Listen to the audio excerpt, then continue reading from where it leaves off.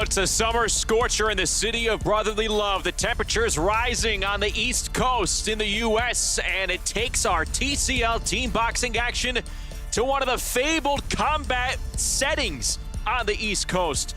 The legendary 2300 Arena will be the site for our TCL Team Boxing League Friday night doubleheaders. We welcome you inside our Merit Sports TV studios. Along with Ray Flores, I'm Justin Shackle. We have two on the docket here for you tonight, this Friday night. And the first one, well, it pits up the two undefeated teams in the TCL, Philadelphia and Las Vegas. We've seen these teams all season long. They have the depth. They both showcase the skills. They find ways to win. And this is going to have major playoff implications, Ray, but maybe most importantly, bragging rights on the line as well for two teams that like to talk. No question about it, Justin. And here's the thing. As we say in prize fighting, someone's always got to go. And for Philadelphia, they're looking to defend their home turf, but Las Vegas has been on an absolute tear. Both teams are the upper echelon in a Team Combat League, and I cannot wait. We have the best of the best going at it here tonight. And a few wrinkles in this as well when it comes to the concept of TCL matchmaking. Let's take a look at what Las Vegas has been able to do as they've jumped out to a 6-0 record. This is their second to last regular season bout here tonight. And two fighters that have really stood out for the hustle this season. Darian Castro coming in and Dislan Gainza as well. And these two have picked up some serious wins for Vegas. We're only going to see them individually in one round here tonight. We see some fighters, especially some standouts in double rounds. Not the case for these two. No question about it. For Castro, he's won 8 straight rounds. Gaines has won 5 in a row, and they really are feeling that wave, especially, Justin, as we head towards the playoffs. So you have a middleweight standout, welterweight standout as well. And again, Castro and Gainza, who have picked up some big-time wins for Las Vegas along the way, along to their 6-0 start to this season. They will be in action for one round apiece tonight. They're going to have a common opponent in Quadir Albright for Philadelphia, who is now 5-0, the defending champs. We've seen the action they've done. They put their opponents away. They consistently do their thing. Big reason why they are coming off a championship from season 2, and the women certainly stand out for the smoke. Yeah, we know about Rashida Ellis. How about Shira May Patricio in the lighter weights? She has made a name for herself in 2025. Justin, she's been dominant. 7-0 this season, is really believing and has this ability to go out there and put on a boxing lesson on her opponents during the time that she's allocated, and she's looked exceptional. And here's the deal, she's only getting better. And then 140 pounds for women fighters here in the TCL. That's kind of like a premium weight class. Brianna Carrera is a big reason why Philadelphia excels in a lot of weight classes here. They have evenly distributed talent. Carrera carving out a nice niche at 140 pounds. We'll see her in action here today as we take a look at the road to the postseason. We are winding down a month from today. In fact, the postseason begins. And there you see the records, the point differentials as well, just to the right of the overall records. The Smoke at 5-0, Las Vegas at 6-0. So two unbeaten teams about to go at it at 2300 Arena. And there you see the site. And that is the house that Heyman built. We know that in Philadelphia. And there is a look at the launch round fight card. It gets exciting right off the bat. You have the former WBA bantamweight champ, Jamie Mitchell, taking on the 10-0 Rashida Ellis. But Ray, there are a couple of other big-time fights within these launch rounds. Which one are you circling as we get started with the first 8? As I look at Darian Castro matching up against Quadir Albright, I mean, to me, those guys are so important in terms of being able to get the victory. So they know that that is such a pivotal round for them. It's not just to go out there. You've got to compete for the full 3 minutes. And can you really set the table, especially in the launch rounds, and launch your team towards what they hope to be an undefeated victory here tonight? It's going to be a busy night for Albright. Ian against Castro, later on against Gaines. You also have Oswald Caballero going up against Rasheen Brown. That might be pound for pound the best matchup of the night. We'll see it twice here this evening. Let's go out to 2300 Arena in Philadelphia. It's Bubba Jenkins, third member of our broadcast crew. And Bubba, we keep talking about it. Right. The excitement has been built up now for several weeks. These two have been on a collision course. Yeah. They continue to put down teams in the TCL. What are you excited about most as Las Vegas and Philadelphia get ready to tangle? It can be the money rounds, it can be the launch rounds, it can be any rounds. I'm pretty much excited for all of it. Listen, we got Philly versus Vegas, East Coast versus West Coast. I'm thinking this is probably going to be the talk trash championship of it all. We got Jesse Hart coming out against a very, very excited Las Vegas team. And I'm pretty sure they're going to bring that East Coast hustle right here to Philly. And we're excited about the outcome regardless of ways because we're on our way into the playoffs and both of these guys are going in there with momentum. Haven't lost all year. It's going to be an exciting show. I can't wait for you guys to check it out. And Bubba makes a good point. At the end of every victory between these two teams, they probably talk the best smack out of any teams in the TCL. So they have that going for them as well. And you could kind of tell that they were sending hidden message, subtle hints toward one another that, hey, we're the top team. No, we're the top team. We don't care if you have one more win than us. That's kind of been Philly's sentiment. In some ways, they felt disrespected. Hey, it could end tonight. Bragging rights, playoff implications, everything on the line with the first match here of our Friday night doubleheader.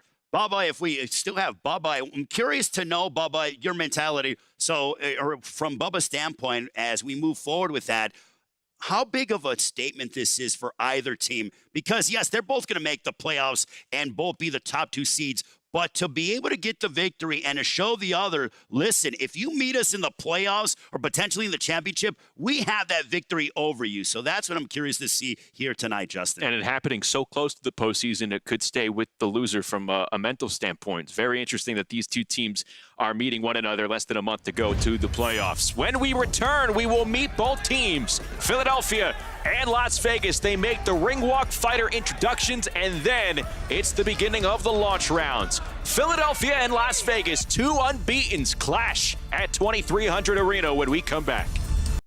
When there's a dispute, I prefer to talk it out. These athletes, well, they prefer a more physical method. Watch TCL Team Boxing League weekends on Merit TV. I was drinking every day. I was hooked on oxys.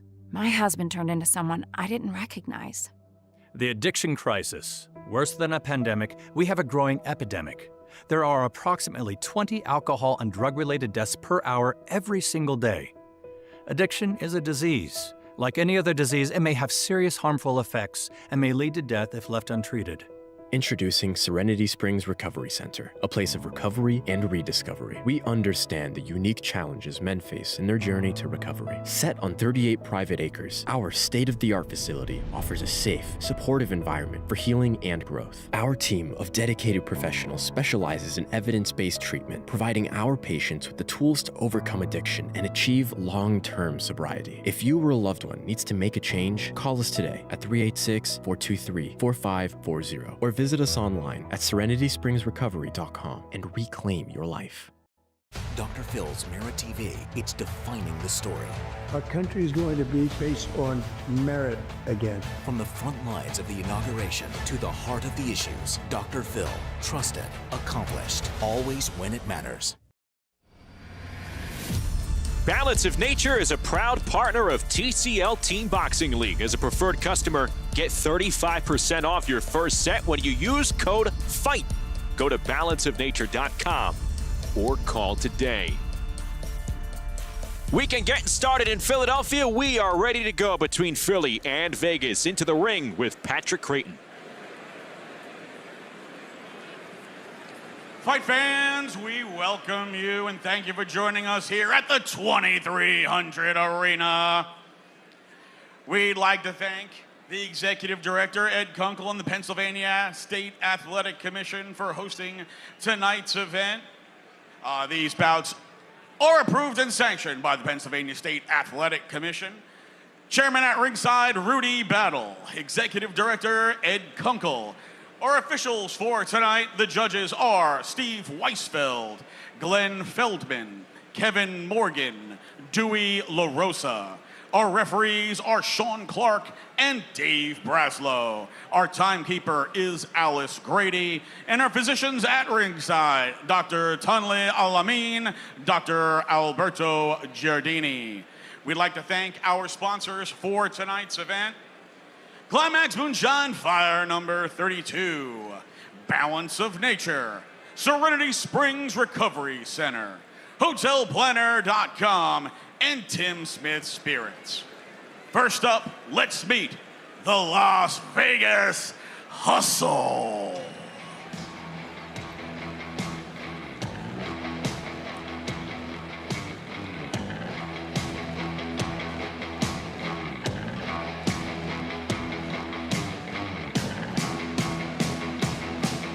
The Las Vegas Hustle, led by their head coach David Hayes, coming in at 6-0. They were last in action a couple of weeks ago where they beat LA. Second half of a back-to-back in as many weeks against the LA Elite. They handed them 2 losses, and one thing that you have to say about Vegas, they find ways to get it done because they are in tight matchups week in and week out, and yet they come out on top. Well, they travel well as well, Justin, in the sense that they are used to competing here. It's not easy going from Vegas to the East Coast. This is their second consecutive matchup on the East Coast. They were in Miami a couple of weeks ago, now here in Philadelphia in their rival's hometown.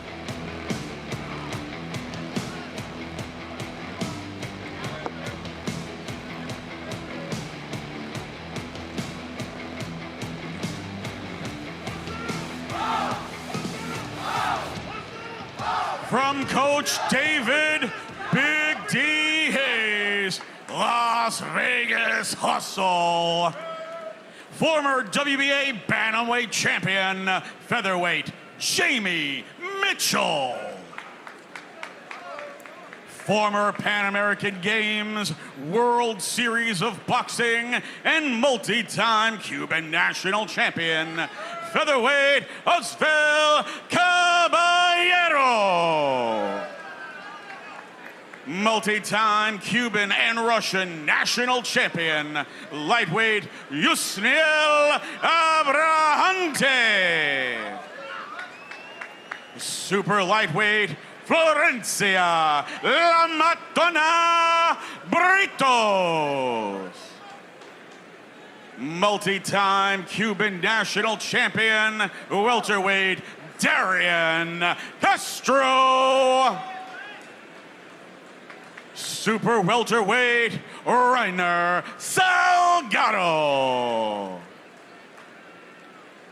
Middleweight, Louis Portuondo.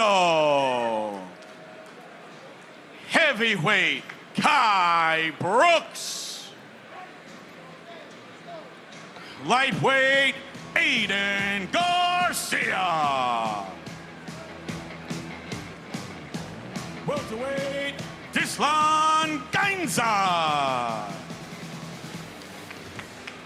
Super middleweight, Dion the Cuban Sniper de Pestre. Light heavyweight, Yasel Castro Huidero.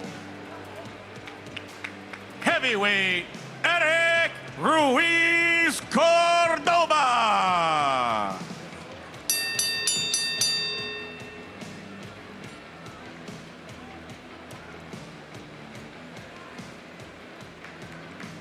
And their opponents, your hometown, defending TCL champion, Philadelphia Smoke.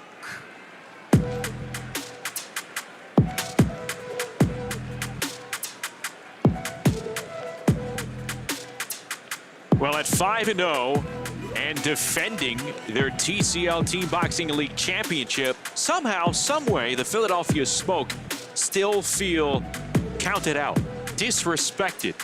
They had been idle for much of the middle portions of this regular season. It allowed Las Vegas to get more matches under their belt. All the while, Philadelphia felt like they were superior, and they felt like a lot of people from the outside were putting a team like Las Vegas ahead of them, but they have been busy recently. Third straight week of action for Philadelphia. By the time the regular season is over, they will have fought 4 straight weeks.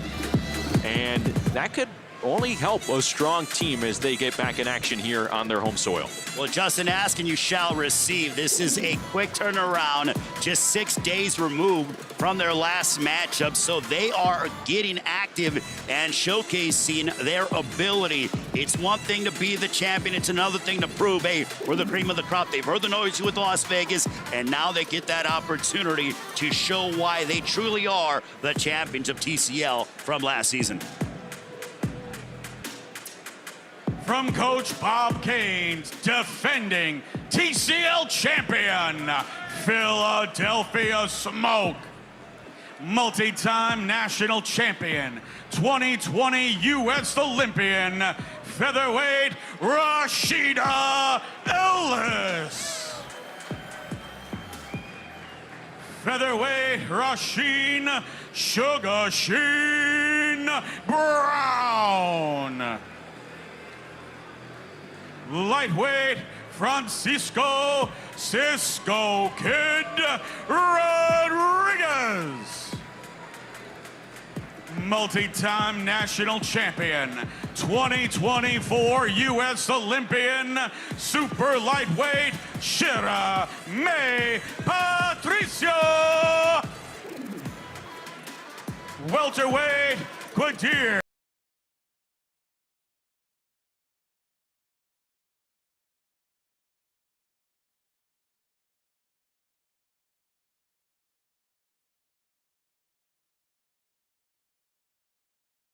C4 Albright. Super welterweight Paul the Punisher Kroll. Current U.S. Air Force member, middleweight Damian Tenerello. Heavyweight Joey the Tank DeVaco. Lightweight Jose Rodriguez. Multi-time national champion, former Team USA member, super lightweight Brianna Carrera. Super middleweight, the new Ray Robinson. Former USBA and NABO super middleweight champion, light heavyweight Jesse Hollywood Hart. And the only 2-time TCL champion, heavyweight Concha Don't Blink Nathan.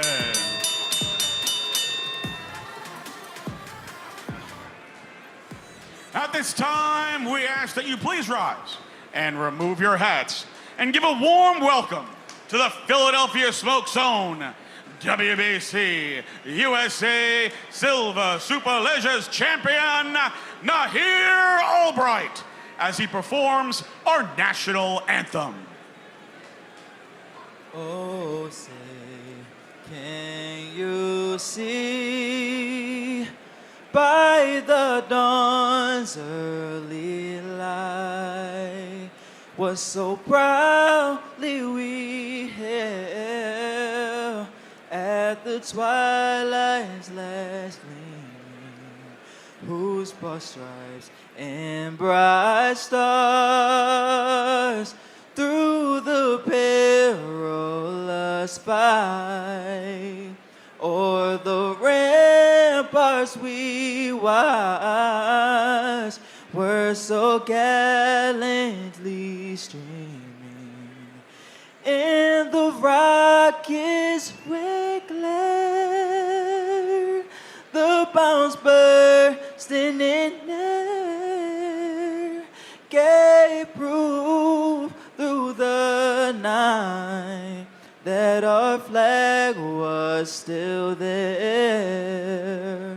Oh, say does that star-spangled banner yet wave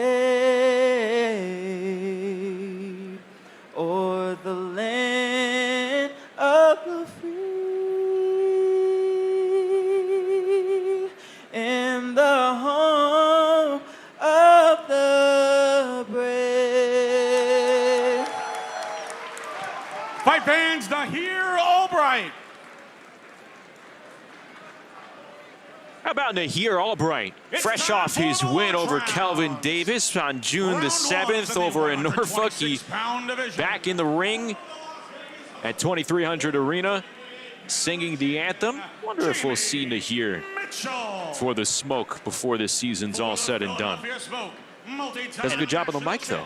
Completely agree, Justin. And you know what a venue, 2300 Arena. This venue has so much boxing history being here in Philadelphia. You know you have a massive matchup here with Philadelphia and Las Vegas, both undefeated. Some of the best fight products out of Philadelphia have gotten their start in this venue. One of the best club venues along the East Coast. As we get going here with round one, it is the launch rounds, and it is Las Vegas and Philadelphia, 6-0 against 5-0 here as we get started. And Rashida Ellis maybe get poked in the eye, maybe got a thumb in the eye. So a tough way to begin here for the undefeated Rashida Ellis. Yeah, that's unfortunate, especially in the early going, as they are both trying to establish themselves. Let's take another look.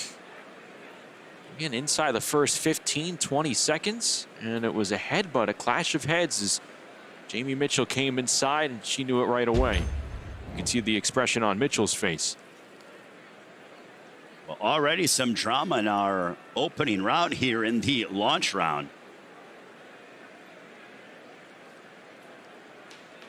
Hopefully. Oh, wow, Ray, that is a deep gash. That's not good. Oh, my goodness. I'm looking at that, Justin, and it does not appear to be good at all, and that could be significant when it comes for Philadelphia.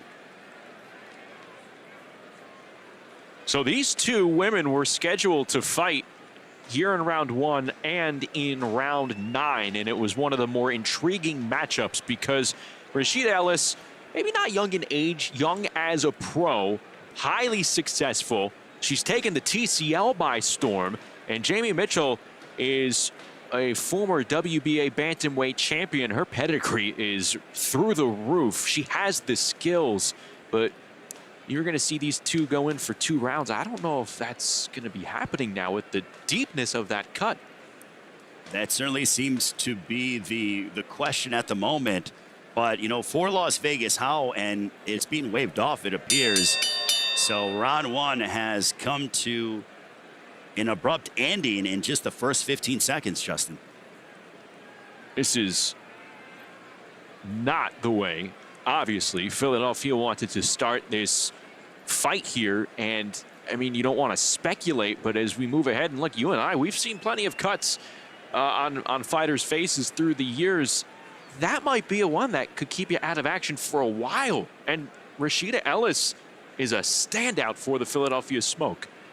And also just a table setter. I mean, it's so important to get things going early and with energy and knowing that you could potentially get the W. And now Rashida Ellis isn't just out for tonight potentially. And this is just me speculating here, Justin. She could be out for some time, which would be so detrimental to the Philadelphia Smoke, who are looking to remain undefeated here tonight. Due to an accidental headbutt, ringside doctors have stopped this contest. It is a no contest. So Mitchell and Ellis, a no contest, and Rashida Ellis shaking her head as she exits the ring. And now you just wonder, when will she re-enter it for Philadelphia? Moonshine Fire number 32, known to bring the heat. Round 2 is in the 126-pound division. For the Las Vegas Hustle, former Pan American Games World Series of Boxing and multi-time Cuban national champion, Osvel Caballero. For the Philly Smoke, Rasheen Sugar Sheen Brown. So we'll start here with round number 2, an excellent matchup on paper. Osvel Caballero is 10-2 here in 2025. Rasheen Brown, meanwhile, is going for his 20th career TCL win. He's 19-2 in his TCL career. His only losses have come against Boston's Abraham Nova and last year against Caballero. So looking for some redemption is Rasheen Brown, especially here in his home area of Philadelphia with the Philadelphia Smoke competing here at the 2300 Arena. Brown in the home white trunks, Caballero in the black trunks for Las Vegas. And these two will be squaring off in round number 24, final round of the night. Beautiful right hook that we saw landed by Caballero. Typically, southpaws can give fighters issues, but when it comes to Osvel Caballero, he's seen every style imaginable coming from that Cuban school of boxing. Caballero coming up huge for Las Vegas 2 weeks ago in their 1-point win over Los Angeles. He fought in round number 24 then as well and was able to earn a unanimous decision over LA's Sean Brewer. That decided the fight. A 225-224 win for Vegas. That's why every moment counts here, and looking to get closer is Rasheen Brown, trying to do some work on the inside. But, you know, if you're Rasheen Brown, you want to keep your distance and, you know, utilize that southpaw and your jab to try to have Caballero try to get on the inside and do some damage.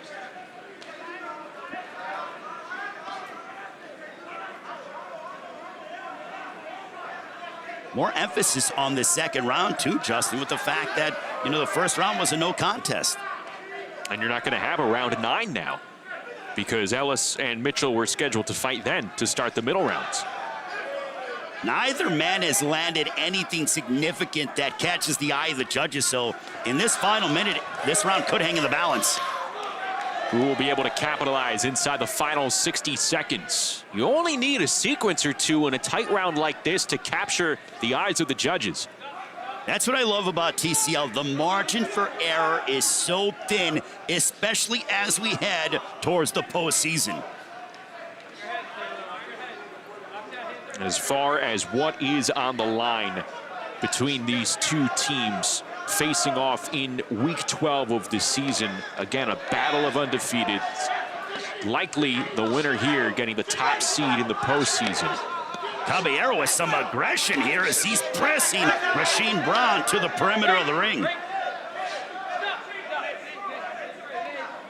We talked about Las Vegas as a team, just finding ways to win tight matches. That epitomizes the style of Caballero here in 2025. And I think Caballero dug deep, and I think his aggression should likely lend him to capturing the W here in the second round. Quick refresher, if you're just tuning in for the first time, a TCL event made up of 24 individual 3-minute rounds. Fighters get in the ring.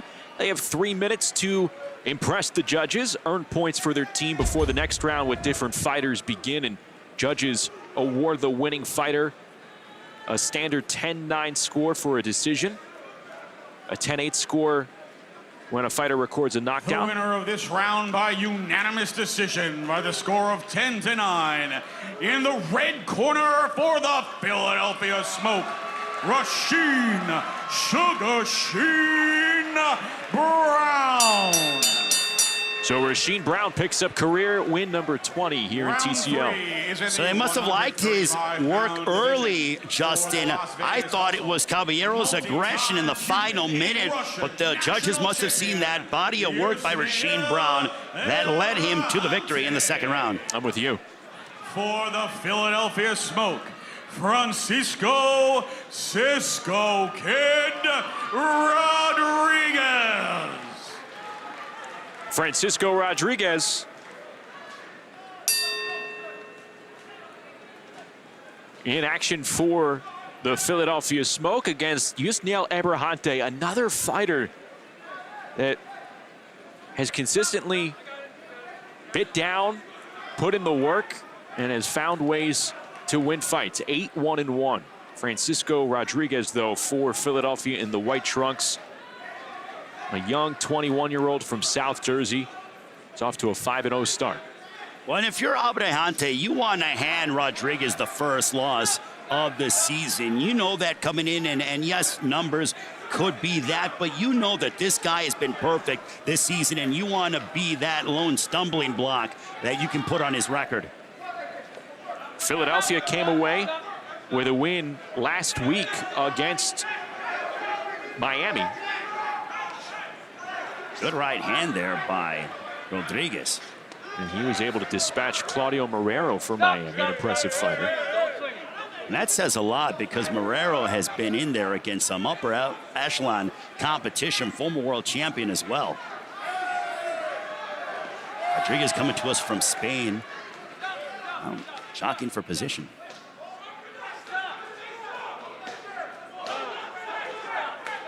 He has won 8 straight, Abrahante. Picked up 4 big wins over the LA duo of Daniel Morales and Daniel Dominguez in Vegas' last 2 wins.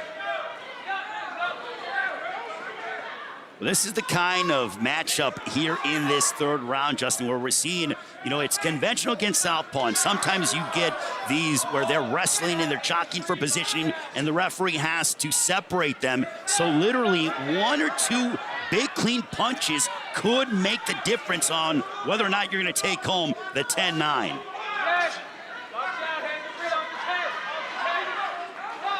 Rodriguez is like a bull. I mean, I know he's from Spain, but it's like a run into the bulls, and he's going right after his adversary in Abrahante.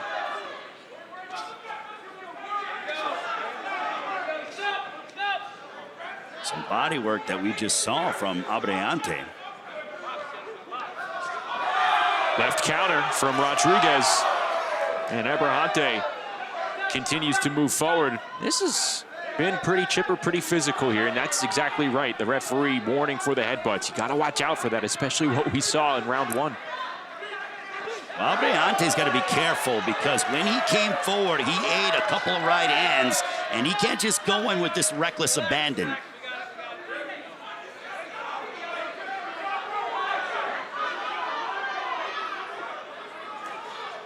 Either guy trying to make a mistake, especially as we're heading towards the final moments. There's a right hand that lands from Rodriguez. Good exchange between these 2 fighters near the end of round number 3. It'll be another tough one to score for the judges. It's one reason why, Justin, I like being on this side and not being a judge, because, I mean, that's one of those things. What do you decide? I think it's just a judge's preference.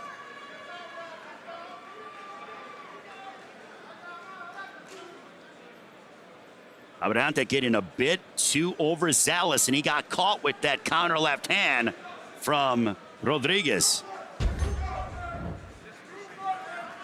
Let's see how the judges score this one.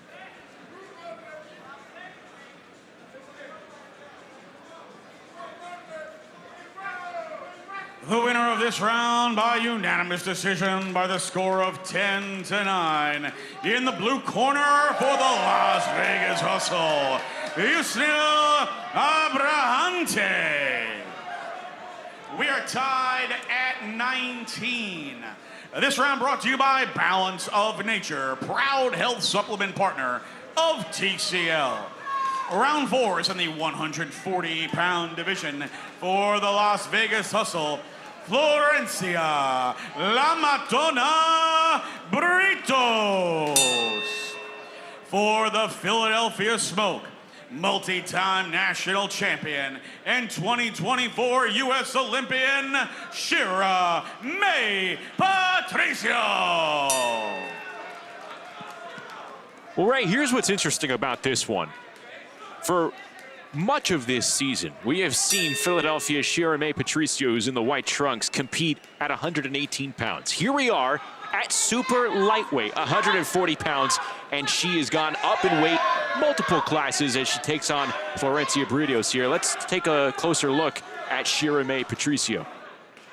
I'm from Honolulu, Hawaii. I grew up in the ghetto area, but boxing, it kept me in check. My dad tried to keep me away from that. My boxing coach, he passed away. It was very tough because he was like a second father figure. I feel like he watches over me every day, and I'm able to keep going. Well, she's certainly fighting and has a lot of motivation with her boxing coach passing away. She's been tremendous, but Britos is coming forward and totally not even paying attention to the fact that she's a U.S. Olympian and undefeated here in this season at TCL. Florencia Britos herself, a career 17-5 fighter here in TCL. The one thing with Florencia Britos is she's always in shape, she always makes weight, and she's always super prepared. So she is what we like to call a consummate professional. Good right hand there by Britos. What do you think of a fighter coming up from 118 pounds and fighting at super lightweight here? Look, I love the fact that when you have an opportunity, you take it if you feel you are able to display your talent correctly and not put yourself in danger, and that's exactly what we are witnessing here. But, I mean, this is, again, it's a very physical matchup. I mean, something about being here in Philadelphia, Justin, that lends us to where it's not going to be necessarily pretty boxing, so to speak. We're getting rough, we're getting physical. They're fighting right now is what they're doing. Yeah, fighters are going to have to get their hands dirty here tonight. And Patricio competing at 140 pounds, not her normal weight class, also in just one round. As a bantamweight, she was pretty much what's equivalent to a leadoff hitter in baseball. She was starting off Philadelphia in rounds #1, probably coming back in the first round of the money rounds as well. And here she'll be in action for just one round. But then you take a look over at Las Vegas, and we were talking about at the top, Gainza 1 round, Castro 1 round. So it kind of evens out. Well, for Patricio, she had a little bit of issue dealing with the aggression of Britos, but now she's stringing together combinations. You can tell she's getting more comfortable and she's making those adjustments, which is why she's a U.S. Olympian and why she's undefeated this season. Question will be, did she make the adjustments with enough time left on the clock? Britos trying to close it out strong with her aggression and her physicality. But that was a very entertaining round here in the launch round.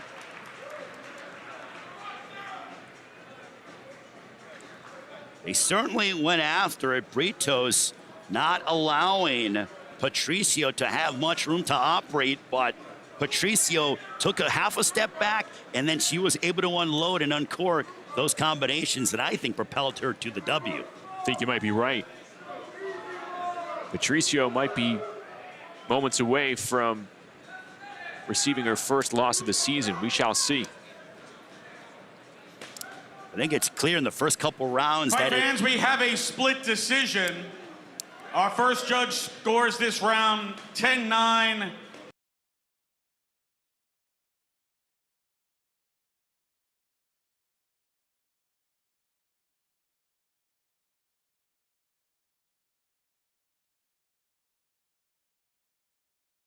For Florencia Britos. Our second judge scores this round 10-9 for Shirame Patricio. Our third judge scores this round 10-9 for your winner via split decision out of the blue corner for the Las Vegas Hustle, Florencia La Matona Britos. That's a significant win for Britos, handing Patricio the first loss of the season. Round 5 is in the 147-pound division for the Las Vegas Hustle. Multi-time Cuban national champion, Darian Castro. For the Philadelphia Smoke, Quadir C4 Albright. So Britos gets the split decision win. We will see her again in action in round number 11. Here it'll be Darian Castro and Quadir Albright. Quadir Albright is in action for 2 rounds. He'll be back at it in round 12 against an opponent that is standing by with Bubba Jenkins. What's going on? Yeah, I'm here with Coach Anthony, and I'm here with Deslan. Coach Anthony, you got an amazing fight tonight, a heavy team, and your way. What's the keys to victory for not only you, but Deslan in the money rounds? Well, Deslan's in the money round, so we depend on him a lot. He knows his worth, and he takes the pressure well, so we're looking forward for him to perform very well. Deslan, what is your keys to victory? El mismo trabajo que hice my last fight, the same work. I go the win in Philip, okay? Vine a hacer el mejor trabajo por Las Vegas, por mi pueblo, por mi familia en Cuba. Quiero seguir sacando lo mejor de mí. He's grateful to be here. He's going to do the same thing that he did last week, which is perform well and get that victory. He wants to thank all his family back in Cuba, all the fans here, and he's ready to go. All right, Coach. Well, good luck tonight. Good luck, Deslan. We'll see you guys in the money rounds. Absolutely. Back to you guys. Thank you so much, Bubba. Deslan Gainza, a money round fighter for sure. Got the stoppage in round 20 in a highly entertaining money round with LA a couple of weeks ago.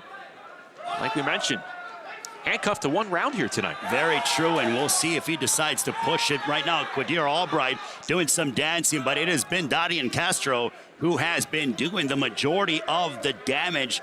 I love his long southpaw range. He uses it so well. The key is to hit and not get hit, and he hasn't absorbed much punishment. He's been dishing it out to Quadir Albright. Castro, nicknamed the Untouchable for his defensive ability. He's won 8 straight rounds, 10-1 overall on the season. When we're seeing this new wave of Cuban style of boxers that they're not just focused on the pure fundamentals. They're technically very sound, but we're starting to see the power when you look at someone like a David Morrell, former light heavyweight champion, and we're seeing that out of Darian Castro, who's sitting down on his punches and not just trying to accumulate points to get the victory. They're coupling the natural speed that they possess with that power. Right now, Quadir Albright's got to do something significant if he's trying to swing things in his favor and get closer to the 500 mark. He's 1-3 on this season. And again, a busy night for him against Castro here, and then coming up in round 12, man you just heard speak with Bubba, Deslan Gainza. One for Gainza, taking a look at Albright. I mean, it's a bit of a preview for him to see up close and personal. Look at this combination to end the round. Good body work from Darian Castro. Unfamiliar to a 3-minute night of work. Very much so. And here's some of the work. There's that straight left that we're seeing. Castro unloading the combination, really focused on showcasing why he is among the league's best here with Team Combat League. He also had some showmanship as well, but within reason, Justin. When you know that you're comfortable in front of your opponent, you have their timing down. The winner of this round by unanimous decision by the score of 10-9 in the blue corner for the Las Vegas Hustle, Darian Castro. Vegas takes a 39-37 lead. Serenity Springs Recovery Center, a place of recovery and self-discovery. Vegas leads 39-37. Round 6 is in the 154-pound division for the Las Vegas Hustle, Reiner Salgado. For the Philadelphia Smoke, Paul the Punisher Kroll. But Justin, Paul Kroll's going to have to be the guy to stop this momentum that we're seeing from Las Vegas. Paul Kroll undefeated as a professional boxer, 12-0 to his credit. So he's the guy that Philadelphia is relying upon. Well, this is what's beautiful about TCL Team Boxing League. He is an undefeated fighter in traditional boxing. Here in the TCL, his first season, he is 1-5. And out of the gate, Salgado is bringing the hurt here to Paul Kroll in his hometown. There's respect personally between the fighters, but once that bell rings, down goes Kroll. He went down. He contests that he was pushed down, but it will be ruled a knockdown here in round number 6. Justin, that is significant because the lead continues to build even that much more for Las Vegas. And the pressure now mounting for Kroll and the smoke. Can he answer back? Kroll protested that he was pushed down, but no matter what, it's going to be at least a 10-8 round for Las Vegas and Salgado. Credit to Salgado, coming out strong, aggressive, bringing the fight to Kroll. And he's staying aggressive here. And Kroll's one of those guys that it takes him a little while to get going.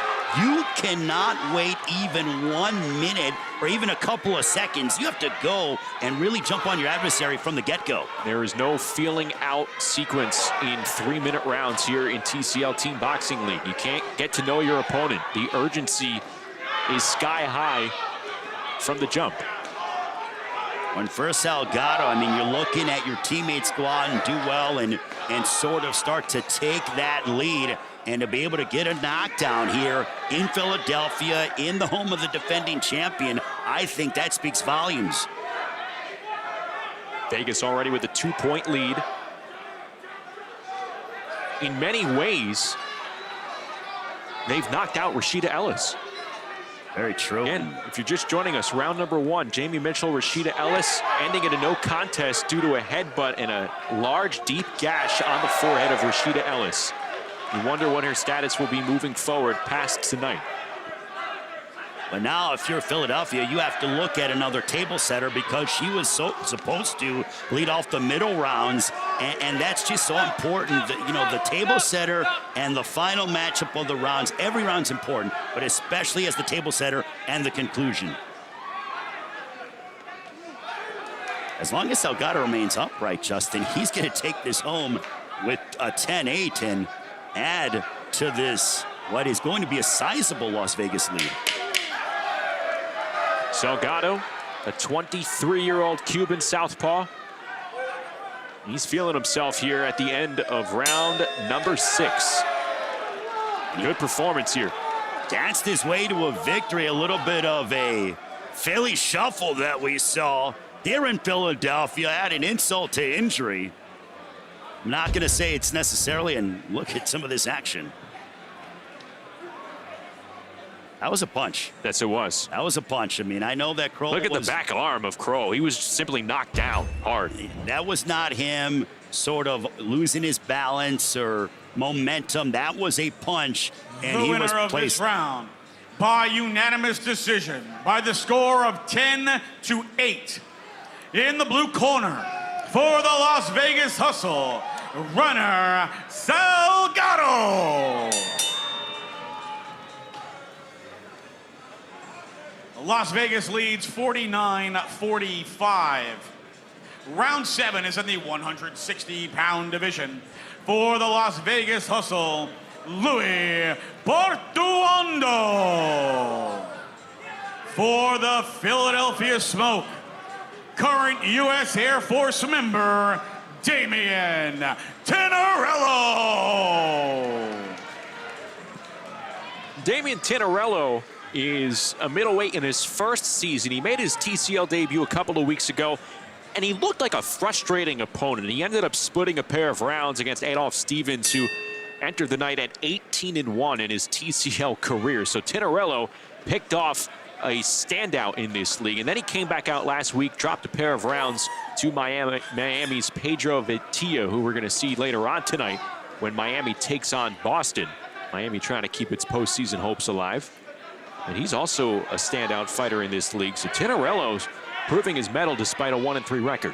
We also thank him for his service to our United States Armed Forces as well. He's as tough as they come, but right now, Philadelphia is relying a lot on Tinarello. Whoa. And that could be unfortunate too. Oh my goodness, things have gone from bad to worse for Philly.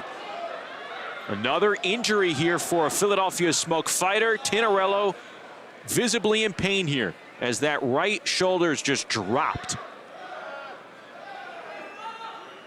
But sometimes the injuries just continue to mount. Tinarello wants to continue to fight. Now he's showing that, hey, the shoulder's okay. He's trying to convince everybody that it's okay. And this one again waved off. Tinarello is done. Wow, and that is unfortunate. I mean, it happens in combat sports, but Tinarello had this urgency. Tinarello got hit, and then he threw that right arm and was immediately in pain. Let's see it again. It's like the right arm almost on the shoulder, like the collarbone of none other than Portuondo, and then you saw the shoulder sort of come out of place, and that's just terrible for Tinarello, who was really trying to make an impact here for Philadelphia. Just by this sight here, Ray, it looks like Tinarello is okay. I mean, he feels like he wanted to go, but obviously you can't just stop in the middle of the round because you hurt your shoulder there. So things are going from bad to worse here for Philadelphia. Curious to see if he's going to come back, because Justin, he's scheduled to compete in round 19 against Portuondo. So I'm wondering if he's going to be able to get the clearance from the doctors. The referee stops this bout at 36 seconds. The winner via TKO in the blue corner for the Las Vegas Hustle, Louis Portuondo.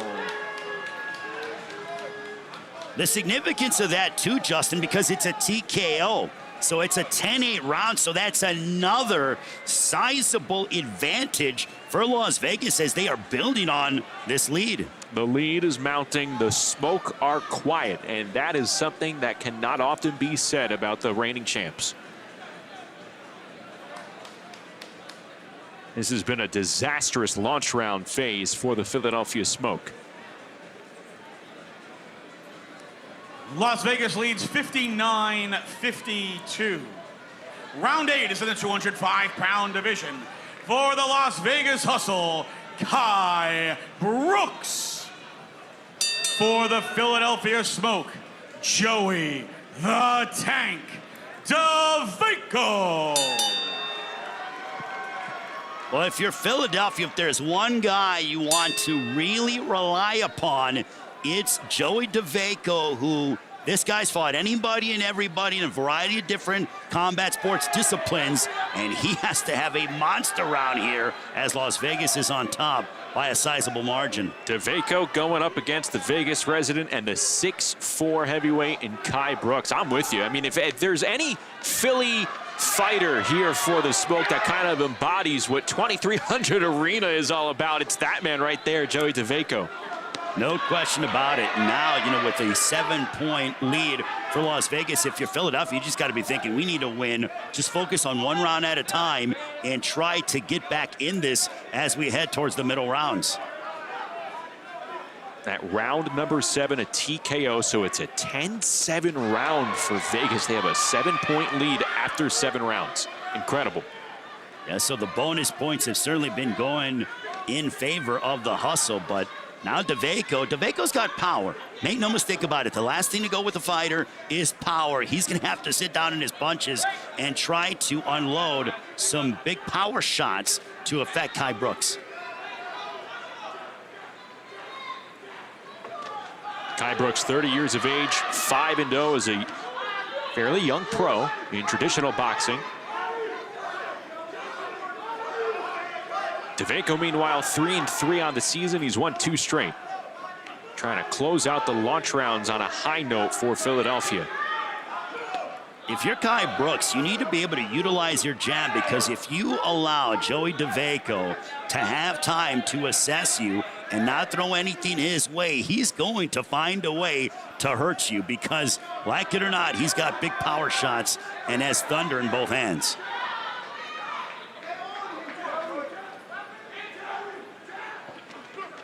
Beautiful jab there by DeVaco. I'm asking for the jab from Brooks, and DeVaco threw it. Taking advantage of the lowered guard on the left hand from Kai Brooks. Brooks now working the body. Oh, nice right hook. That lands from straight away for Kai Brooks. He saw his opening and he took advantage of it, especially with the smaller fighter in DeVaco. So I want to see Brooks use his jab more to keep his distance. Use your height and your attributes to your advantage.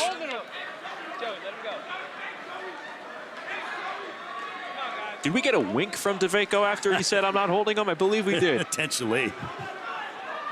That's what happens when you're a veteran. You've been in there against the who's who in the sport.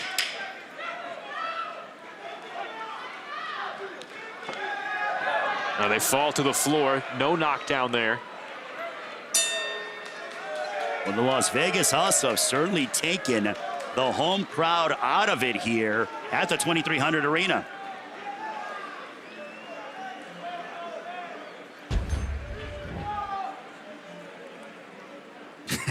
That's years of experience for Joey DeVaco. Get it any way you can. Very true, and I don't necessarily, I think Las Vegas with Kai Brooks, I think him using, that right hand that he landed towards the end, but the winner of this round by unanimous decision by the score of 10-9 in the blue corner for the Las Vegas Hustle, Kai Brooks. And that right hand might have done it for Kai Brooks. Fans, we are at our first intermission. The Las Vegas Hustle lead the Philadelphia Smoke 69-61. We'd like to thank our sponsors for tonight's. Oh, who could have predicted this? Through the first 8 rounds, 2 stoppages, 1 no contest.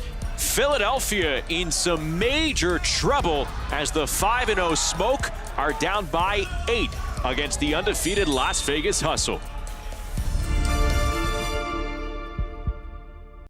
They say it's the loneliest sport. No teammates to pass to, nowhere to hide. Just you and the silence.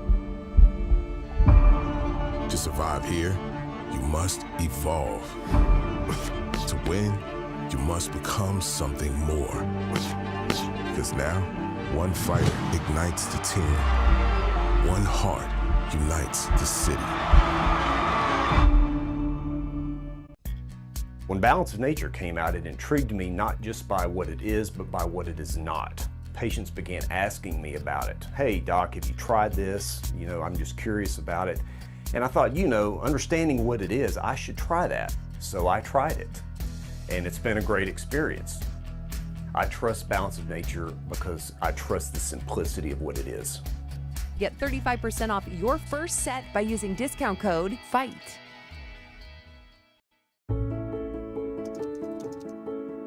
It's really been a gift having Mom live with us. But as a nurse, my training told me she needed more help than I could provide. So I connected with a place for Mom. My senior living advisor understood our unique situation. She quickly recommended communities and set up tours. A place for Mom helped us get to a decision. And now, Mom is so well cared for. Talk to an expert senior living advisor today at no cost to your family. TCL Team Boxing League is brought to you by Serenity Springs Recovery Center, a place of recovery and self-discovery.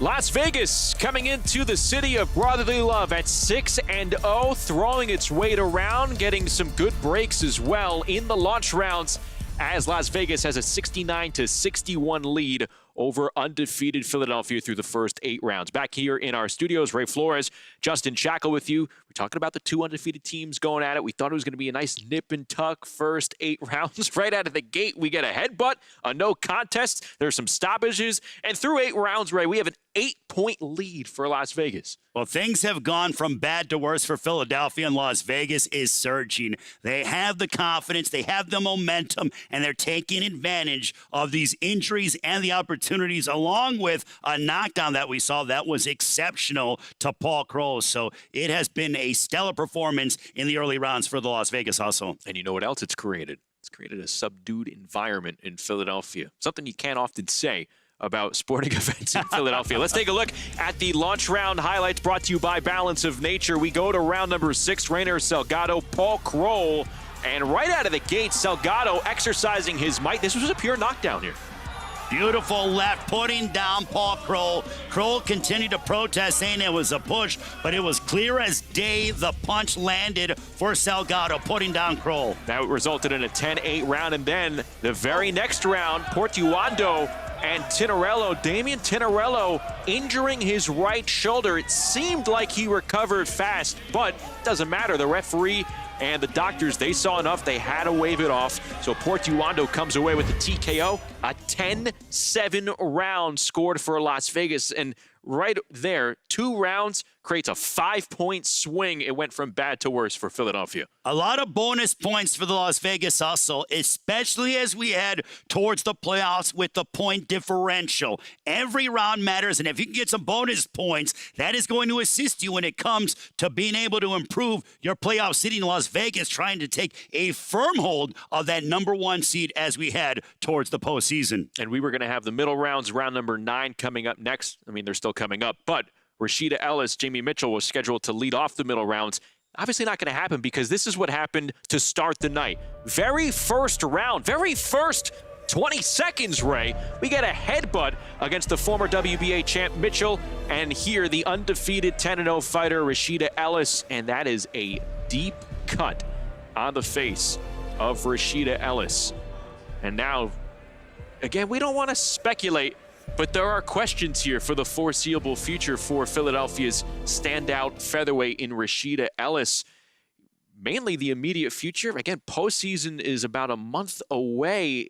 It leaves you wondering what will happen with Rashida Ellis after tonight. I'm sure that Ellis wants to be a fast healer, but that cut did not look good, which is why she's going to be out throughout the entirety of tonight. But now, if you're Philadelphia, you have to find a new leadoff fighter who's going to be able to try to find a way to swing the momentum back in your favor. Even if you come up short, you got to be able to show Las Vegas, hey, we're still a force to be reckoned with, which is why we were the champions last season of TCL. Well, one of those fighters for sure that embodies everything that you're talking about is Jesse Hart, the light heavyweight, and the team captain here for the Philadelphia Smoke. He's standing by with Bubba Jenkins. Bubba? That's right. You said it, the team captain right here, and I'm just talking to him, going back and forth with him a little bit, and he's got a great composure about him. Why don't you tell him what you said to me? We facing adversity, a little bit of adversity. A lot of one of our star players got cut, Rashida Ellis. Other one shoulder came out. A lot of injuries, a lot of adversity, but we're gonna handle it. We're gonna handle it well. We're gonna still come out on top with this one. Yeah, a little back and forth, but you guys pretty much have it in handle. I mean, 1 round down, launch rounds are done. Right. But you guys, if you want to be the champions, you got to beat one of the teams that are the best in the league, and you guys got to show that championship rapport. How do you guys keep that together as a team? As a team, we got to keep going forward, keep pushing forward, no matter what adversity we face. These fighters is not better than our fighters. They pit Sharon Man there, with a big fighter. You seen what she did. We faced, some rounds was really, really close, but we got to keep moving forward. We can't help behind. We got to keep spirits alive. That's how you win this thing. That's how you win something like this. Again, Las Vegas is undefeated for a reason, but again, we here, we're going to face adversity, and I think in the lunch rounds, we're going to take it.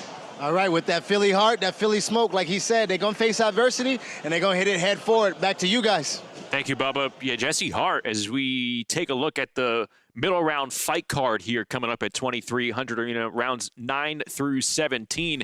He is in action in round number 15 against Yasiel Rivero, and I have to imagine, Ray, when they were matchmaking and putting the bout sheets together, they thought that was going to be a premier round to watch. 2 fighters getting a late start to their nights because they also have quick turnarounds in the money rounds. They go from round number 15 in the middle to round number 18 in the money. You have to wonder where we're going to be in the overall team score once Jesse Hart and Yasiel Rivero finally get in the ring. Very curious about that, Justin. When it comes to Rivero, he's a Cuban southpaw who wants to establish his jab early. Jesse Hart, what a team captain. He knows what is at stake in terms of trying to galvanize this team. There's a reason why he's fought the likes of Gilberto Ramirez, Sullivan Barrera. He's a quality team captain, and what a representation for the Philadelphia Smoke. but he's got to be able to get his fellow teammates to stop the bleeding and get back in the win column. So when he comes up in round 15, he can go ahead and try to get a stoppage or two and really add to his team's benefit here tonight. Yeah, once again, round 9 scratch with Rashida Ellis suffering that cut from the headbutt. We will go to round 10 to start the middle rounds. Philadelphia has some work to do. Let's go back to Philly, 2300 Arena with Patrick Crate. We go to the middle rounds. Las Vegas leads 69-61. Due to an injury suffered in round 1, Rashida Ellis is not cleared to compete. Round 9 is a no contest. We will go to round 10. This round brought to you by Climax Moonshine Fire number 32, known to bring the heat. Round 10 is in the 135-pound division.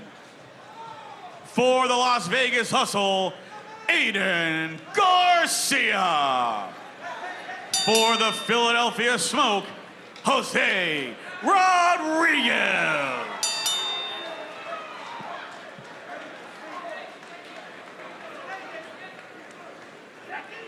So we begin with round number 10, a 69-61 lead for Las Vegas as Aiden Garcia in the black trunks goes at it against Jose Rodriguez in the white for Philadelphia. Jose Rodriguez is southpaw, already unloading that straight left, but advancing forward, Aiden Garcia, who's seeking the first win of the season. Good right hands there by Garcia. Pumping the body. Garcia, a high volume to begin this first 30 seconds. Jose Rodriguez, Puerto Rican southpaw, 1-1 in TCL action. Came away with a win over Orestes Velasquez of Miami last week. Two fighters in their early 20s, 20 for Garcia, 22 for Rodriguez. So I think if you are Philadelphia, you want to go to somebody a bit younger to be able to sort of have that mentality, quickly forget about those losses and just go out there and handle business. And if you're Garcia here in Las Vegas, you don't want to be the fighter that kind of drops the baton from all that momentum that was built in the launch rounds. He has the urgency and the look of a fighter, Ray, that definitely isn't 0-8 on paper. No, he looks very relaxed, and there's a sense of maturity. But if you look at this Las Vegas Hustle team, the veterans that they have, especially from the Cuban School of Boxing, they're almost unflappable. Not much is going to rile them up or get them away from being composed inside that squared circle. Good connect from Aiden Garcia. Beautiful left, though, by Rodriguez. And some good action between these two as we close in on 1 minute to go in round number 10.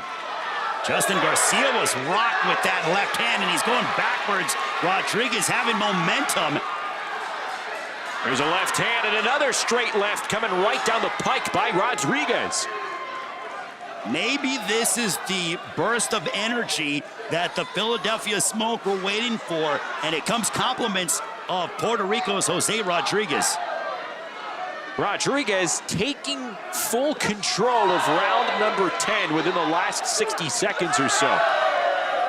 And now Aiden Garcia just looks like a defeated fighter. Had his eye on the clock here, and he's got to be careful. There's a lot of time to be put down with the way Jose Rodriguez is throwing. Justin, he has been tattooed with those heavy left hands from Jose Rodriguez.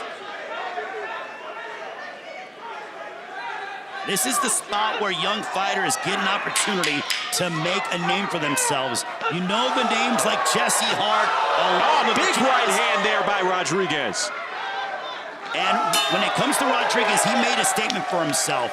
He's not the marquee name, but you get that opportunity to come off the bench or really get in there and showcase your ability, and that's what we just saw from the 22-year-old from Puerto Rico in Jose Rodriguez. He likely had stopped the bleeding here for Philadelphia. As we take a look at the action from round number 10. Rodriguez was relentless, that straight left tattooing Garcia. And a beautiful check right hook as well. Tell you what, the referee was very quick to get in the middle of those two at the sound of the bell. He saw the punishment that Garcia was taking. Undoubtedly, and if you are Philadelphia. The winner of this round via split decision. Our first judge scored this round 10-9 for Aiden Garcia. Our second judge scored this round 10-9 for Jose Rodriguez. Our third judge scored this round 10-9 for your winner via split decision. In the red corner for the Philadelphia Smoke, Jose Rodriguez. They got it right, but 78, split decision, I really question that, Justin. You wonder where they were watching the second half of the fight. Or the round, rather. 11 is in the 140-pound division. For the Las Vegas Hustle, Florencia La Matona Britos. For the Philadelphia Smoke, multi-time national champion, former Team USA member, Brianna Carrera. So Rodriguez does get the win over Garcia. Those two are going to meet again in the 22nd round, which is interesting. And now you have two women at 140 pounds, two natural super lightweights. Brianna Carrera has stabilized 140 pounds for Philadelphia. And we saw Florencia Britos outpoint the natural bantamweight, Shira Patricio, earlier. Well, right now, if you are Brianna Carrera, it's about let me start strong, let me make sure to put a pace on Britos, but Britos also, she likes to set a high pace and brings forth quite a bit of volume. Carrera's won 2 in a row. Her only losses this season have come against 140-pound standouts. That's Boston's Stevie Jane Coleman and New York City's Stacia Settles.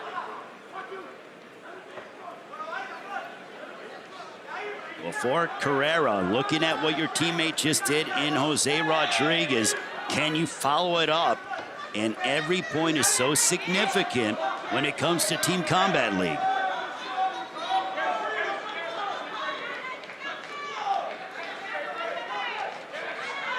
Britos not coming in and throwing with as much frequency as we saw in your previous outing, Justin. Yeah, she knew she could throw herself around and also throw Patricio around a little bit. True.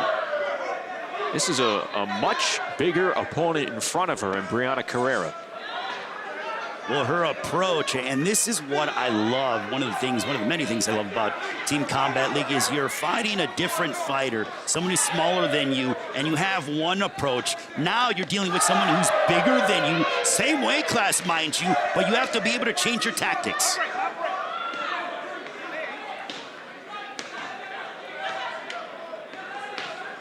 Carrera's so strong, though. I mean, you could just tell with, when she throws that jab, it snaps back the head of Britos. Britos able to land a couple of left hands on her way in. There's a straight right as well. Less than a minute to go. Carrera has landed more impactful shots, however. Beautiful check left hook that we saw by Britos, but it's just, I think mentally, it's just two totally different schools of thinking. You go from being able to push around your opponent, and now you've got to be on the outside and use your speed and your timing to affect the bigger Brianna Carrera. I mean, you talk about having to quickly forget about all the good you did in your previous round.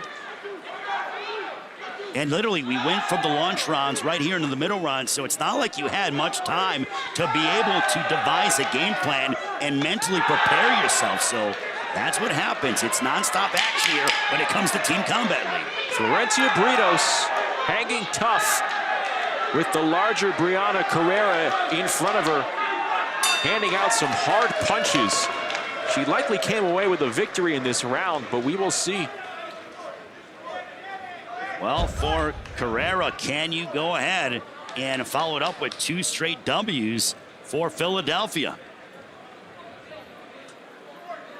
Good action that we saw by Carrera, unloading, and curious to see how the judges have it, because I think where it's fair to say that the judges have been a bit scattered throughout the early part of the evening, Justin. A little inconsistent. We'll see.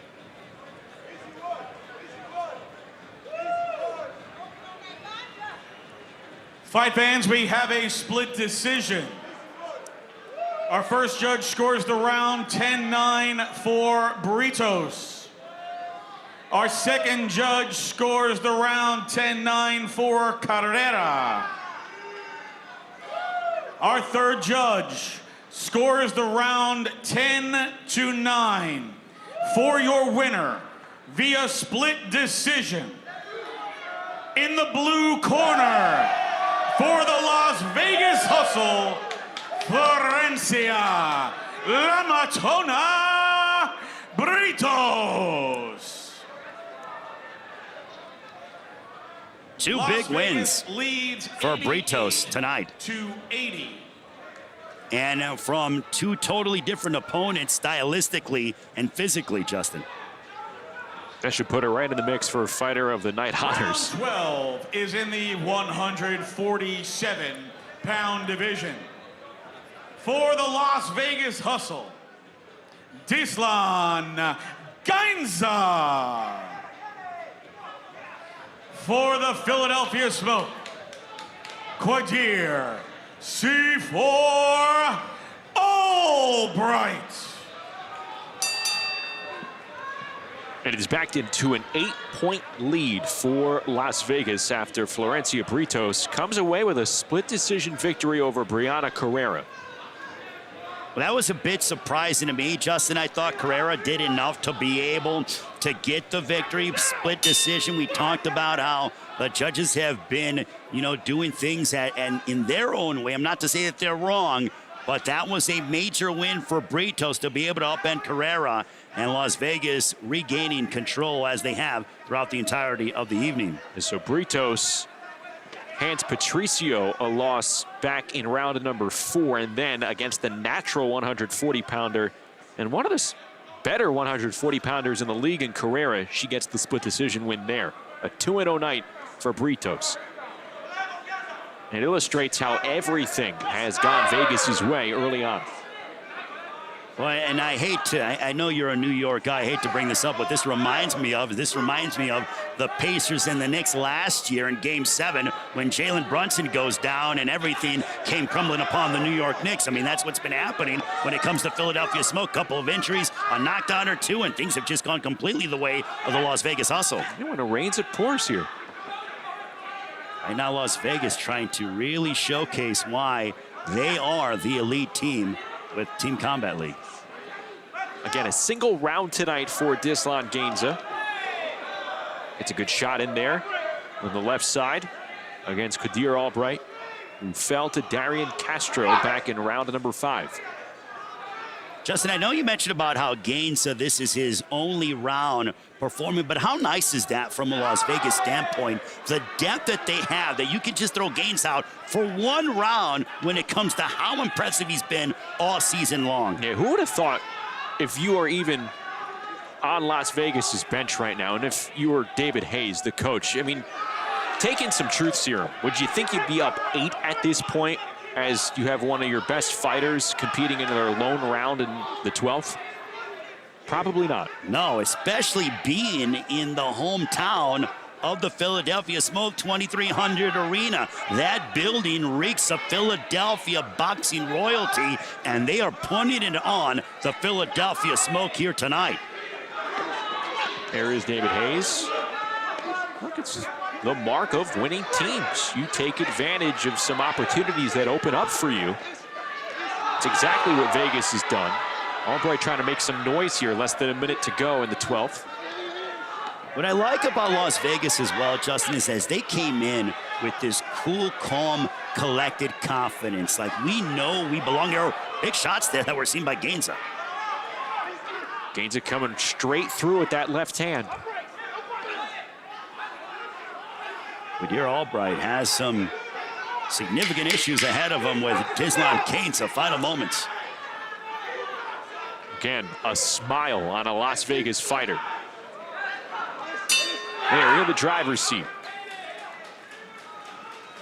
Also, if you're Gainza, you're probably able to push it even that much more because of the fact that you're only competing one round. Beautiful jab by that we saw from Gainza. He just sideswiped Albright. There's that straight left. That definitely rocked Albright. Some good power from the 23-year-old Cuban. Solid, pure boxing fundamentals that we saw on display for Dizlan Gainsam. The winner of this round via unanimous decision by the score of 10-9 in the blue corner for the Las Vegas Hustle, Dizlan Gainsam. Las Vegas leads 98-89.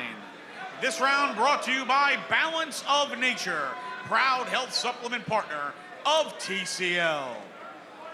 Round 13 is in the 154-pound division. For the Las Vegas Hustle, Renner Salgado. For the Philadelphia Smoke, Paul the Punisher Kroll. Well, as we saw in round number 6, Paul Kroll took a punishment in the first half of that round when he was knocked down by Reiner Salgado. Led to a 10-8 win for Las Vegas's 23-year-old Cuban southpaw. Redemption on the mind in for Paul Kroll as he enters round 13. Put down in the previous round that he competed, and now looking to gain some retribution upon Salgado. And if you're Salgado, you just got to keep doing what you're doing. I mean, because he didn't actively go out there trying to throw big power punches. He just let it flow, and it worked to his advantage, putting down Paul Kroll.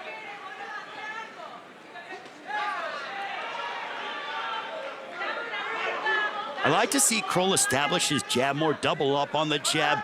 Fundamentally, he's very solid, which is why in professional boxing, he is undefeated. But here in Team Combat League, it's just a different mentality. You do not have essentially time to breathe and set things up the way that you would want to over the course of a 10 or 12 round fight. That's what makes this so compelling. And what's also so interesting is that when we watch teams compete in this league, using the jab frequently, going to it, it's almost a lost art. But these are two teams that do it really well. Maybe a big reason why they're unbeaten heading into tonight. And here tonight for Philadelphia, it really has gone by the wayside. Very much so, and it's been able to, you know, Las Vegas has established their jab, and also they've been able to set up punches, and oh, down goes. No, he does not go down. Slip. If you're Paul Kroll, you got to be thinking, man, I thought I had a slip. Come on, give that to me, because I thought I was able to put down Salgado. 1 minute remains as Kroll connects, looking for just his second win in 2025. Kroll having issues with the length and the reach and the range of Salgado, who is using it so well.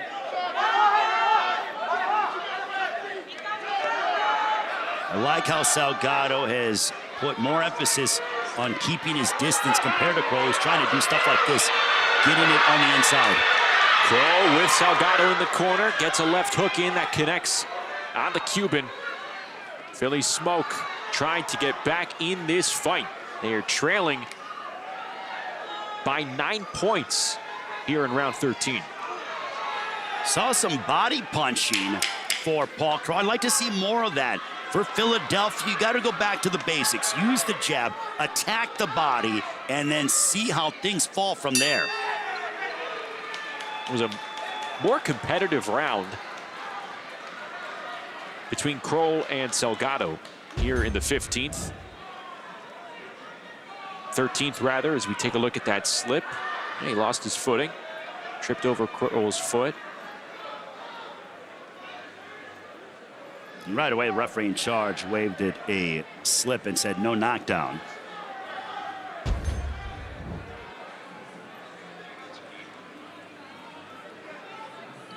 Paul Kroll thinking that victory is imminent for him. Would it be shocked from the judges if this is a split decision? We'll see.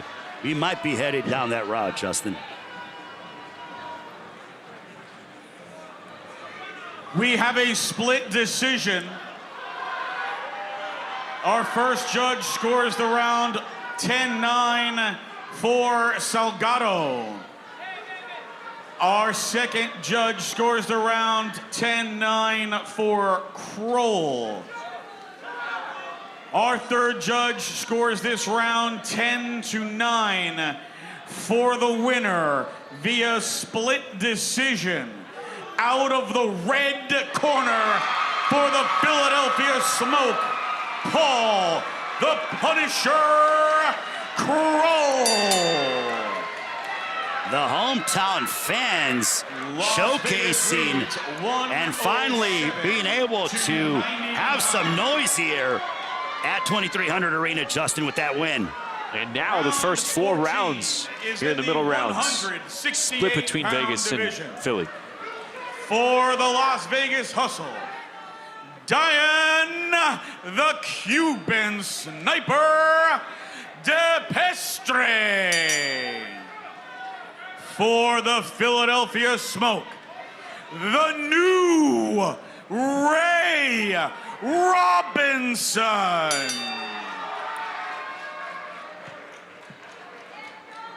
Robinson in the white trunks, DePestre in the black. Ray Robinson, 4-6 on the year. He had dropped 6 of his last 7 rounds. He's never faced DePestre before. These two TCL veterans, Robinson in his 2nd season, DePestre in his 3rd, and he's going for his 20th career win in the league. Well, for Ray Robinson professionally, he's fought the likes of Yordenis Ugas and Breidis Prescott, so a lot of experience coming for the Philadelphia Smokes' Ray Robinson. And there is energy here at 2300 Arena. The crowd is back into it. Can Philadelphia use that momentum and build upon it? And it hasn't taken much to bring the crowd back into it. Philadelphia has to seize on that energy. But if you're Las Vegas, you want to take them out of this matchup once again. I mean, and you look at it, DePestre from Cuba, Ray Robinson from that Philly School of Boxing, 2 incredible lineages that both men have come from. Yeah, Bubba Jenkins, I mean, we go down the lineup round by round, and we're describing these Vegas fighters. 23-year-old Cuban, 25-year-old Cuban, 24-year-old Cuban southpaw. They are littered with the Cuban style, and it's a big reason why they're unbeaten, right? Absolutely. You know, Las Vegas has a melting pot for all of the best fighters in the world, you know, not only just UFC being the home of there, but we all know that Boxing Hub is in Las Vegas. Everybody wants to have the big fights in Las Vegas, so a lot of the best boxers, they hang around, you know, those gyms out there. And, you know, David Hayes did an amazing job of not only recruiting, but having a line of fighters, a line of boxers that he could put in, like a lot of these Cubans. And that lineup is one to look at, man. Like you said, you just keep going down the lineup. It's very much like a young OKC team. You know, 23, 25, 23. They're just young hammers. As you see here, a young hammer going against an old veteran, and he's just walking them down with that youth and experience. Yeah, that hammer being pounded more and more frequently by Diane DePestre against Ray Robinson. And I think Robinson, the 39-year-old, is in a battle here, not just with DePestre, but with the time as well, as that one rocks him back. 33 seconds to go, and DePestre smelling blood in the water. That's a way to retake the momentum if you are Las Vegas. Diane DePestre hammered away upon Ray Robinson. DePestre looking for some extra points here. Last 15 seconds. Philadelphia had a bit of momentum, but DePestre's come in and silenced that in emphatic fashion. Oh, he gets rocked by a right hand. Good fight coming from Robinson. He may have lost this round, but he stayed on his feet.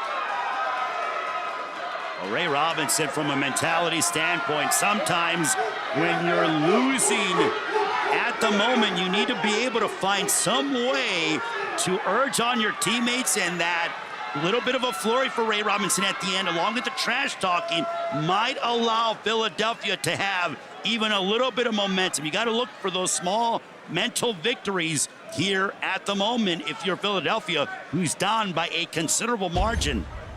And these two have a quick turnaround ahead of them.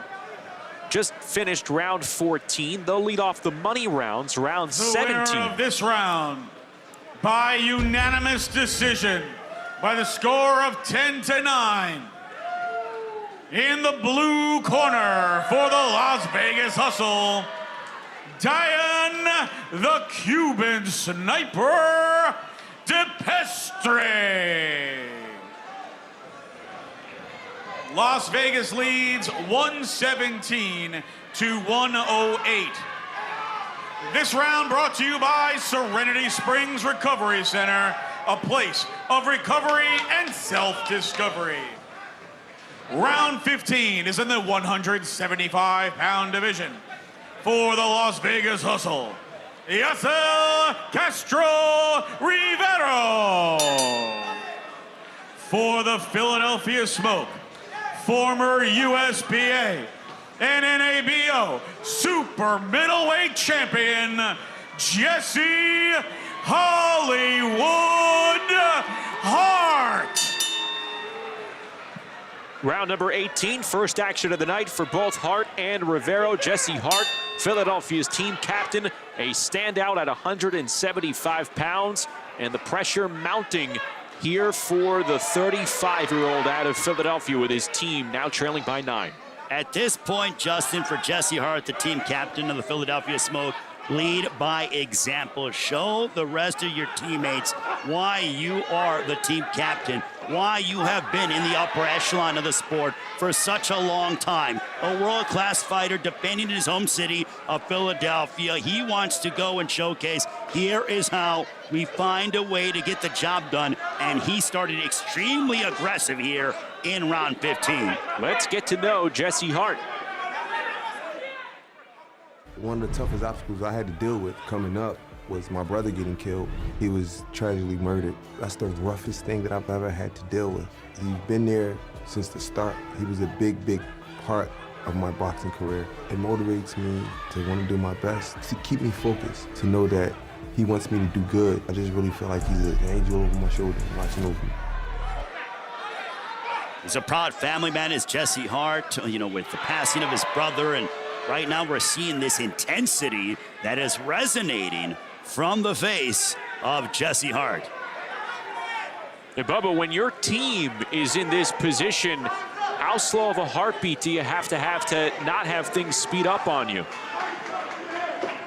Well, you got to do like Jesse Hart and I talked about earlier. You know, he said you got to keep it calm and go round by round. You know, the launch rounds didn't go our way. It's not the launch we thought we were having, but if we want to be the two-time champions, we got to be able to be a very good Las Vegas team. So he said, keep your composure round by round. Know the guys you can beat. You see the blood in the water, go after that. So he's doing a good job of trying to get his team back in it with not only his performance, but his camaraderie of, you know, yelling at his guys, and you know that's all Jesse Hart does is win by example, get in there and box with those hands and talk a good game and lead behind it.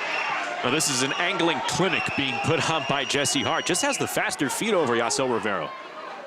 And he's trying to put on a show. Bubba, for Philadelphia, how important is it for them to get closer in this matchup to show Las Vegas, hey, we had a couple of bad breaks, but we're going to push you tonight, and if we meet you in the playoffs, you're going to be in some serious trouble. Yeah, it's like you said, man, it was absolutely important that they put up a good go in this last money round. It's absolutely imperative that they make a name for themselves going in towards that playoffs. Of course, Las Vegas is going to feel great if they come away with this win. Being 7-0, having beaten the champions of last year, Las Vegas is going to go into the playoffs on an all-time cloud 9.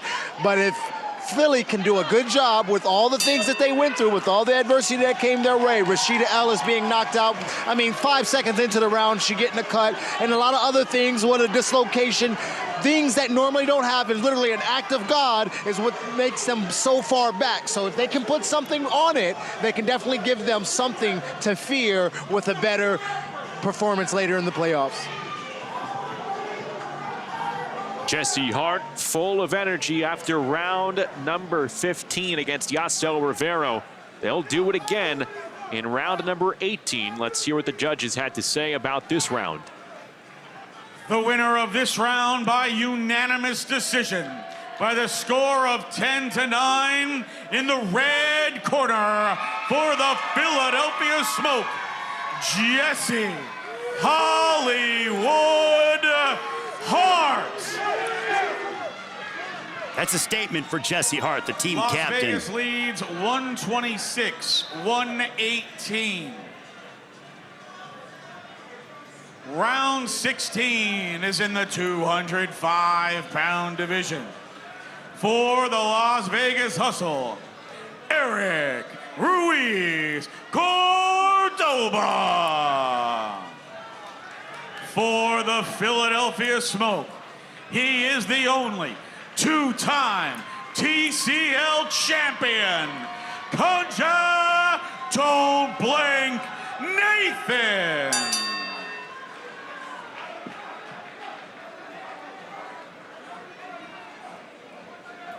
Justin, for Philadelphia, I think, you had your team captain going in Jesse Hart in the previous round, round 15. Now you have Conja Nathan, who is the only two-time TCL champion. So now maybe you can build upon some momentum and cut into this Las Vegas lead.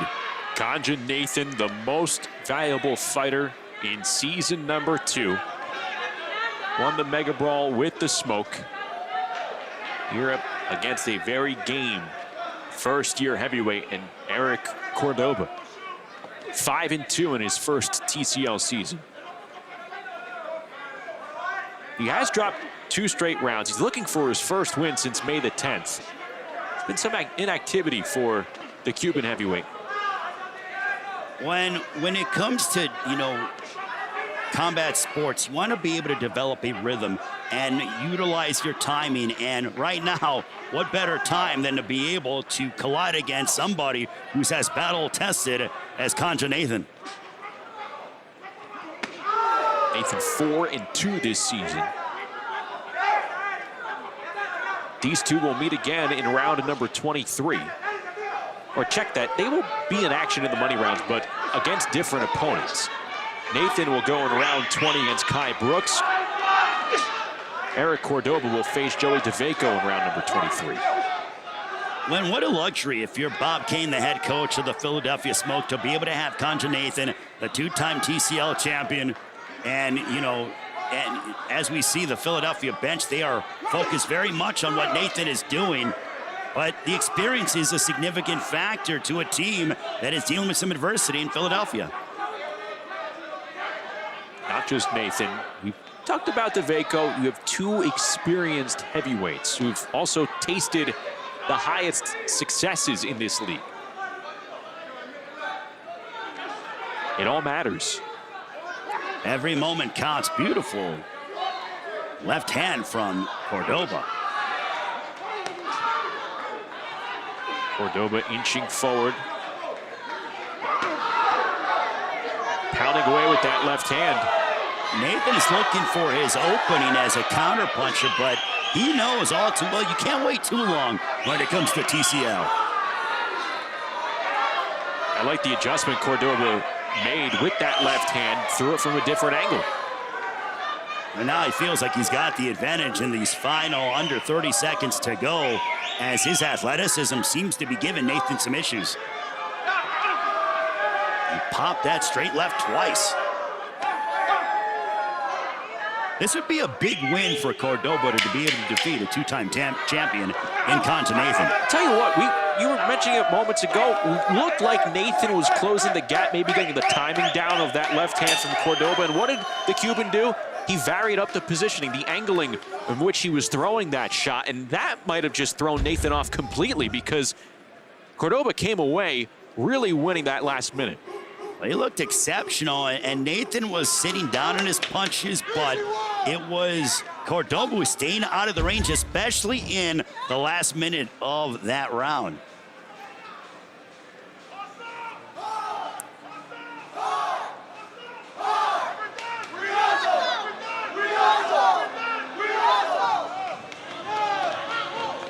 The winner of this round by unanimous decision, by the score of 10-9, in the blue corner for the Las Vegas Hustle, Eric Ruiz Cordoba. That's a big win for Cordoba to be able to defeat Concha Nathan, Justin. We are it increases Vegas's lead to 136-127. Las Vegas leads 136. Is it a fully comfortable lead for the 6-0 Las Vegas Hustle? Does the Philadelphia Smoke have one final rally as we approach the money round? Stay tuned. More to come from 2300 Arena in Philadelphia.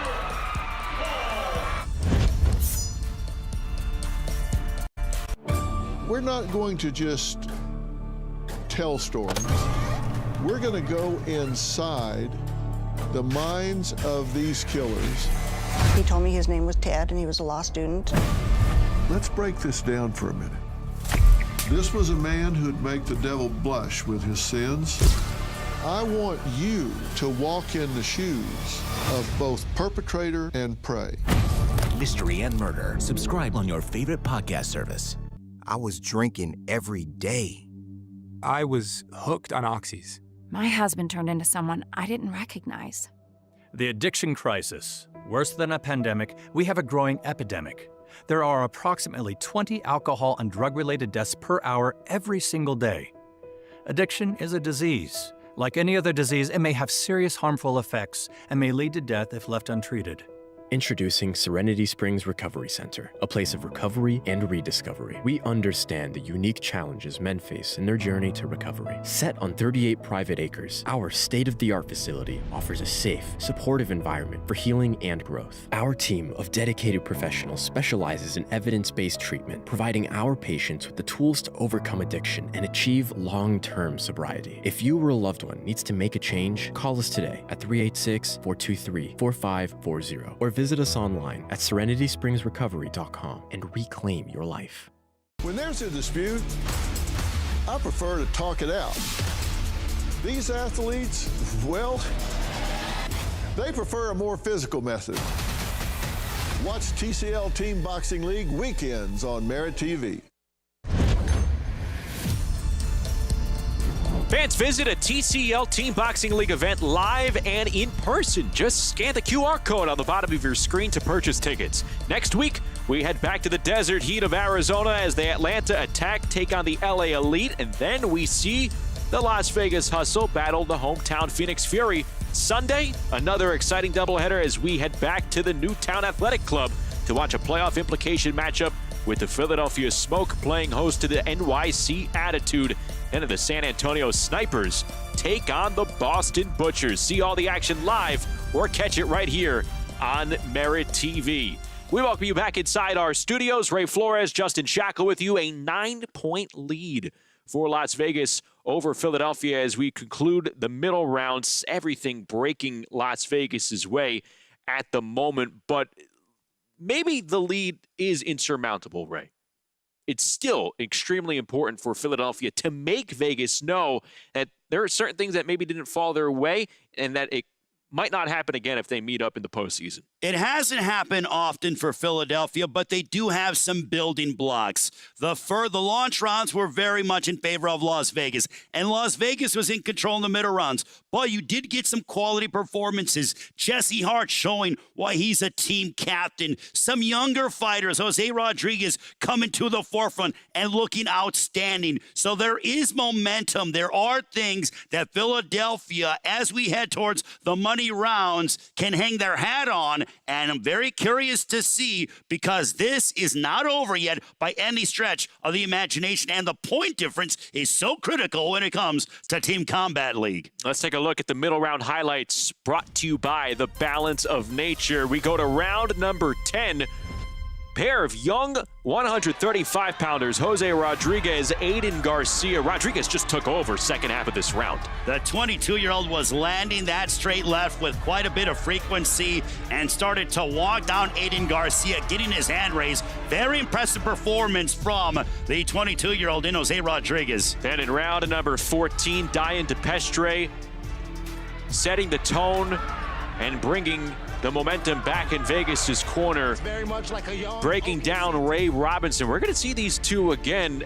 I thought in many ways Robinson near the end was maybe going to get saved by the bell, and then you see a nice spurt of energy from the 39-year-old. Well, Ray Robinson sort of telling Diane DePestre, hey, listen, I'm going to see you in the next round, and you don't have my number. But Diane DePestre, brimming with confidence. Ray Robinson, very cerebral, trying to take him out of his game. Curious to see what unfolds here in the money rounds, Justin. We're going to see DePestre, we're going to see Robinson, and we're going to see them right away in the money rounds. They'll kick it off with round number 17. Let's go back inside 2300 Arena. Bubba Jenkins is standing by with a newly 140-pound fighter for Philadelphia, Bubba.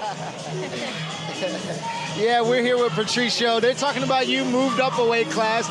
I just wanted to ask you a little bit, what can you take away from maybe not such the start that you wanted, you know, maybe you guys stumbled out of the blocks with the headbutt, and then what can you take away going into the playoffs?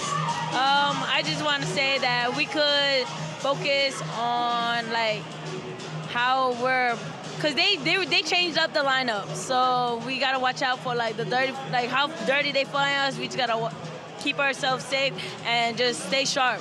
They try to mess with our heads a little bit, but we gotta keep going, keep staying focused, and like just lock back in. Well, you guys are at home here, and normally, I mean, it's usually a Philly crowd. They're usually up, they're usually active. A little Will Smith in the crowd, a little bit of this. It's quiet. Even the outspoken Jesse Hart is a little bit quiet. I know it has everything to do with that launch rounds. How can you guys, as a team, how can you guys spark from your coach, or from your coach, or from Jesse, a little momentum out of this? We just gotta keep pushing to bringing the motivation from each other. Like just keep it coming. Like we're gonna tweak a little bit to make sure we can get the rounds, because we've been losing just by split, just by a little bit. Like it's been good matchup, so we'll see what's gonna come. All right, well, good luck for the rest of the fight. We'll be looking at the money rounds. Good luck. Back to you guys. And Shira makes a great point. In and around some of the no contests because of the headbutt to Ellis, some of the knockdowns, there have been a lot of split decisions throughout this fight tonight. So a bunch of rounds could have gone either way. But let's take a look at the money round fight card coming up with round number 17. We mentioned DePestre and Robinson kicking it off in the 17th round. Then you have Jesse Hart back in action. Round number 19, we are being told, will not happen because of Damian Tinarello's injury to his shoulder that stopped the prior round that he was in with Portuando. But we take a look, Ray, at round number 24, Caballero and Brown. That was the one that we were watching earlier on. It happened in the launch rounds. We were eyeballing it here for round number 24, thinking this could be really close. Still could be once we get to round 24, but these are two premier talents for the respective teams trying to make a mark, make a statement, and leave the arena with at least one team, whether the score indicates it or not, saying, hey, we have the stars to stop you down the road. For Osvaldo Caballero, he has been sensational all season long. You have mentioned, Justin, he's 10-2 here this season. He's 23-4 going back to last season. But when you're taking on Rasheed Brown in your hometown of Philadelphia, it's a sense of pride. Can you dig deep? Can you forget about what the final score could very well be with this insurmountable deficit that you're facing and get the victory here? Round 24, something to watch as we conclude and we get into the money rounds. A 9-point lead for Vegas. What will it be at the end of round 24? How interesting can Philadelphia make this? Minute by minute, round by round, right? Let's get it all started with Patrick Creighton. With the score, Las Vegas 136, Philadelphia 127, we go to the money rounds. Round 17 is in the 168-pound division. For the Las Vegas Hustle, Diane the Cuban Sniper DePestre. For the Philadelphia Smoke, the new Ray Robinson.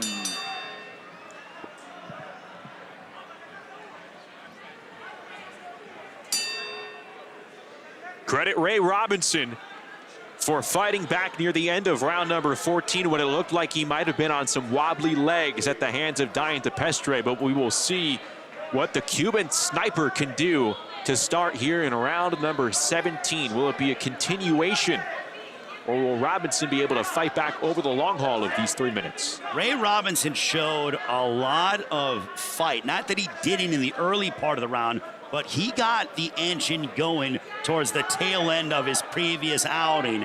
Can he build upon that and start quicker compared to that of allowing DePestre to get into his rhythm? DePestre showcasing his confidence, and again, a little bit of gamesmanship there with the glove situation. But Ray Robinson, he's got to start to really unload that heavy artillery towards Diane DePestre. Again, a 136-127 advantage for the 6-0 Las Vegas Hustle. They're trying to improve to 7-0 and walk out of Philadelphia, picking off the reigning TCL champs. If you're Philadelphia right now, you got to be thinking, okay, things have gone against us. We've had some injuries. We've had some knockdowns, but we got to be able to create our own breaks. And guys like Ray Robinson, who have been in there against the world's best, they need to be those individuals that step up front and center and grab the bull by the horns and take it right to their adversary. But right now, he's still being a bit too complacent to my liking and allowing DePestre to come forward and back him up.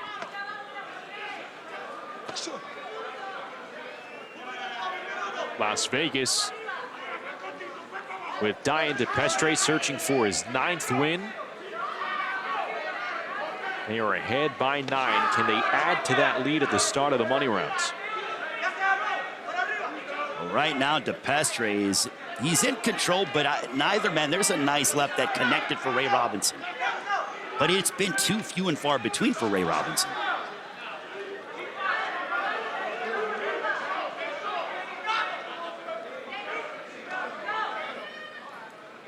DePestre, too, not looking to take too many chances against the veteran.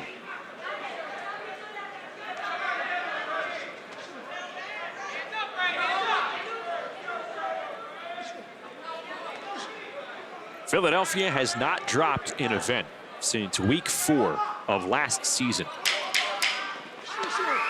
They're in danger here. Robinson in danger of tasting the canvas. That was a big left hand swung by DePestre, and now he's sprinting toward the 39-year-old, but time runs out.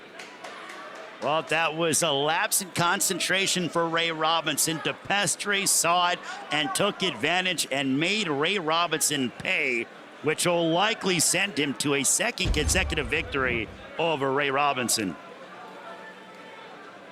There you see it. Looked like it was on the right ear, Justin, that he landed that left hook. Yep. And that can affect your equilibrium, and it's almost like it short circuits from the head all the way to your legs. He's lucky he didn't taste the canvas. Of this round, by unanimous decision, by the score of 10-9 in the blue corner, for the Las Vegas Hustle, Diane, the Cuban sniper, DePestre. You wonder if the ropes saved Robinson there. It certainly seemed that way. Statement made for Diane DePestre. You do it once to Ray Robinson, can you do it again? I thought he did it in more emphatic fashion. Known to bring the heat. Round 18 is in the 175-pound division. For the Las Vegas Hustle, Yesel Castro Rivero.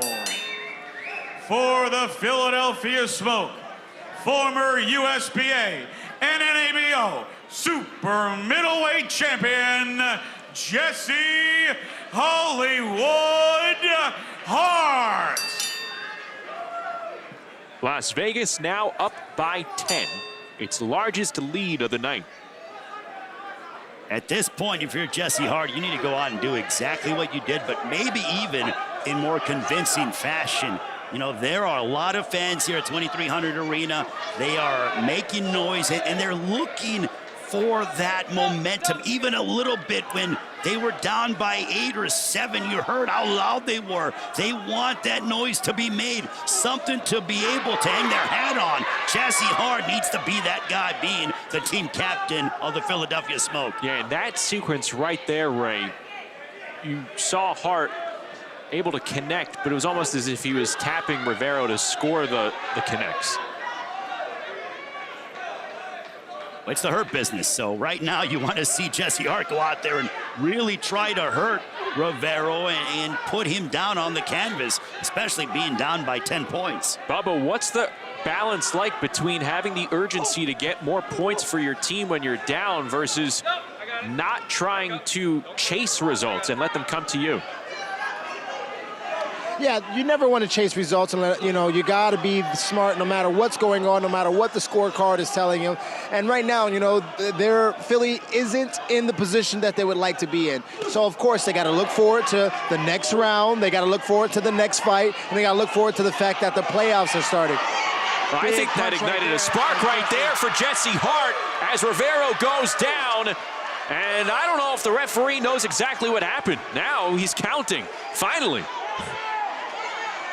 But Rivero hit Hart out of the clinch. I think that woke up a sleeping giant. Well, Jesse Hart then said, you know what, enough of the pleasantries. And now he's got Rivero hurt in a major way. Oh, the punishment not ruled a knockdown there by the referee. I think Jesse Hart's just licking his chops even more. Rivero's still hurt, Justin. Rivero on wobbly legs. He's trying to hang on. Can Hart supply his team with some extra points? That left hand, there's a big right, and it's waved off. Jesse Hart picks up extra points for the Smoke, a 10-7 stoppage, and Hart perhaps igniting the fuel for the Smoke to make a late rally. There's that exclamation mark that the Philadelphia Smoke were looking for. There's that burst of energy. There is that moment that could lead to more victories for the Philadelphia Smoke. Compliments of the team captain, Jesse Hart. Saw the initial right hand that put Rivero down, and there the punishment just kept coming to Rivero. He was never able to recover from that first knockdown. Jesse Hart has been in these situations many times before. When he has you hurt, he's like a shark smelling blood in the water. He attacked and he decimated Jesse Rivero. Stops this fight at 2 minutes, 10 seconds. The winner by TKO in the red corner for the Philadelphia Smoke, Jesse Hollywood Hart. Las Vegas leads 153-146. Round 19. Due to injury, Damian Tinarello is not cleared to compete. It will be scored a 10-9 round for Las Vegas, making the score 163-155 for the Las Vegas Hustle. We will go to round 20 in the 205-pound division. For the Las Vegas Hustle, Kai Brooks. For the Philadelphia Smoke, he is the only two-time TCL champion, Kanja, don't blink, Nathan. Well, because of the Tinarello injury, Ray, the air almost sucked out of the sail, or the wind out of the sail for Philadelphia, because you closed in, you were down by 7, now you're back down by 8 without two fighters even stepping back in the ring, and now you have Kanja Nathan, who dropped his earlier round against Eric Cordoba, going up against a victorious Kai Brooks from the launch rounds. Well, yeah, can Kanja Nathan follow up with that impressive performance by Jesse Hart, who got the stoppage moments ago, and the fans here in Philadelphia, the very proud Philadelphia boxing fans that are very much in the favor of the Philadelphia Smoke. Can Kanja Nathan follow it up? Well, these heavyweights are swinging for the fences, Justin. Yes, they are.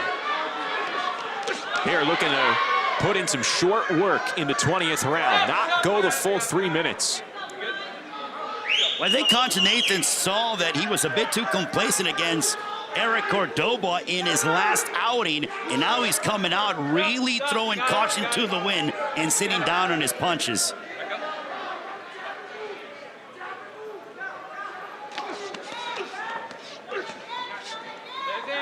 If you're Kai Brooks, utilize your height, utilize your reach, go back to the pure boxing fundamentals. You don't want to get into a firefight with a two-time TCL champion in Concha Nathan.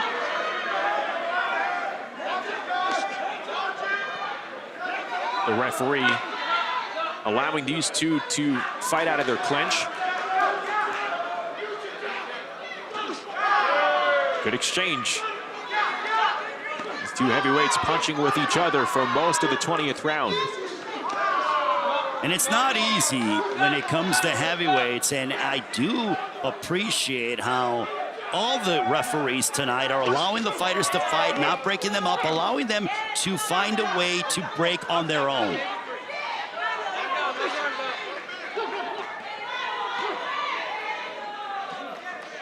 Kai Brooks and Concha Nathan continue to jostle for position.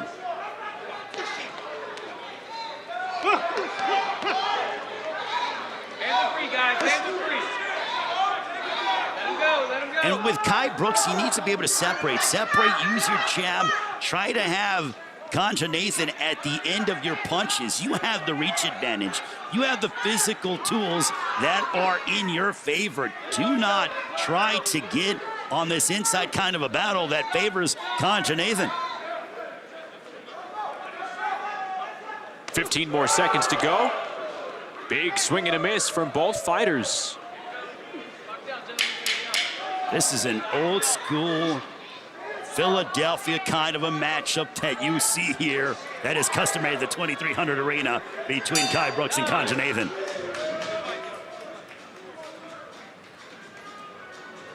A rough and tumble affair between these two. It will be left into the hands of the judges.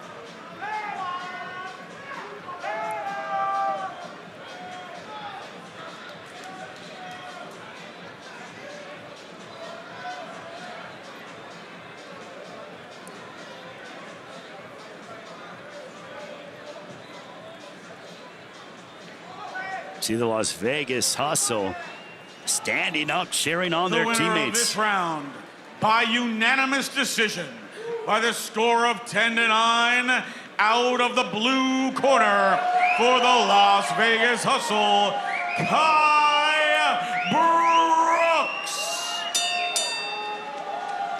Las Vegas leads 173-164. This round brought to you by Balance of Nature, proud health supplement partner of TCL. Round 21 is in the 135-pound division.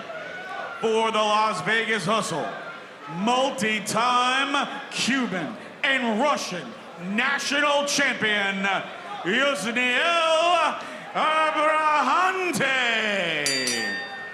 For the Philadelphia Smoke, Francisco Cisco Kid Rodriguez.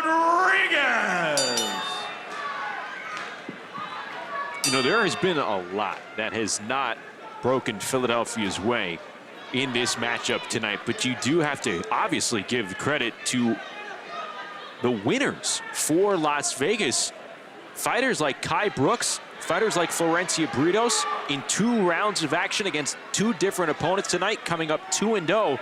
That's more what's separating a team like Las Vegas right now from their opponents. And Justin, the Las Vegas Hustle are finding different ways to win fights. Kai Brooks fought on the inside against Kanja Nathan, which I thought was not to his benefit, and it worked. And also when it comes to Florencio Britos fighting a smaller fighter and then a bigger fighter and finding a way to adjust on the fly with your game plans, they're finding multiple ways to get to the W, and that is mightily impressive from the Las Vegas Hustle, who, barring anything dramatic, will remain undefeated, handing the Philadelphia Smoke the first loss of this season. And what have we seen for the majority of this regular season with Las Vegas? They play their opponents close. They come out with a 1-point win in overtime against Phoenix. The very next week, they just squeak by New York City by 1 point. They play tight matches. And ironically, here it is against another undefeated team. They're blowing them out. And if you're David Hayes, you got to be just smiling from ear to ear. But now Francisco Rodriguez trying to showcase his blazing hand speed for Philadelphia. The Atlantic City, New Jersey native. Part of that championship squad for Philadelphia last year. Francisco Rodriguez trying to get redemption against Abrahante. Justin, if you're the Philadelphia Smoke head coach and Bob Can, you need to look at building blocks. A couple of things. Jesse Hart, who looked outstanding. Also, we saw Jose Rodriguez earlier. In these money rounds, who is going to be the fighter to stand up and give you something to build upon as you move forward in the season? They're still going to be the number 2 seed as we head towards the playoffs.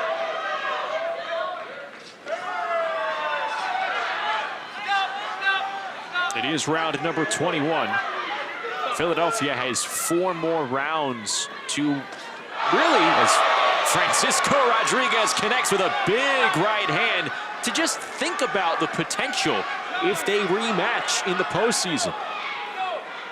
When you would likely think that based on the seeding, if they are going to meet again, it'll likely be for the Mega Brawl Championship. So you need to be able to have some things to say, hey, look, we're better than them in this. All we got to do is shore up a couple of these things. If we didn't have the injuries, the intangibles went the way in favor of the Las Vegas Hustle, but they also made their own breaks as well.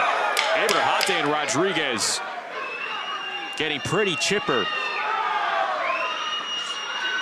This has been entertaining between 2 young boxers. Despite a little bit of the sloppiness, they want to go more rounds here. The passion on full display between these two. That's how much these guys want to make a statement. Good embrace, good sportsmanship. What a clean right hand landed by Rodriguez. These two guys could have fought 12 rounds consecutively, but we only got them for 3 minutes. Abrahante won in round number 3. Who will win here in the 21st round?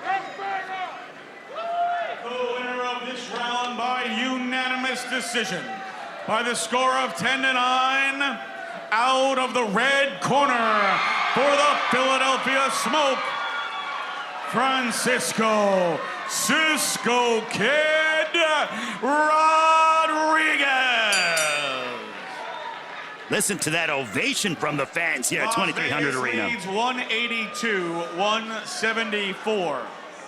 This round brought to you by Serenity Springs Recovery Center, a place of recovery and self-discovery. Round 22 is in the 135-pound division. For the Las Vegas Hustle, Aiden Garcia. For the Philadelphia Smoke, Jose Rodriguez. Don't look now, and I'm not sure if it will affect the overall head-to-head scoring and determine something with this outcome tonight, but it is conceivable Philadelphia wins the final 4 rounds of the night after all that's transpired here in the launch and middle rounds for this Smoke squad. Jose Rodriguez defeated Aiden Garcia.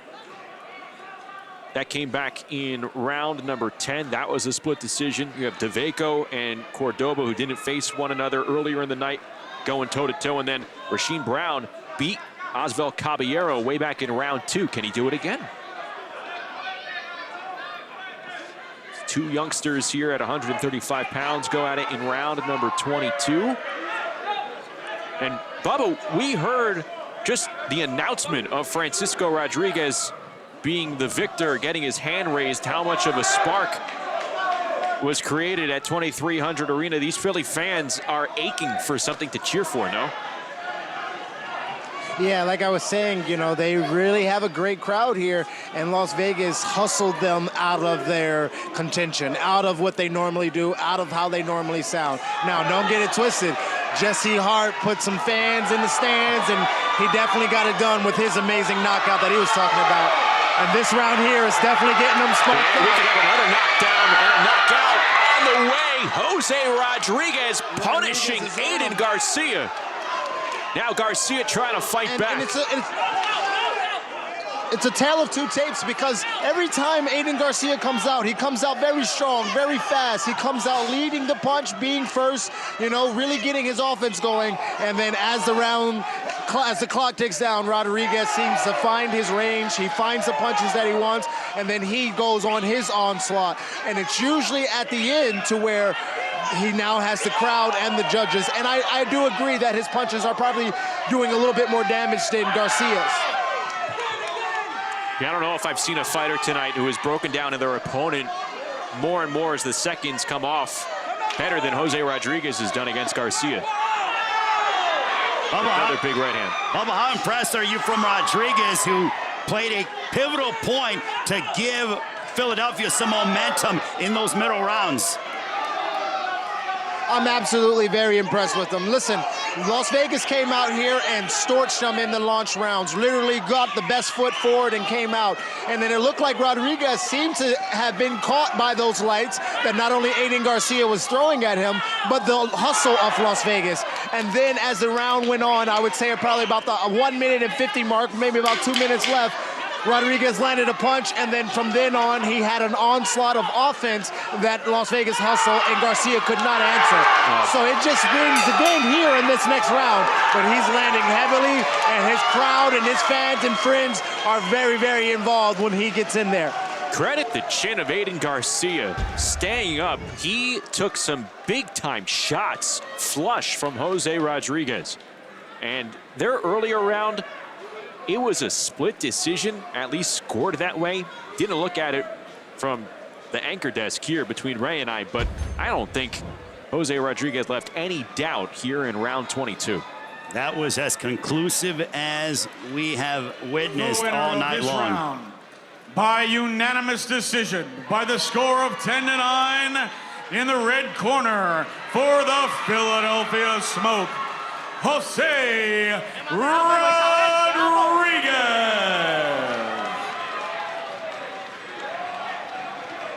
Las Vegas leads 191 to 184.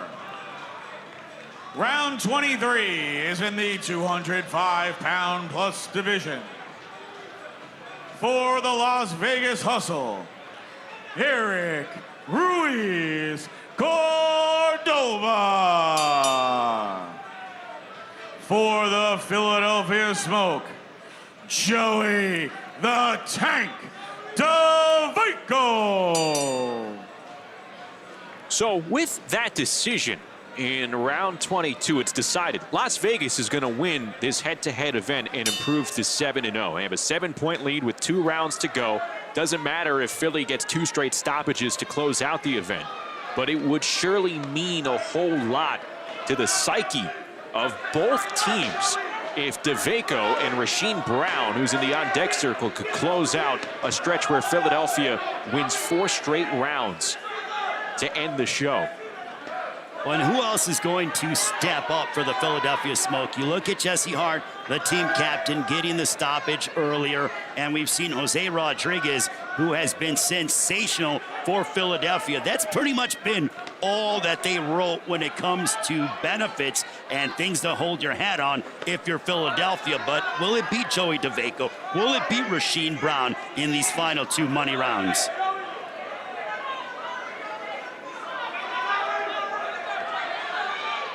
For Cordova, though, he's going back to utilizing his reach and his athleticism, and the key is for him is to stay out of the way of that power from Joey DeVaco, because it's from the legs upward for DeVaco. He generates a lot of power, especially at close distance. But what a performance, Justin, by the Las Vegas Hustle. Granted, they've had some injuries that have gone against Philadelphia, but some knockdowns, and they've really just jumped out and not looked back against Philadelphia. They've had quality knockdowns. They took advantage of the breaks that went their way, and their supporting cast really stepped up at 2300 Arena, continuing to point back to Florencia Britos, winning 2 rounds against 2 different opponents. Rene Salgado getting the knockdown against Paul Kroll early. That seemed to take him out of his game. Also, you look at Diane DePestre, he looked tremendous, beating Ray Robinson not once but twice. So there is a litany that the Las Vegas also can look at as to say, okay, like this, there's a reason why we're the #1 team in all the Team Combat League. Don't want to forget the fellow heavyweight Kai Brooks. Again, 2 wins against 2 different opponents. He picked off DeVaco back in round 8. And DeVaco trying to break through against Cordoba here in round 23. DeVaco says he wants to stand and trade, but look at this by Cordoba, attacking the body of DeVaco. Taking advantage of being able to hold back the neck of DeVaco. Now the referee steps in. And the Las Vegas Hustle, it's like a soccer-like atmosphere here at the 2300 Arena.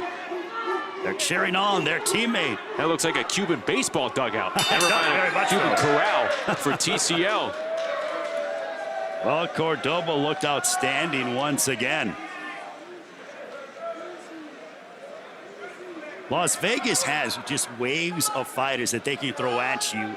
And from a stylistic standpoint, Justin, matchup-wise, they're very difficult because they have 2 different heavyweights. I mean, you look at, they're so deep in a variety of different weight classes.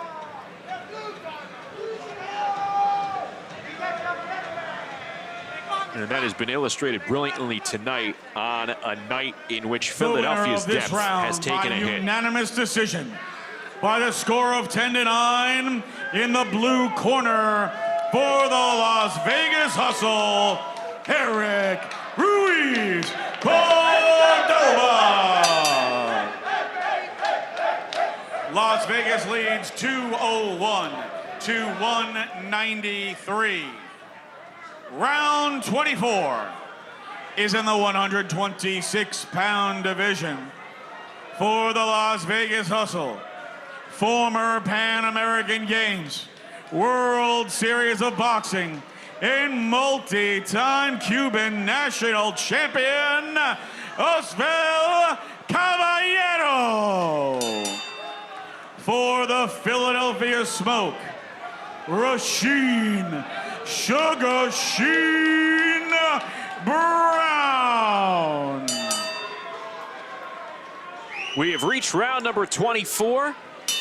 The overall score not as close as I'm sure anyone would have predicted, with Las Vegas ahead now by 8, 201-193.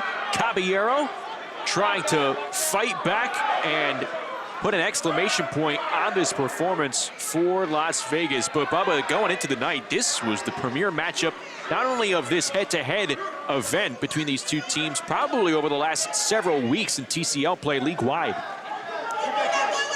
Absolutely. These 2 are sensational. Both have very good skills, cat-like reflexes. When they say put them paws on them, both of these guys literally are the definition of the paws. Those quick hands that they pop, pop, pop, pop, like a little cat, like a mouse on a cat. Boom, boom, boom, boom. They're really, really quick like that. And it's a big change in speed in what we were just used to. You know, you have the big boys out there swinging, and you have those other guys, and then you get these 2 quick, fast, very skilled guys who are going to be very, very active. One thing about TCL is they love to see the action. Every round's the last round, and this is just another one of those things where we're going to get some really good boxing by both of these guys who have amazing skills. Here, Bubba, and when you add in the speed element like these 2 do, it makes it even more exciting. Bubba, what kind of sense of urgency are you hearing from the Philadelphia Smoke? They're obviously, their undefeated record will go by the wayside, but what are you hearing, what are you feeling from the Philadelphia Smoke as they try to end this matchup on a high note?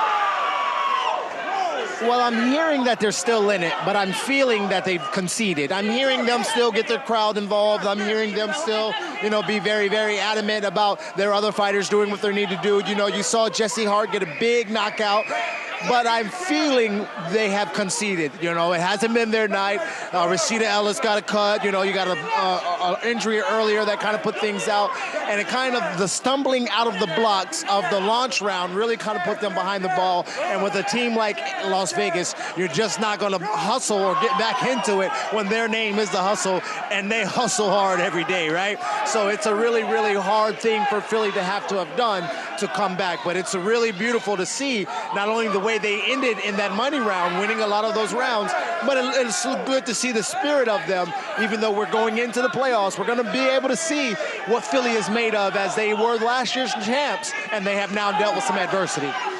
And they, as a team, got hit in the mouth tonight. They lose 7 of the first 8 rounds in the launch phase. They lose one of their star featherweights to a bad cut in Rashida Ellis. Another fighter in Damian Tinarello is stopped due to an injury, could not continue there. Another fighter dropped in round number 6. So when it rained, it poured in the launch rounds for Philadelphia. They were unable to come back, and Las Vegas will come away out of 2300 Arena with a big-time statement for the rest of the league. They pick off the undefeated Philadelphia Smoke and hand the defending champs their first defeat since week 4 of last season. How about being road warriors, Justin? The fact that the Las Vegas Hustle, they went ahead a couple of weeks ago in Miami, get a big win, and now they come to the backyard of the defending champions. The winner of this round, by unanimous decision, by the score of 10-9, in the blue corner for the Las Vegas Hustle, Osvel Caballero. Well, for Osvel Caballero, the exclamation mark. The Las Vegas Hustle, 2-11. He improves to 11-3 on the season, and the Las Vegas Hustle improved to 7-0. They led from round 4 on. Supporting cast, star players, they all step up for the Hustle and take a big one on the road. 2-11, 2-0 the final. They say it's the loneliest sport. No teammates to pass to, nowhere to hide. Just you and the silence. To survive here, you must evolve. To win, you must become something more. Because now, one fighter ignites the team. One heart unites the city. Balance of nature has made a big difference in my life. I joined a CrossFit gym at 65, and it's one of the best things I did, right along with balance and nature. I started taking this product 2 years ago. I'm healthier, I'm happier, I've lost some weight, I've put on some muscle, and I give credit to Balance and Nature for that motivation to get back to the gym. Get 35% off your first set as a preferred customer. Claim this offer by using discount code FIGHT. Make America Healthy Again is a national movement. That's why Dr. Phil's Merit TV has teamed up with American Values to change and save your life. We have a whole generation that is suffering from chronic disease simply because of the food we're eating. It's time to take action. We're sitting in the middle of a health crisis. We need to make our families healthy again. And I am asking you to join us. Let's make America healthy again. TCL Team Boxing League is brought to you by Climax Moonshine Fire number 32, a drink not only made to tingle your senses with hot cinnamon flavor, but also made to pay tribute to firefighters all across America. This drink will put a kick in your step with its bold, hot smoothness. Las Vegas wins it easily over Philadelphia. Let's take a look at our Fire number 32 KO of the night. It was Jesse Hart, the team captain for the Philadelphia Smoke, looking outstanding, putting down Yasiel Rivero.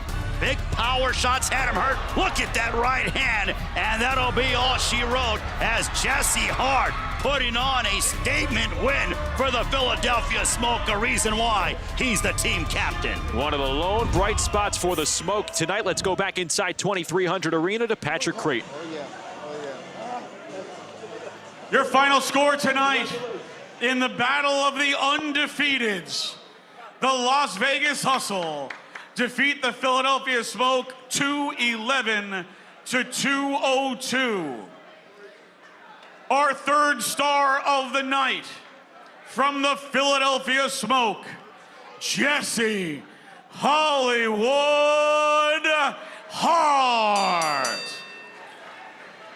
Our second star of the night from the Las Vegas Hustle, Kai Brooks.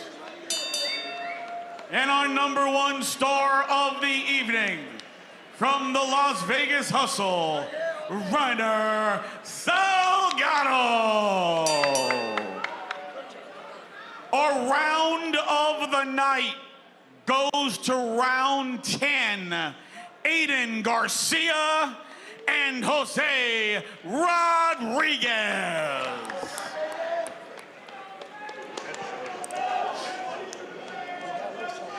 All right, I'm here with number 2 of the night, Kai Brooks. Got a big win tonight from your team, Las Vegas, Philly, in Philly's house. You guys are road warriors. What do you got to say about that performance?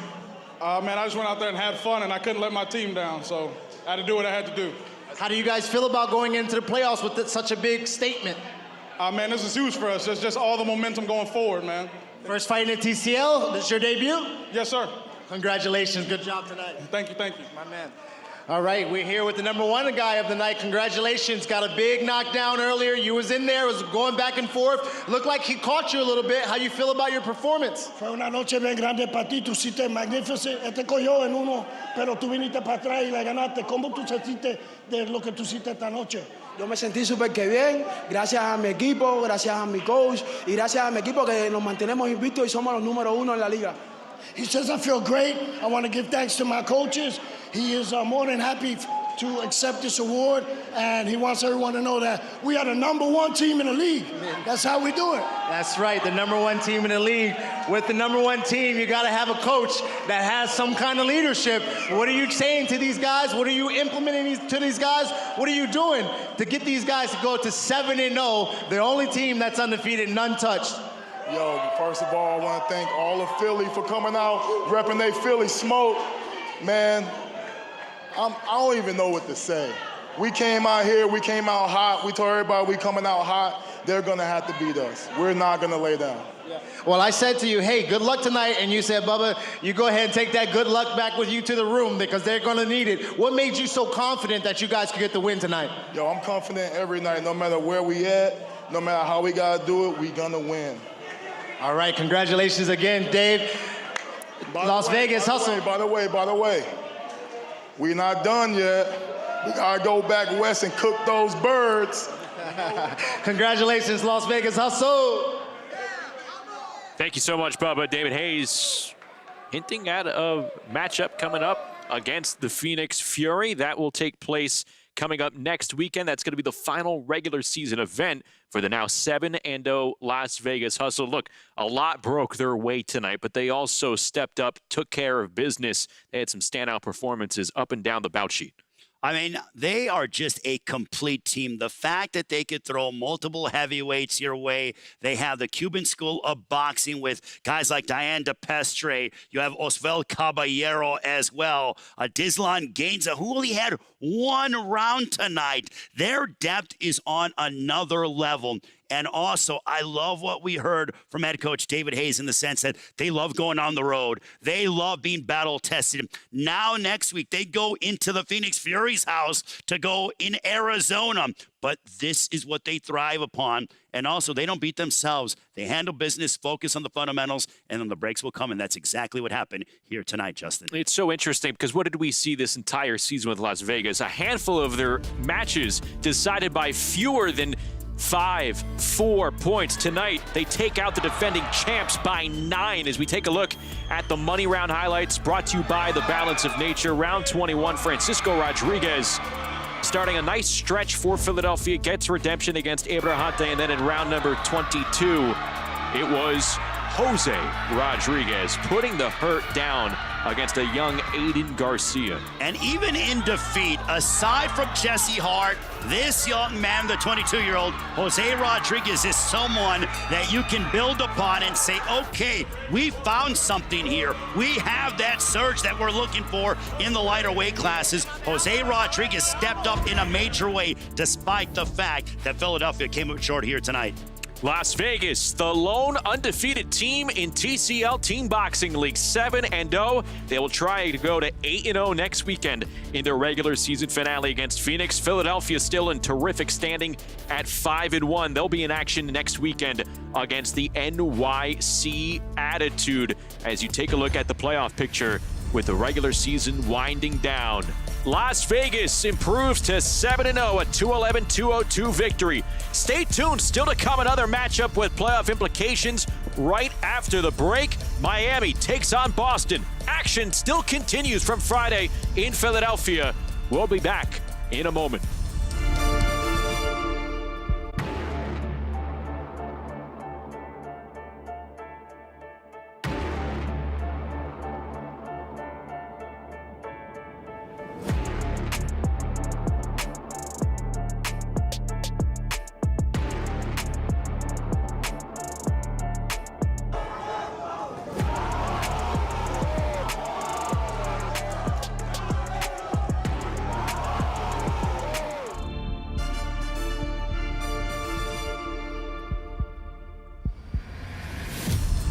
Back inside 2300 Arena in the city of brotherly love. It is the second half of our Friday night TCL doubleheader. Team Boxing League presents a big-time matchup with playoff implications on the line as the Miami Assassins take on the Boston Butchers. Hi again, everybody. Great to have you with us as we continue our Friday night doubleheader from our Merit TV Sports studios. Ray Flores, Justin Shackle with you. We saw the Philadelphia Smoke, the hometown team, take their first loss in over a year at the hands of the Las Vegas Hustle, who improved to 7-0. They're sitting pretty for the postseason. Not the case for our two teams here in the second half of our doubleheader, Ray. You have two teams in Miami and Boston very much in the mix for the postseason. This is Miami's season finale.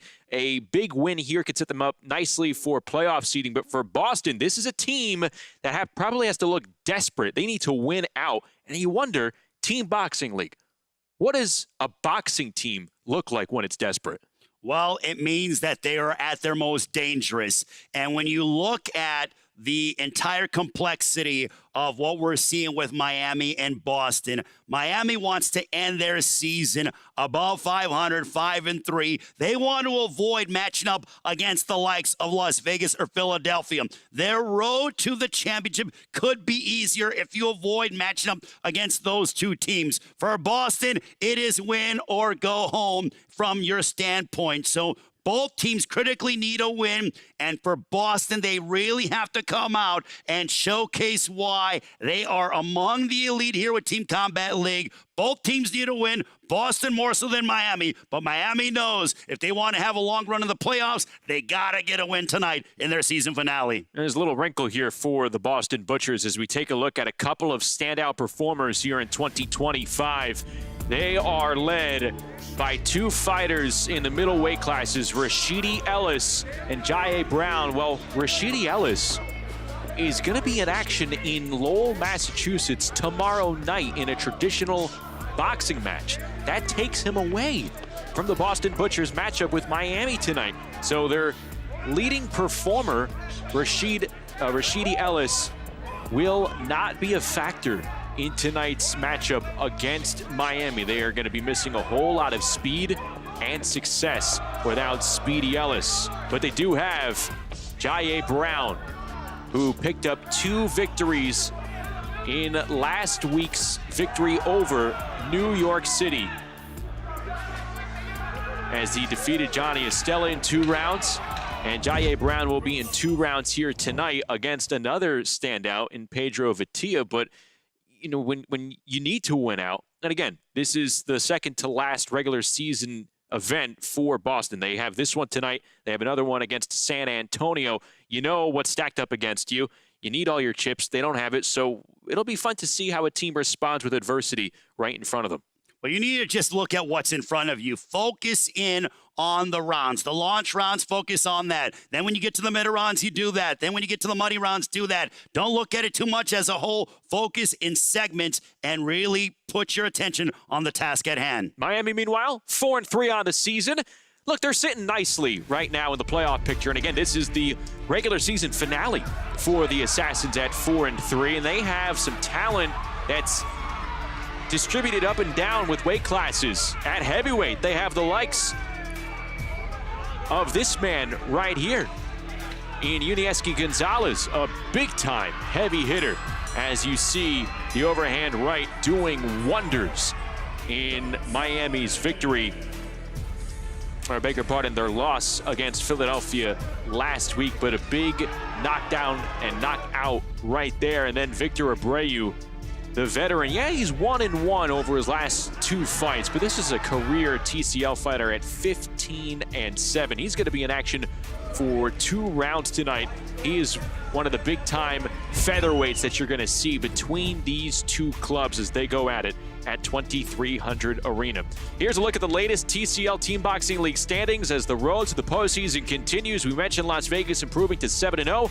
Philadelphia now 5-1. There you see Miami at 4-3, and the Boston Butchers trying to move up and come within a win under 500, looking to improve to 3-4. As we take a look at the launch round fight cards, rounds 1 through 8 between these 2 teams, and a couple of interesting names up and down this fight card. We mentioned Jaye Brown for Boston. We mentioned Pedro Vitia as a talent for Miami, but when we take a look at the round to watch here in the launch round phase, we circle round number 2. You have Eric Emery for Boston and Victor Abreu for the Miami Assassins. You talked about the experience that Victor Abreu brings to the table. And when it comes to Victor Abreu, he's going after victory number 16, but he has his hands full tonight against Eric Emery, who's captured 2 straight wins. So can he make it 3 straight wins? That's what Eric Emery is focused on doing,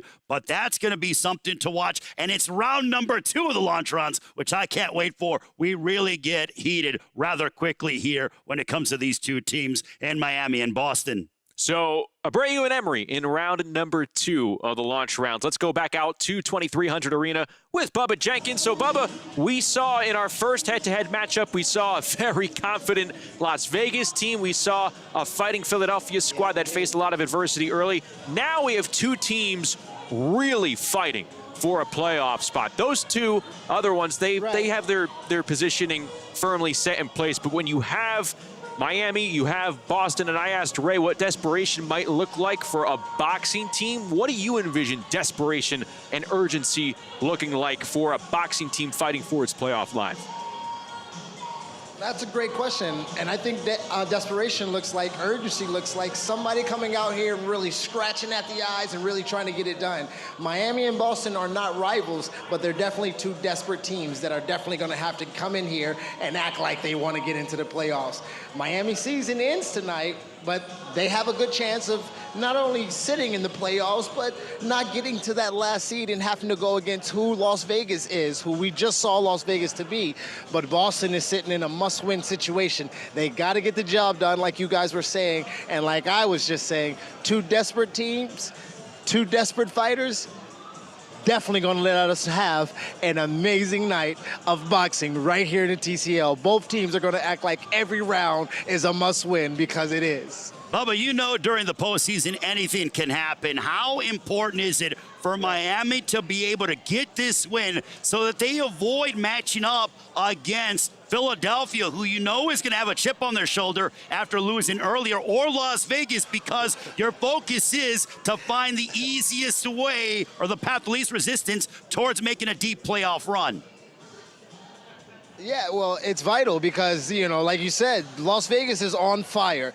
They haven't lost all year, and like you were saying earlier, Philly hasn't lost in a year, but they just took one on the chin, and it wasn't nice. It wasn't pretty. They came on a little bit late, but in the middle and the beginning, they just got starched, and they got stomped, and they like to talk. They're a team of heart, wearing it on their sleeve, so their comeback is something that I'm interested in seeing, and I do not want to be that team that has to fight a mad Philly smoke team on their comeback into the playoffs. Bubba, thanks so much. We look forward to connecting with you once the fights get underway in a matter of moments. We're going to take our first break, but when we come back, we are going to meet the fighters, and we will see the ring walks as the Boston Butchers try to keep up their playoff hopes as they take on the 4-3 Miami Assassins. Playoff implications on the line in Philadelphia when we return. They say it's the loneliest sport. No teammate to pass to, nowhere to hide. Just you and the silence. To survive here, you must evolve. To win, you must become something more. Because now, one fighter ignites the team. One heart unites the city. I was drinking every day. I was hooked on oxys. My husband turned into someone I didn't recognize. The addiction crisis. Worse than a pandemic, we have a growing epidemic. There are approximately 20 alcohol and drug-related deaths per hour every single day. Addiction is a disease. Like any other disease, it may have serious harmful effects and may lead to death if left untreated. Introducing Serenity Springs Recovery Center, a place of recovery and rediscovery. We understand the unique challenges men face in their journey to recovery. Set on 38 private acres, our state-of-the-art facility offers a safe, supportive environment for healing and growth. Our team of dedicated professionals specializes in evidence-based treatment, providing our patients with the tools to overcome addiction and achieve long-term sobriety. If you or a loved one needs to make a change, call us today at 386-423-4540 or visit us online at serenityspringsrecovery.com and reclaim your life. Balance of Nature is a proud partner of TCL Team Boxing League. As a preferred customer, get 35% off your first set when you use code FIGHT. Go to balanceofnature.com or call today. We are ready to meet the fighters as these two teams make their respective ring walks. Let's go inside 2300 Arena with Patrick Creighton.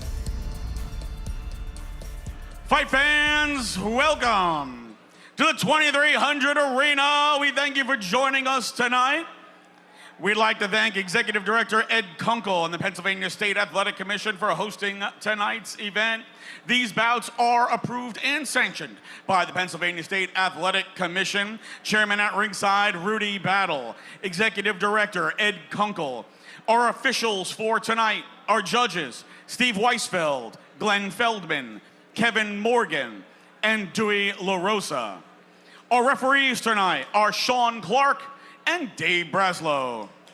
Our timekeeper is Alice Grady. Our physicians at ringside, Dr. Tunley Alamin and Dr. Alberto Giardini.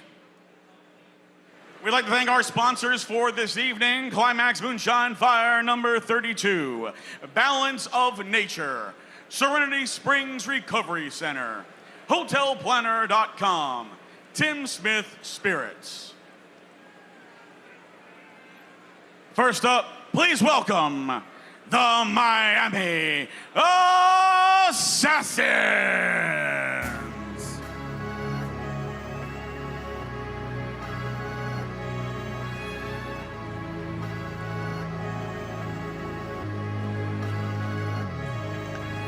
Well, the Miami Assassins are the first TCL team who will have finished their season following tonight. They enter at 4-3. Again, it is highly likely that even with a defeat here, that they will make the postseason. But a defeat would lead to a 4-4 regular season finish. Likely a 7 or an 8 seed once the postseason begins. And if you are that low of a seed and you're staring down a team like the 7-0 Las Vegas Hustle, maybe the Philadelphia Smoke as well, playoff positioning at a premium, and something that Miami would like to lock down.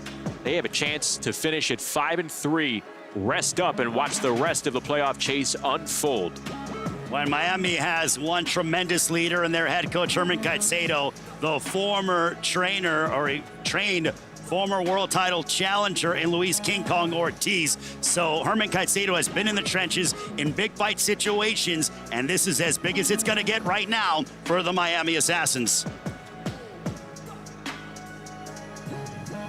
From Coach Herman Caicedo's Miami Assassins, bantamweight Evelyn Romo, featherweight Victor Abreu, featherweight Anna Verbeek,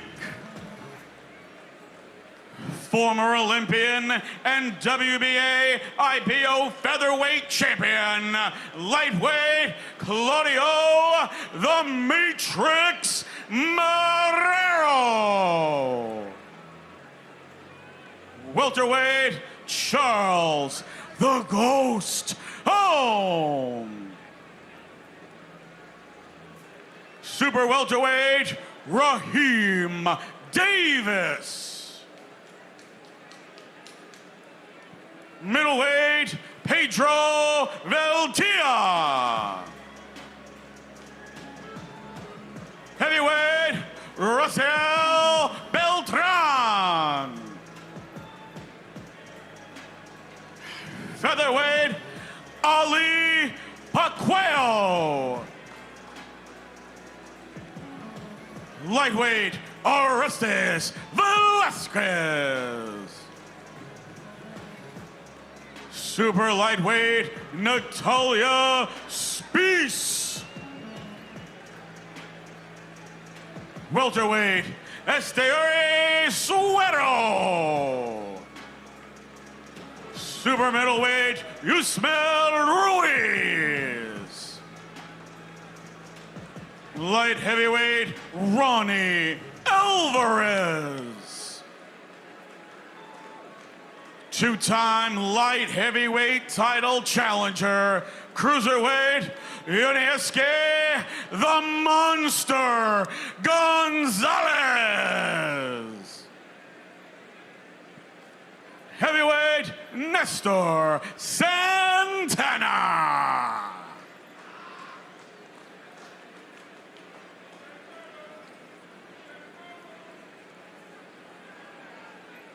and their opponents, the Boston Butchers.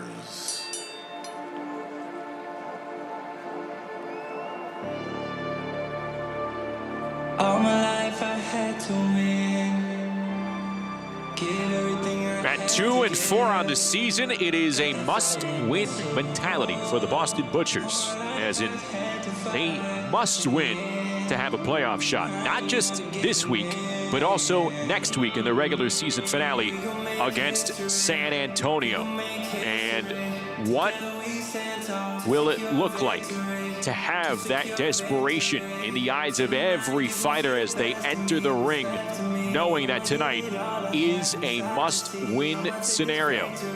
It's also not who you face, but when you face them in team boxing. Could this be the start of a nice run if they're able to put together quality boxing that results into wins and head right into the postseason on a winning streak? They were able to defeat New York City last week. They'll try and pick up another win tonight, and then again against San Antonio next week as they continue a push to the postseason. Well, it's about momentum in sports, Justin, as we know. And even though it is now must win from here onward for the Boston Butchers, if they're able to capture this win, then they go ahead and have a bit of a surge, confidence, so to speak. And if they're able to win these next two matchups, they'll punch their ticket to the playoffs. And I don't think anybody wants to match up against the Boston Butchers if that happens. From former Team USA Olympic boxing coach Mark Gargaro's Boston Butchers, bantamweight Taylor Robertson, Featherweight Eric Emery. Featherweight Brandy Robinson. Lightweight Deontay Brown.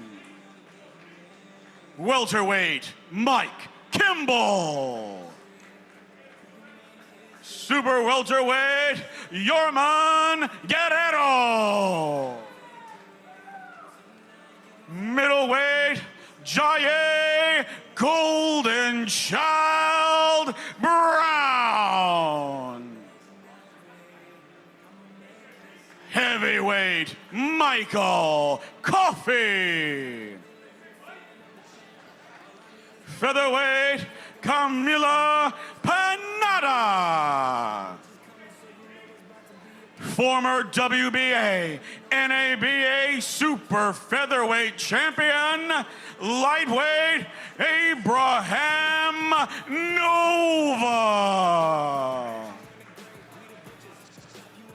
Super lightweight Stevie Jane Coleman. Welterweight Taka Khan Clary. Super middleweight Stephen the Savage Sumter. Light heavyweight Ronald Ellis. Cruiserweight Miguel Teo. Heavyweight Skylar Lacey.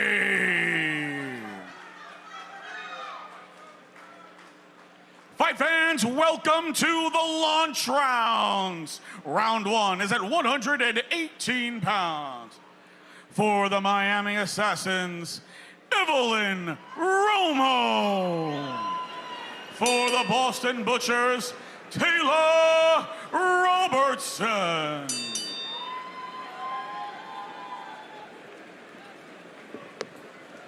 Boston and Miami about to get going here as we get set for round number one. I lose the laundry.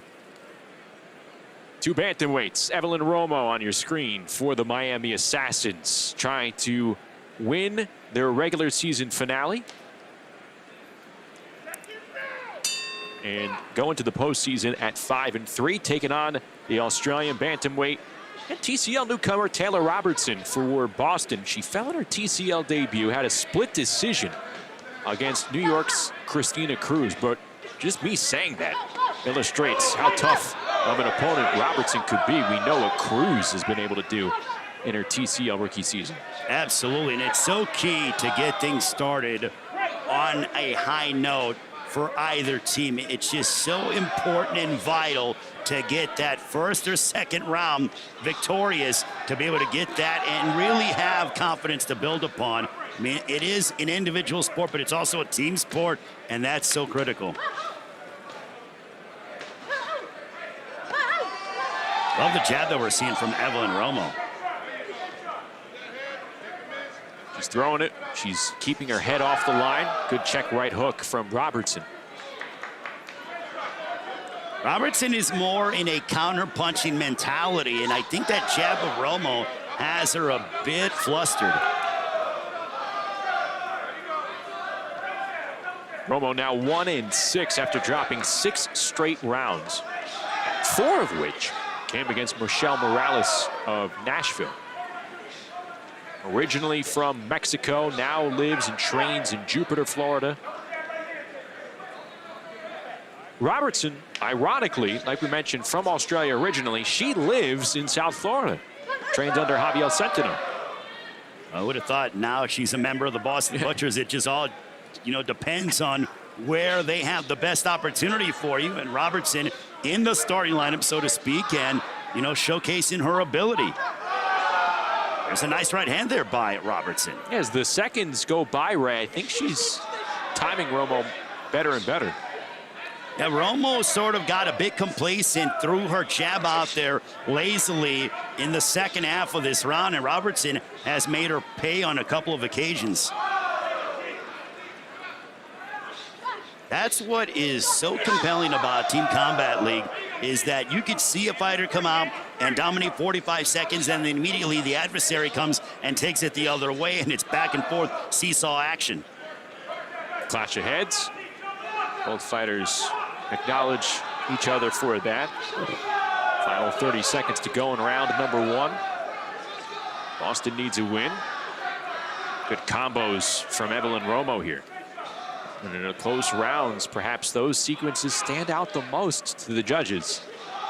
They're both unloading big shots, throwing that right hand. So much for the pleasantries. Who's going to have the final burst here as the seconds tick down? What a round. And it's going to be close.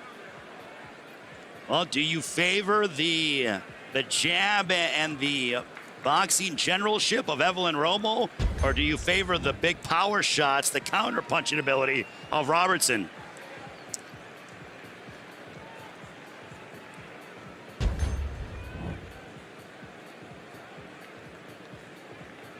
These two will go at it again in round number 18.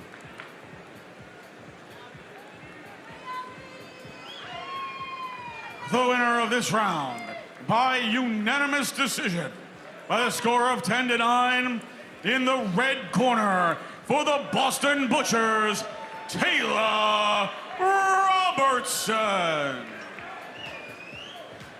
Boston leads 10-9. This round brought to you by Climax Moonshine Fire number 32, known to bring the heat. Round 2 is at 126-pound division for the Miami Assassins, Victor Abreu. For the Boston Butchers, Eric Emery. Well, this was our round to watch in the launch rounds, Justin. Abreu, 15-7 overall, going after victory number 16, taking on Eric Emery, who's trying to make it 3 straight wins. Victor Abreu in the turquoise trunks. Eric Emery in the white trunks for the Boston Butchers. So our round to watch here in the launch rounds, round number 2, as we bring in the third member of our broadcast crew, Bubba Jenkins. What's going on, fellas? And Victor Abreu. He's been one of the best here in the TCL this season. 6-4, though, coming off a loss against Rasheem Brown. And he knows that if Miami is going to try and make a late run in terms of momentum into the postseason, he's going to have to come up big tonight. Yeah, so this is right here, like you were saying, a matchup of Victor Abreu having a great year all year and being in the TCL for a couple of years, being one of those top fighters for Miami, and then a young, strong oncomer from Eric Emery, who's done very well in the TCL. Has had some, what he feels like some split decisions go the other way, but a real game fighter. So this is going to be a good battle of veteran versus rookie. The last time Eric Emery was in Philadelphia, back on April 26th, he was making his TCL debut, and he was going up against Rasheem Brown. He was DQ'd, and about that was ruled a no contest. Had a lot of extracurriculars after the final bell. Bubba, are you feeling this sort of, sense of desperation from the Boston Butchers, knowing that it's win or go home essentially for them? They have 2 more regular season matchups, but if they don't win tonight, it's over. Their playoff postseason positioning will go by the wayside, and they'll be watching the playoffs at home. You're absolutely right, but you're going to have to ask me that in a couple of rounds, only because, whoa, big hit right there. Yeah, rattled Emery. Abreu sensing it. He's got 50 seconds to go. Emery being held up by the ropes. And the referee now just stepping in here. Let's see if Emery will be able to recover. Overhand right being launched by Abreu. These are some big shots incoming by Miami's 126-pounder. Emery was held up by the ropes. It looked like Justin and Bubba. My goodness. Oh, there's another right hand. Man, Victor Abreu has found that right hand very nicely. Eric just hit him with a nice uppercut right there. But every time that Eric Emery leaves that left hand down, Victor Abreu comes over with a mean right hand. And if they fight again, which, you know, it looks like they might not, he's got to be careful of that. Now it was Emery on twinkle toes to close out the round. For a while, it didn't look like he had his feet under him. As round 2 concludes, as we take a look at the action.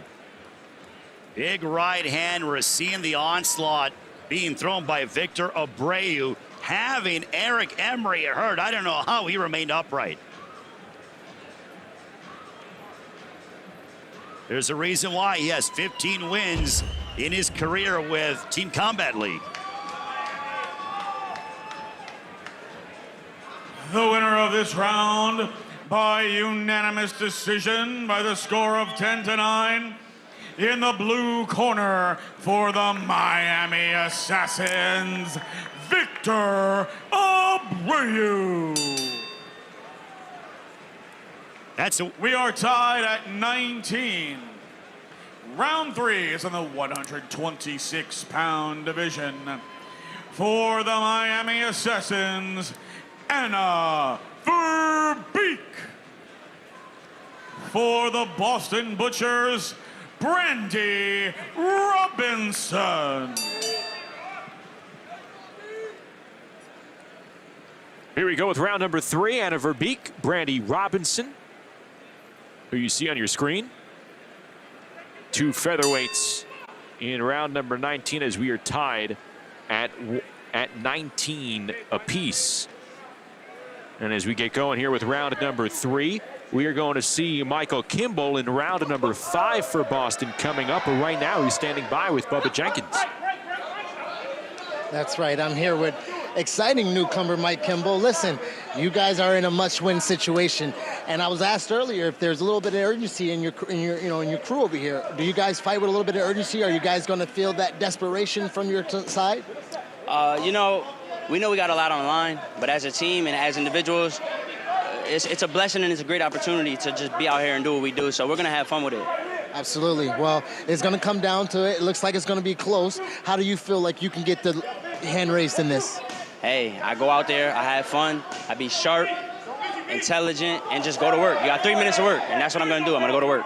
Well, we love to see it because you are an exciting fighter, so give us something to watch for, my man. Thank you, sir. Back to you guys.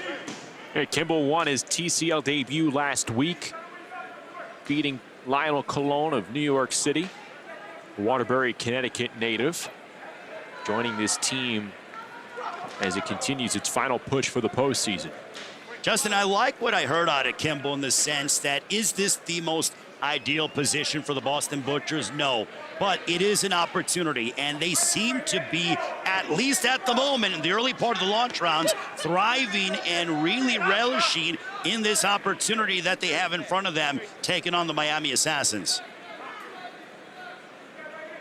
He and, well, the way he was describing the mood of his teammates, they sound like they're relaxed. And yeah, they know what's at stake, but you can't get into the ring with the thought that I have to do more than what you normally are accustomed to do. You don't want to press, essentially. Of course not. No. You have to do what got you to the dance, and really, believe in that skill set that brought you here. And speaking of skill sets, Anna Verbeek is coming out. I like the double jab, and she's somebody who is from the Netherlands, now training with the Miami Assassins, and a member of the Miami Assassins, getting out of her comfort zone, learning under the guidance of Herman Caicedo. So she's certainly applying her craft and putting herself in precarious positions to be able for her overall development. Able to use that 65-inch reach for the advantage here, but she eats a straight right hand from Brandy Robinson. Brandy Robinson, I love that right hand that we just saw. I wish we would have seen a bit more of it earlier in the third round.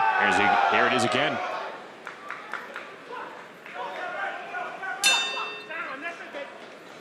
Well, this one, at least from the early part of this one, Justin, is rather close between these two. Again, in a 3-minute round, if you score a pair of 2 beautiful shots, it's going to make an impression. Undoubtedly, even though the body of work, Anna Verbeek was looking solid, those 2 right hands that we witnessed from Brandy Robinson could have changed things.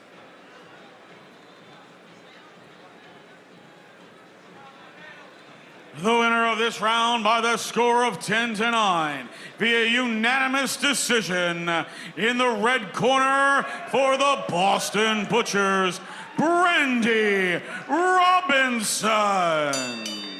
Evidently, they Boston played a role here, right? Oh, absolutely. And 28. She did the most damage, and the judges took account of it. Balance of Nature, proud health supplement partner of the TCL. Round 4 is in the 135-pound division for the Miami Assassins. Former Olympian and WBA IPO featherweight champion, Claudio the Matrix Marrero. For the Boston Butchers, Deontay Brown.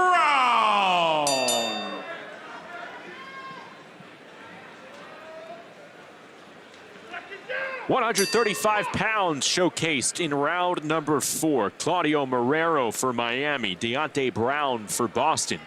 Marrero will be back in action in round 17. He'll be taking on Abraham Nova. Brown, a 2-round fighter as well. He'll face Orestes Velasquez in round 22. And what a season thus far for Claudio Marrero. The southpaw tries to tear your head off at every opportunity, going after his 12th win of the season. 11-1, he's been nearly unstoppable, Justin.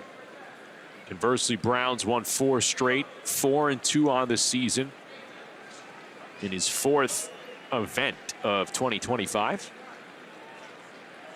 Didn't compete last year, was a fighter in 2023.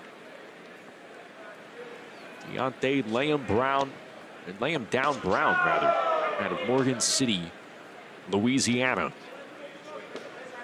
And also, it's an opportunity for Deontay Brown to go up there against a guy who's a former world title challenger, and Claudio Marrero's held some championships as well, to not only get a win for the Boston Butchers, but just for yourself as a prize fighter to be like, listen, I matched up against Marrero. I beat this guy. This guy's been in there against some top-level world-class competition, and I just beat him to give my team some very important points here in the launch rounds. We have seen the talent pool in TCL Team Boxing League this season. It ranges from young up-and-comers who have done it all as amateurs to former world champions, everything in between. And within this TCL concept, every round fought like round number 12. It creates an even matchup inside 3 minutes. We're seeing right now Marrero more deliberate, more calculating, trying to walk down Deontay Brown. And curious to see if Brown is going to unload and try to counter Marrero and be a bit more offensive instead of waiting for Marrero to make that first move.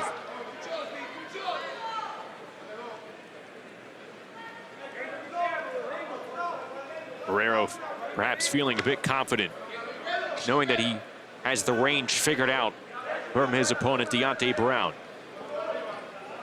Marrero's adjusting based on what Brown is doing.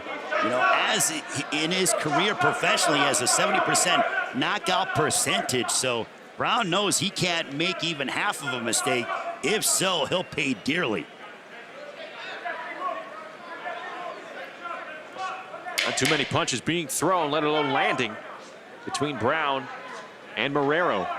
The margin for error is so thin, and neither man wants to make a mistake. And that'll conclude the round.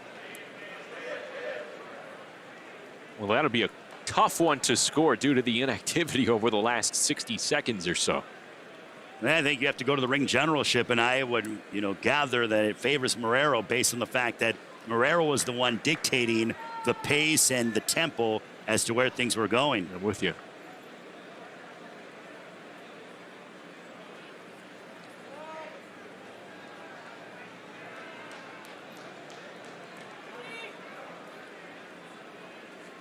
the winner of this round by unanimous decision by the score of 10-9 in the blue corner for the Miami Assassins, Claudio the Matrix Marrero.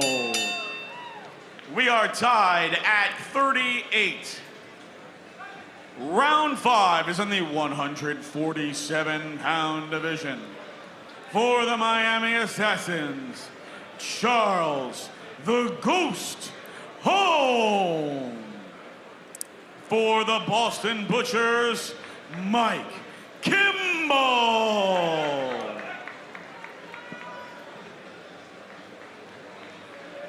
There you see Michael Kimball, who was with Bubba Jenkins moments ago. As we get started with round number 5, Charles Holmes in the turquoise chunks. Bubba, what do you like about Michael Kimball and what he was able to do in his TCL debut last week, beating Taz Cologne out of New York City? Well, I talked to him outside the ring, and, he just gave me a little bit about his background, a little bit about how he was in MMA and whatnot. And, so I took a liking to him. And, man, after I got to see him in the ring, man, he's very, very exciting. And, he's fast. And, I think he's got a really good opponent in front of him where he can, possibly pick up some good points for Boston. He's just missing that right hand. Oh, when it comes to Charles Holmes, what would you like to see from him against Michael Kimball? Kimball's relishing this opportunity, but as we're deadlocked at 38, this is very important here in the launch rounds. I would like to see him to bring his hands back. He's playing the game of, touch and he's playing the game of tag. But if he gets tagged at the wrong time and he's not at home base when we play the game of tag, he's going to be out. He's already been stopped once in a brief TCL career, 1-4 on the season. He was stopped by Nashville's Hermes Orta in early May. That was the last time we've seen him in action.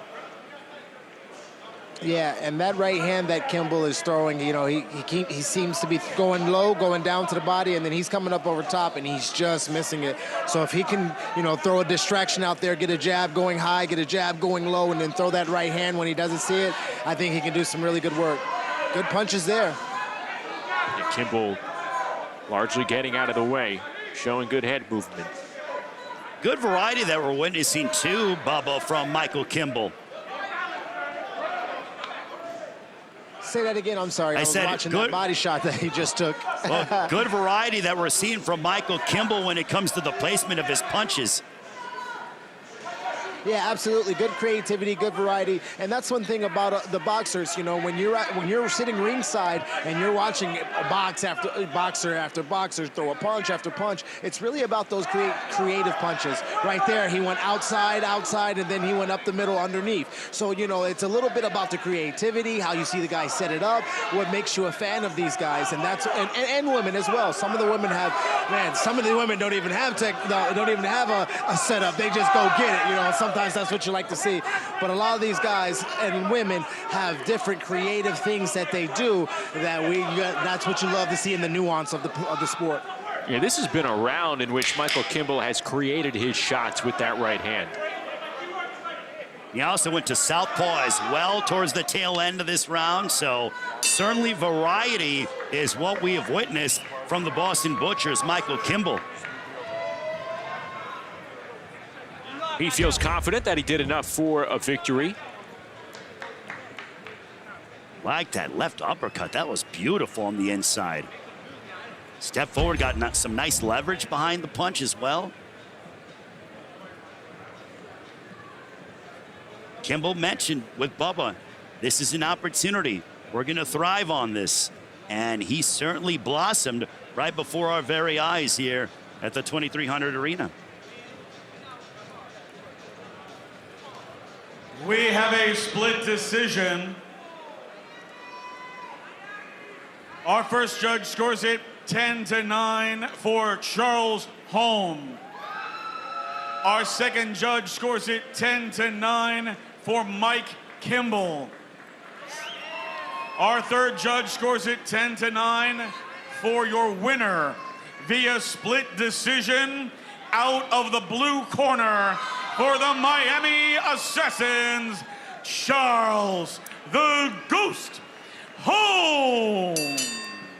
You know, not to take anything away from Charles Holmes, but while he was awaiting that decision, that was the most locked in and intense that we saw him over the last 5 minutes. That's very true. And maybe his relaxed approach benefited him. But that is a bit startling to me, but hey, that's how it goes. For the Miami Assassins, Raheem Davis. For the Boston Butchers, Yorman Guerrero. Well, if this head-to-head event becomes extremely close near the end, you want to circle back to round number 5 as Charles Holmes picks up a questionable split decision over Michael Kimball. Here's round number 6. Raheem Davis in the turquoise trunks for Miami, going up against Yorman Guerrero at 154 pounds. And Guerrero, I guess, has the dubious honor of filling in for Rashidi Ellis here. He's making his TCL debut. Guerrero with that aggression. He comes to us from Mexico. We know that Mexican prize fighters, that's what they know how to do. They come forward, they press you, punches in bunches, sheer aggression. And that's what Guerrero's doing to Raheem Davis, who looks like he has the frame of a 168-pounder, Ray. My goodness. Yeah, he's very tall. I mean, he's absolutely chiseled. I don't know how he makes the weight, but my goodness, that is something for me to admire. I need to get on his nutrition plan. That's right. But I'll give Davis credit. He's using his height to his advantage. He's setting up traps for Guerrero to run into. And when you have somebody like Herman Caicedo, who has been in there in some critical moments, he knows how to be able to dissect game plans and prepare you for battle. Guerrero connecting with a right hand moments ago. And from Miami now, a momentum standpoint, Justin, they've won 2 in a row. Unanimous decision for Guerrero, split decision for Holmes, no matter how it happened. And there's a massive cut there by Guerrero outside of his left eye. Blood spilling all over the place as it flows from just above the left eye. That is a bad cut for Guerrero, and that's something to keep your eye on, literally. Only as a final 67 seconds to let it all out. He is not scheduled to fight his second round here tonight. So what will he do in this final minute against Raheem Davis? He has an answer in the form of a right hand, and now he's going to work. 50 seconds remain. Another right hand connects by Guerrero. Guerrero rocked Davis. Davis was a bit complacent, pulled away in a lazy manner, and Guerrero tagged him in a major way. Davis seems to have gathered himself, but Guerrero is coming on, even with all the blood, etc., etc. He's throwing caution to the wind. Guerrero drawing a lot of blood. It perhaps has had him hit the turbo button here in round number 6. Trying to leave it all out of the line. Guerrero in Spanish means warrior, and that is exactly what he's doing, showcasing his warrior spirit with the blood spilling, the sweat in his eye, and he's hammering away upon Raheem Davis to try to get Boston even. The combos are coming from Yorman Guerrero. He'll get cleaned up and likely, after that final minute, get his hand raised. What a battle.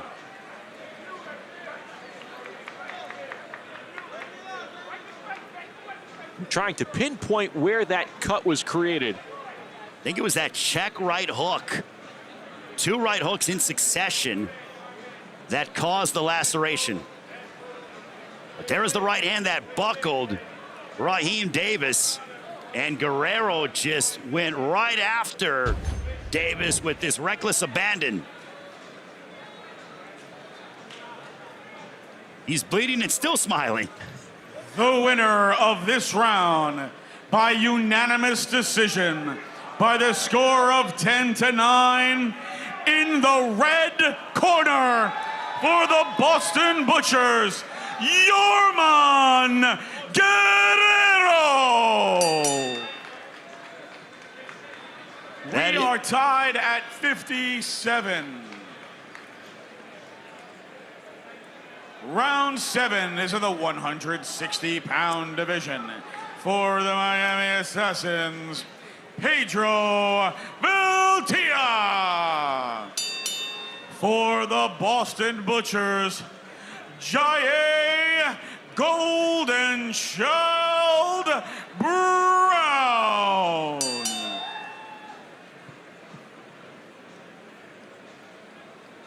Justin, can that Herculean performance by Yorman Guerrero being cut and all, getting the win, galvanize the Boston Butchers, who are in a must-win situation? Even though we're in the launch rounds, that was such a critical win for Boston. That's a guy making his TCL debut, and look, let's not mince words. He's filling in for the star of the team, and he's able to come away with a victory, his first in a TCL uniform. So here we go with round number 7. Pedro Viltia, Jaye Brown at 160 pounds. Coming up in a matter of just a few moments in the middle rounds, Yusmel Ruiz will be in action for Miami. Right now, he's standing by with Bubba Jenkins. That's right. I have Evelyn Romo translating for Yusmel Ruiz. You got to get that right. He was making sure that I Ruized it. But I was asking him, what is he going to do to be the difference maker in this close fight? ¿Qué vas a hacer tú como peleador cuando te toque? Porque ahorita las peleas están muy cercas en el scoreboard. ¿Qué vas a hacer tú? Yo voy a subir a hacer la victoria primero con el favor de Dios y siempre estoy listo para ganar toda la pelea que tenga y esta noche va a ser mía 100%, 100 asegurado. He said, God willing, this is going to be his night, and he plans on making a really spectacular statement with his performance tonight. So he's for sure that he's going to win tonight. Okay, and we know that you have another round coming up. How do you correct the things that you may have saw in your round? I think I just have to stay a little bit more aggressive throughout the whole round. I honestly felt like I won that first round, but I'm just going to go out there and make even more of a statement, I guess. All right, well, good luck to you guys for the rest of the night. Back to you guys at the action. Evelyn Romo and Taylor Robertson, they'll do it again in round 18. Here, Brown and Viltia, two highly skilled 160-pounders. Brown comes in with a right hand. Well, Viltia is using his jab and trying. He almost has a sort of like a Philly shell going on. I mean, we are in Philadelphia here at the 2300 Arena. He has a variation of that at times when he decides to throw. But now, I like that right hand to the body by Viltia.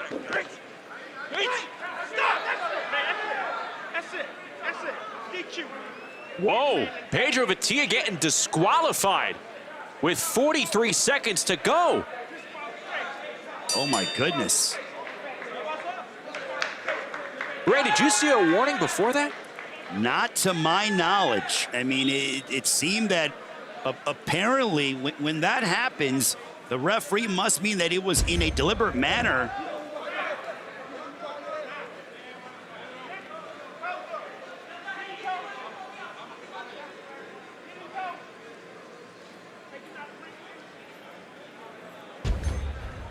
Could have been a case where when they were jockeying for positioning, the referee said break and he didn't, and then he threw the punch a couple of seconds later, which means it was a deliberate blow that was thrown to his opponent. That's illegal. And he gets DQ'd. Wow, that's huge. What a turn of events. And Viltia not sticking around. He leaves the ring.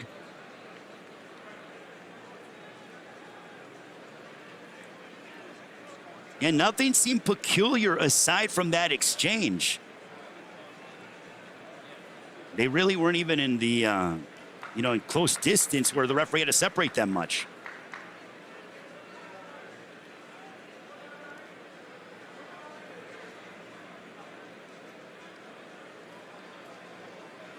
Well, there's a lot of weight put on the shoulders of Jaye Brown tonight, operating again without his teammate Rashidi Ellis. But I don't think he envisioned getting his hand raised in this fashion. No doubt about it. And this is going to take him to 10 straight wins, Justin. But I don't think, as you pointed out, he would have envisioned that it would come in this particular manner. And even still, I think they're just trying to get the proper call and make sure everyone is on the same page. But I mean, they say it in the locker room area. It's referee's discretion.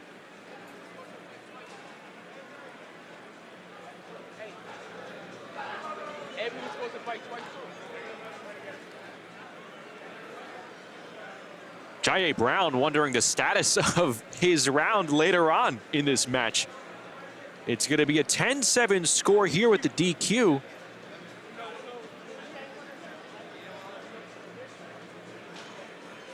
So Vitia DQ'd for this round, to our understanding, not ejected for the entire match. The referee stops this round with 2:17.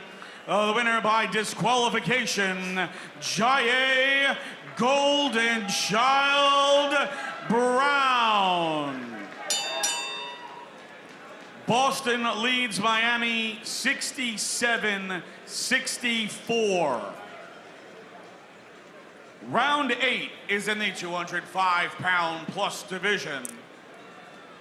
For the Miami Assassins, Raciel Beltran. For the Boston Butchers, Michael Coffey. What appeared to be a very close launch rounds period between Miami and Boston has now opened up to be a 3-point advantage for Boston in a must-win situation here tonight, Justin. And now you have two heavyweights duking it out to close out the launch rounds. And Boston, again, fighting for its playoff live. Up by 3. And no matter how you get it, it all depends. What matters is that final score on the scoreboard at the end of the 24 rounds. Big bad Michael Coffey, 39 years of age, 6 feet 5 inches tall, 83-inch reach. The heavyweight for the Boston Butchers. Right now, where they shelled up Raciel Beltran in front of him.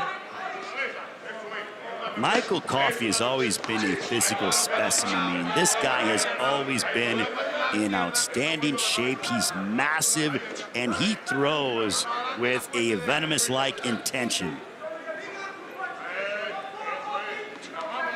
He is 2-3 on the season. Beltran, meanwhile, fell to Joey DeVeco of Philadelphia last week in his first TCL matchup. See the height difference. Coffey has 3 inches on Beltran. And if you're Michael Coffey, you want to build upon this momentum. If you're Boston, you're like, okay, hey, we're ahead by 3 points. Let's win this final launch round, and then we'll be on top by 4. And then if you're Miami, you got to be thinking, hey, we were very close, and it looked like it was going to be an eventful evening, which it's still going to be, but still, they are fighting for their playoff, positioning. Yeah, how much could that disqualification, happening to arguably their most talented fighter, swing some of the momentum? Not just giving Boston confidence, but maybe deflating Miami moving forward. And Herman Caicedo is going to have his work cut out for him to try to, have the Miami Assassins get rid of that from their memory bank in between the launch rounds and as we head towards the middle rounds.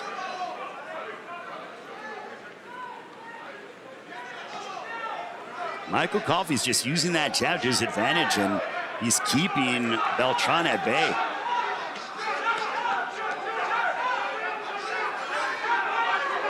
Just look at that power Coffey as Beltran tries to come and close the distance. Coffey just pushes him off with ease.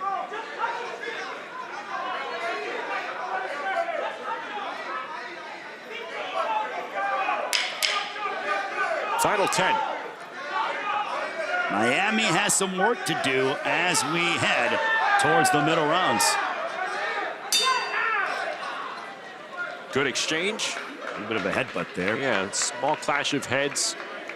Coffey maybe with a headache. Yeah. Pour another cup. He's probably thinking, he's like, I didn't even get tagged like that in the final moments of the round. I got a little bit of a headbutt to showcase that I've been in a matchup.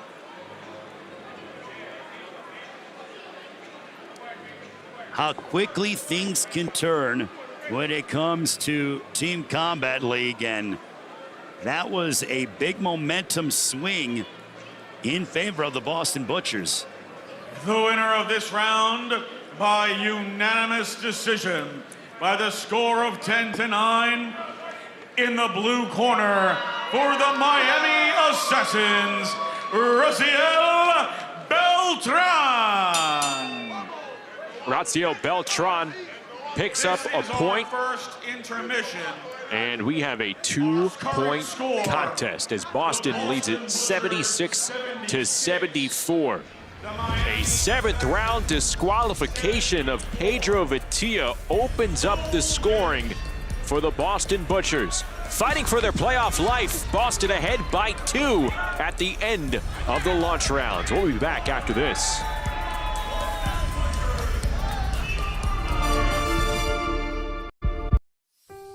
I was super stoked to come back to Boston. I grew up in New England, and it's so powerful for me to have people that I grew up with be like, my kids are now boxing. That they're watching me fight on television, and that they're actually coming down on the train or bus or car to be able to watch me fight locally. Like, it's amazing. Don't miss Amelia and the Boston Butchers as they begin their march for the title. Fridays on Merit TV. I'll take Balance of Nature until the day I die. I really like the fact that Balance of Nature has the ingredients that I enjoy for my own physical benefit. You definitely notice a difference when you take it versus when you don't. It certainly makes me feel more alive. Get 35% off your first set as a preferred customer with free shipping and our money-back guarantee. Claim this offer by using discount code FIGHT. Talk is cheap when it comes to saving our country. We're not just any cell phone service provider. We're Patriot Mobile. It's not enough to simply talk about values. We live them. Defending life, protecting our First and Second Amendments, and celebrating our military and first responder heroes. We're boots on the ground making a difference. We're America's only Christian conservative wireless provider with nationwide coverage on all 3 major networks and 100% US-based customer service. Join Patriot Mobile today and make an impact every time you use your cell phone. TCL Team Boxing League is brought to you by Serenity Springs Recovery Center, a place of recovery and self-discovery. 2-point lead for the playoff-starved Boston Butchers. They're ahead 76-74 over the Miami Assassins as we welcome you back inside our Merit TV Sports studios. Justin Shackle, Ray Flores with you, going neck and neck, and then boom, all of a sudden, one of the featured bouts of the night, Pedro Vitia, Jaye Brown. Lots of pressure on both to pick up some work for their respective clubs, and we got a disqualification from Pedro Vitia. That creates a 3-point swing in the moment. Very interesting way to kind of get closer to the end of the launch rounds here. Well, and certainly not void of drama whatsoever. But Miami was able to close the launch rounds with the win. So a 2-point differential. Both teams needing a victory in a major way for Boston. It's winner go home for Miami. They want better playoff positioning. We'll see what happens here in the middle rounds. Let's take a look at the launch round highlights brought to you by the Balance of Nature. And we start with round number 2. This was our round to watch. Victor Abreu, Eric Emery, and Abreu pinpointing the accuracy, stunning Emery a bit as well. He picks up career win number 16, improving to 16-7 with a unanimous decision. And then over to round 6. This one, very interesting. We talked about no Rashidi Ellis. In steps the bloody Yorman Guerrero, Ray. Well, Guerrero had the cut, but that sort of got him and amped him up as he went forward, hammering away upon Raheem Davis, showcasing the warrior that he is, and he got the win, a major W for the Boston Butchers. The blood dripping down the face, the chest looking like a Spartan warrior. How about Yorman Guerrero right there? All right, let's take a look at the middle round fight card. You got a lot of newcomers in terms of not participating in the launch rounds. You see a lot of names that we are very familiar with and a lot of fighters that have made their names for their respective teams. So when you take a look at the matchmaking, feels like both teams have left the big-time talent right here in these middle rounds. So we're going to find out a lot about this team and this meet between rounds number 9 and 17 coming up here. No question about it. You know what stands out to me as I look at the middle rounds? You have to examine round 15 with Yuneski Gonzalez and Miguel Teo. Yuneski Gonzalez going after the 9th win of the season. Miguel Teo trying to get back into the 500 mark. But in his mind, Yuneski Gonzalez has been in there against the likes of Wojtek, Andre Durrell, world-class competition. But it doesn't matter because this is Team Combat League, and Miguel Teo is trying to take things away from Yuneski Gonzalez and the Miami Assassins. Who is going to prevail? We're going to find out here in the middle rounds. Let's get it rolling, Justin. Yeah, it seems too easy on paper. Yuneski Gonzalez has been a stopper for Miami. He's lost 5 in a row, but there's no guarantee that that will lead to the chalk outcome. Let's start the middle rounds here at 126 pounds. Round 9 getting ready to go. Here's Patrick Creighton. With the score, Boston 76, Miami 74, we head to the middle rounds. Round 9, it'll be held at a catch weight between 126 and 133. For the Miami Assassins, Ali Paquelo. For the Boston Butchers, Camila Panetta.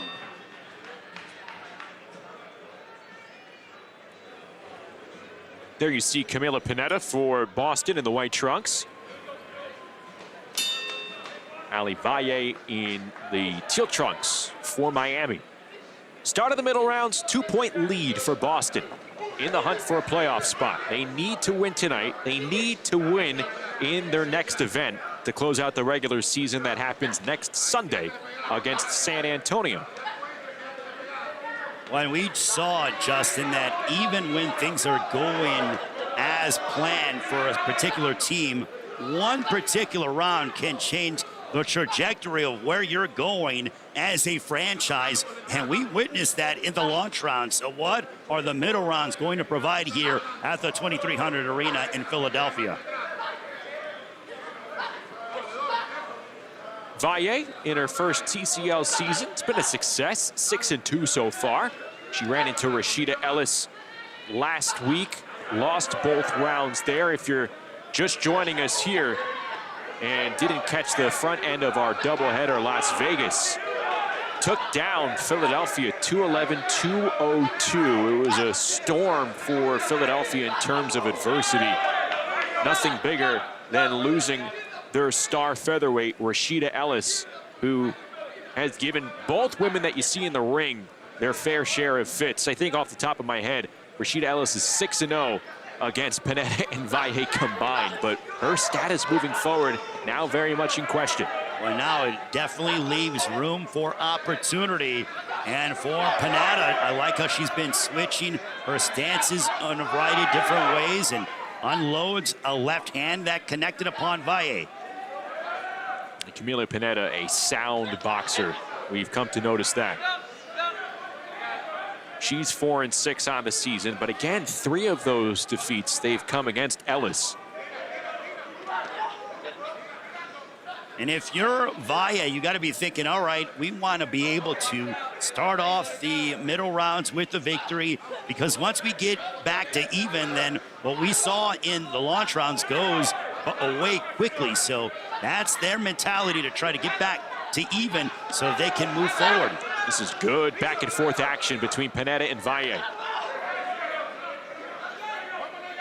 Seesaw action indeed between these two. And Valle just ran into a left from Panetta. Final 30 to go. Both teams making a lot of noise here at the 2300 Arena regarding Miami and Boston, cheering on their teammates.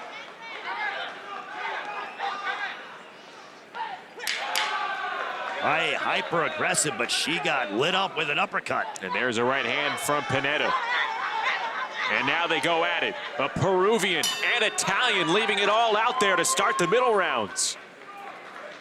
The fireworks are flying here in Philadelphia as they are unloading upon one another towards the end of round number 9. Let's take a look at some of the action from the 9th round as these two fighters in single round action tonight. And they certainly left it in the ring. Fast and furious action between these two. Beautiful right hook that connected by Panetta at the end of that exchange. Fight fans, we have a split decision. Our first judge scores the round 10-9 for Ali Pacuelo. Our second judge scores the round 10-9 for Camila Panata. Our third judge scores this round 10-9 for your winner via split decision in the red corner for the Boston Butchers, Camila Panetta. Panetta with the split decision victory. 3-point edge for Boston. This round brought to you by Climax Moonshine Fire number 32, known to bring the heat. Round 10 is in the 135-pound division. For the Miami Assassins, Orestes Velasquez. For the Boston Butchers, former WBA, NABA super featherweight champion, Abraham Nova. If you're Boston, you have to be feeling really good about yourself, knowing that you are putting Abraham Nova into the ring with a 3-point lead against Orestes Velasquez. And Miami, this is a very interesting time for them because they can't afford to lose this one. Down by 4 is quite a bit of a deficit. This is a good stretch in Boston's lineup. You just had Panetta victorious. You have Abraham Nova here. Stevie Jane Coleman waits on deck.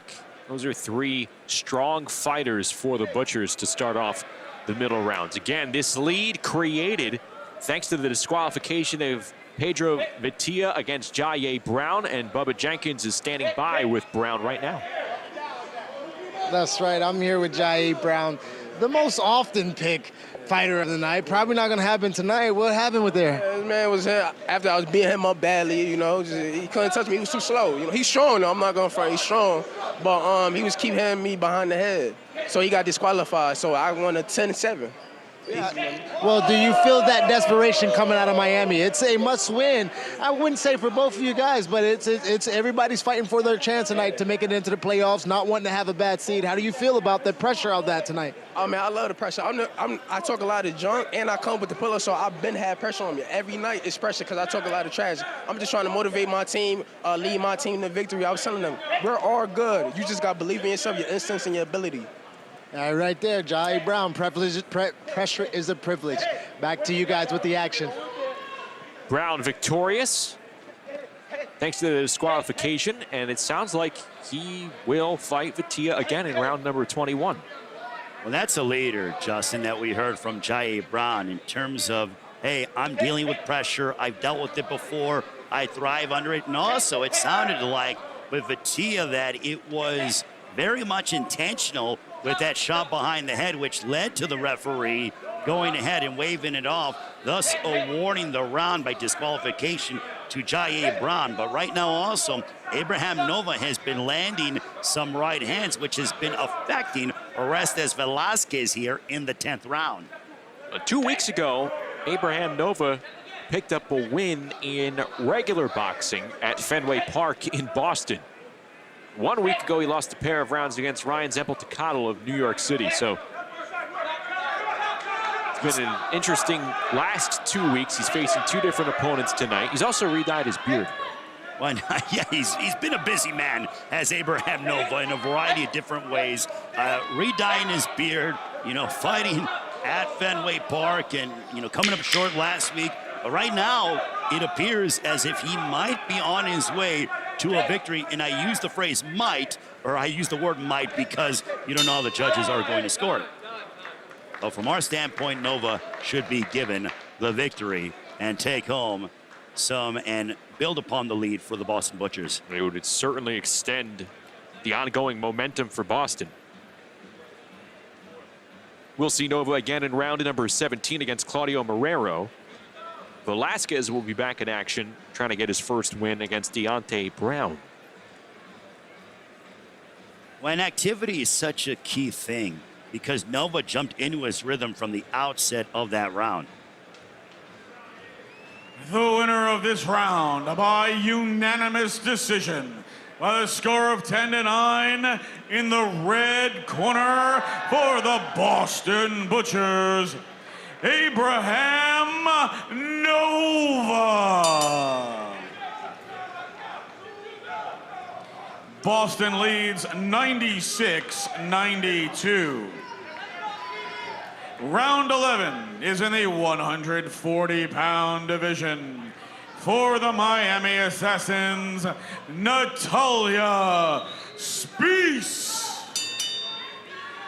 For the Boston Butchers, Stevie Jane Coleman.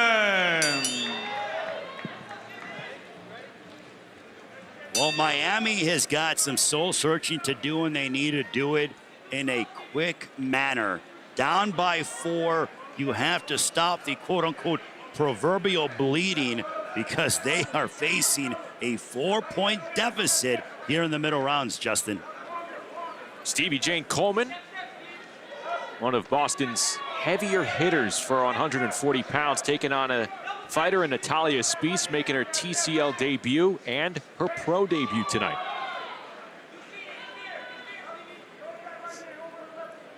See if Coleman uses her youth to her advantage against Natalia Spiess. She's 10 years younger.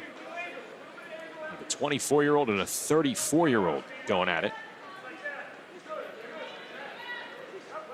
But if you're Miami, you got to be thinking, okay, like we just need to win one round to change the momentum. You just have to get a win here. Beautiful right hand that connected by Spiess.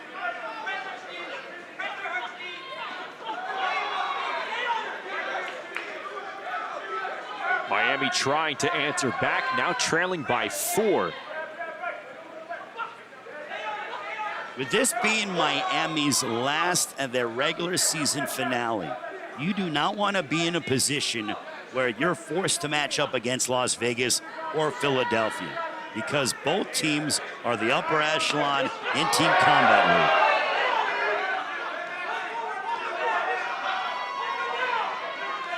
Good exchange, both women, with the punch output here in round number 11. Just that right hand that landed by Spiess might have, awoken Stephen J. Coleman. Did it wake her up, or did it slow her down? Spiess doing a good job punching with the younger Coleman. Spiess is trying to time her. Under a minute left.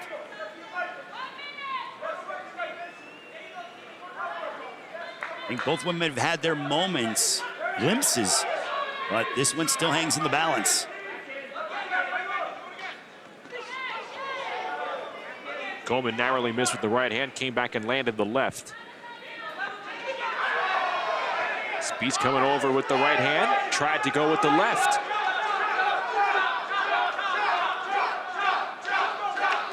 Coleman trying to utilize her physicality upon Natalia Spiess.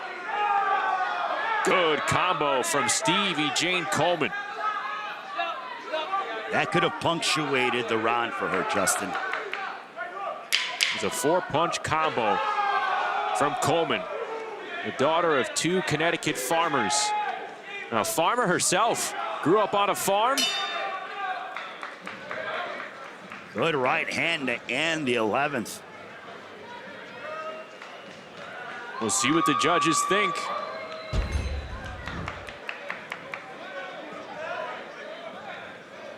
That was one of the better punches of the entire round. And that caught the attention of Stephen J. Coleman for sure. And there's this sequence from Coleman that was pretty strong in the final minute.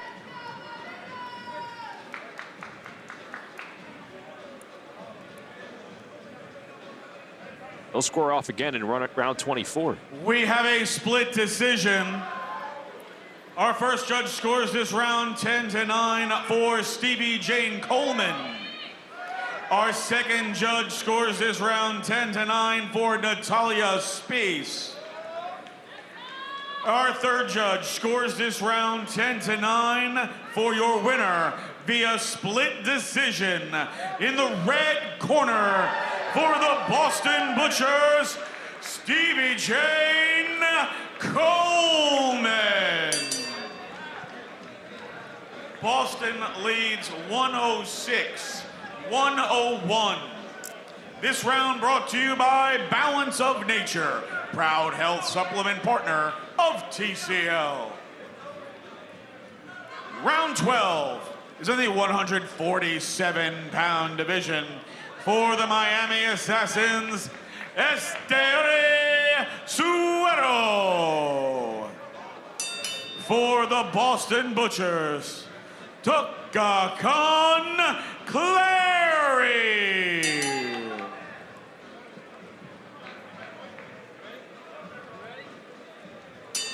Here we go with round number 12.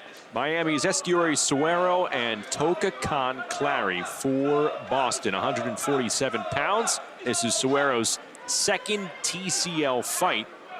Native of the Dominican Republic, entering here tonight has a 14-3 record in regular boxing, but really a large unknown quantity for this Miami Assassins team going up against the veteran in Tukakan Clary.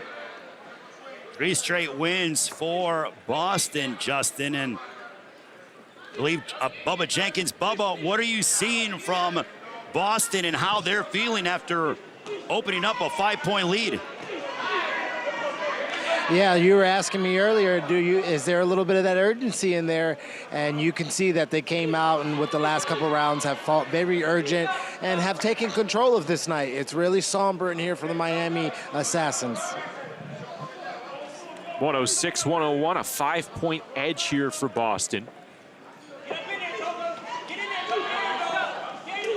Bubba, what would you like to see from Miami to try to change things around? How's their demeanor?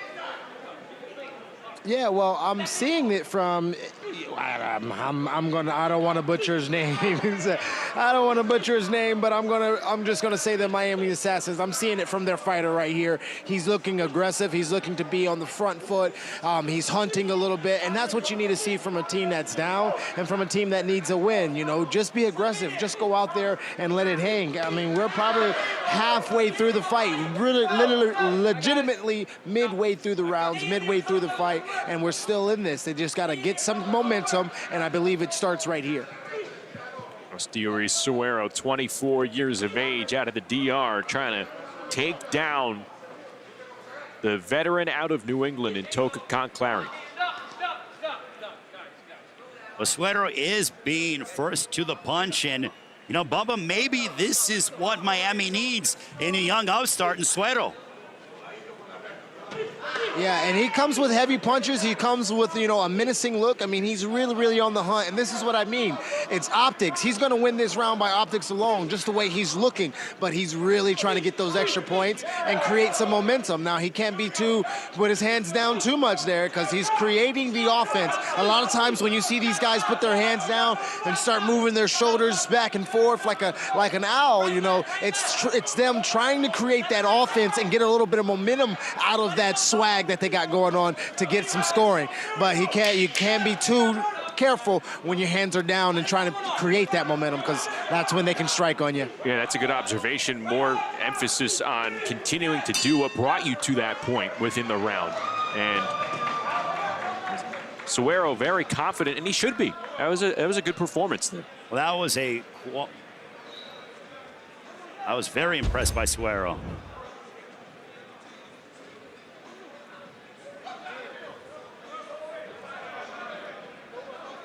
Using his jab, backing up, going to the body. Was Suero trying to find his opening. And he landed some quality right hands.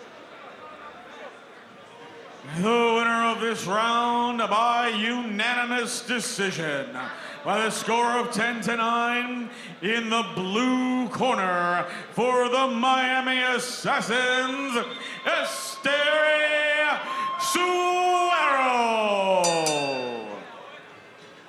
Boston leads 115-111.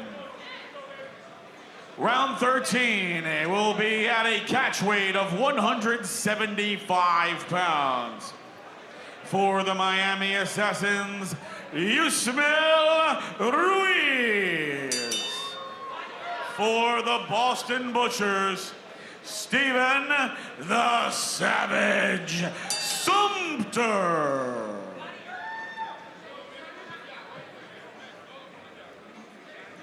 So Esteri Suero in his lone round picks up the win over Toka Khan. Here we go with Yusmel Ruiz, Stephen Sumter coming in at a catch weight.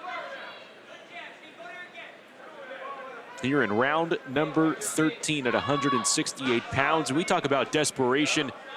Ray, these are two fighters who have sub 500 records. They are itching to lift their team here. And when you talk about desperation, this is what it's about. The urgency from these role fighters, the supporting cast. Sumter and Ruiz. We just saw Ruiz land a big right hand. Bubba, how much does that play into your psyche when you're able to have someone like Suero who stopped the bleeding? Prior to that point, Boston had won 3 straight matchups.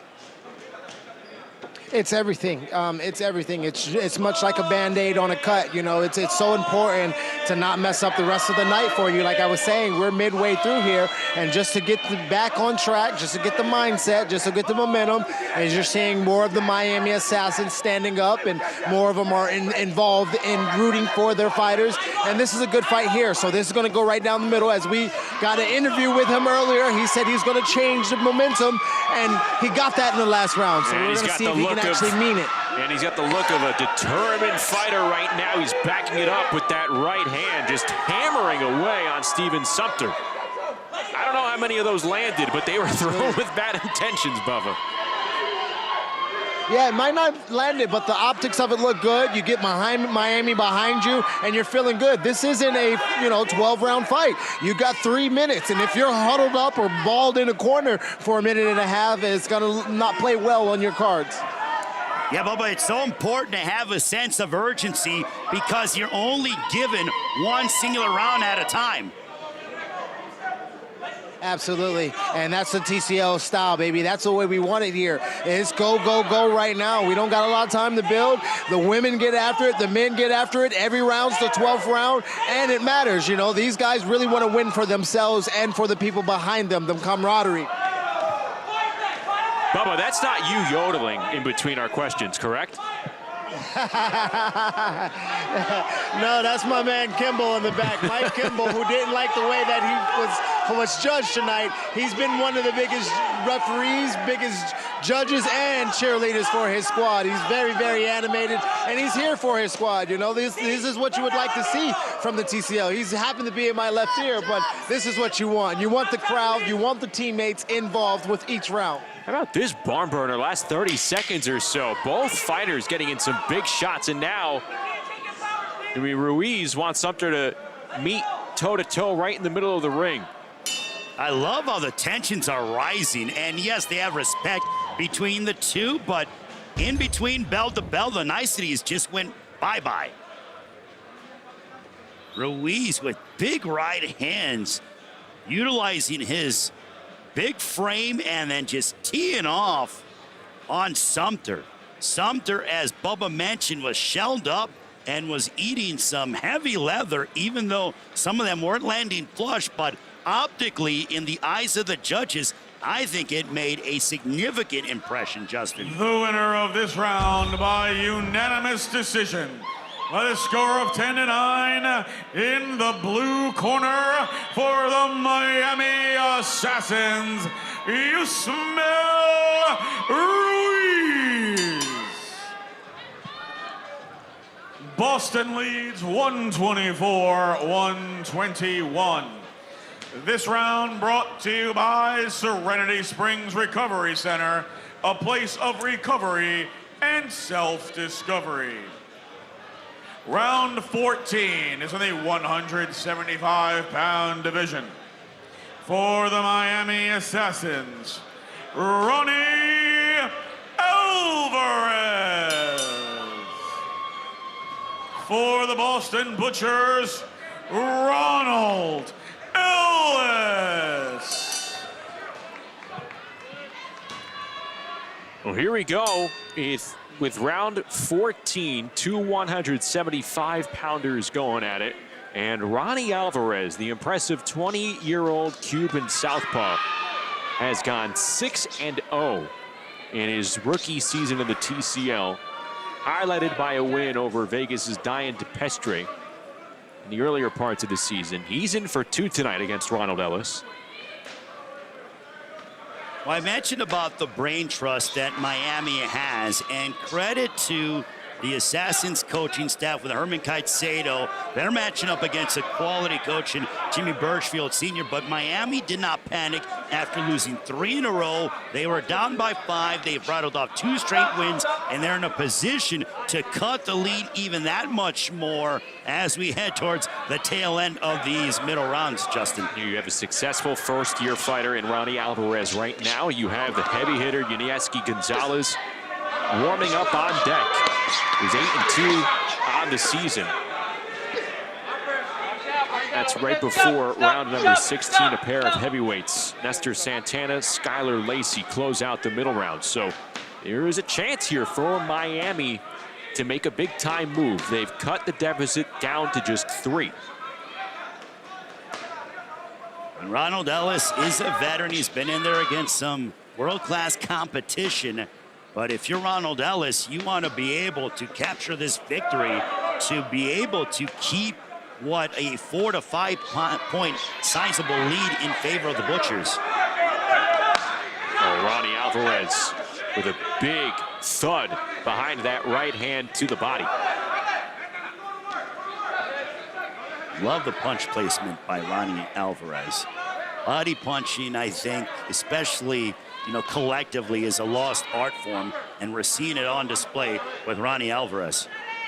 We've seen a few examples of fighters within these 3 minutes, a small time window, break down their opponent by still going to the body.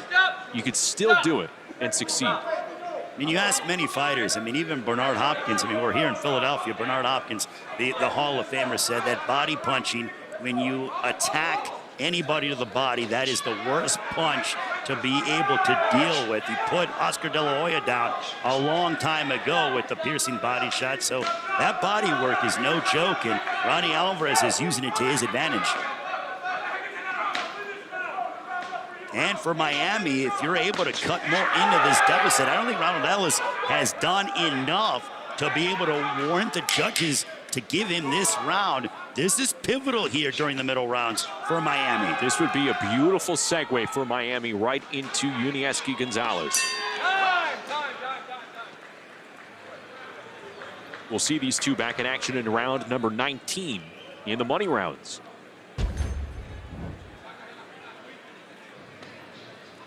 Seeing some of the work here by Ronnie Alvarez. Good combinations, attacking the body, that right hook to the body along with the left hook. Could it be 3 straight for Miami?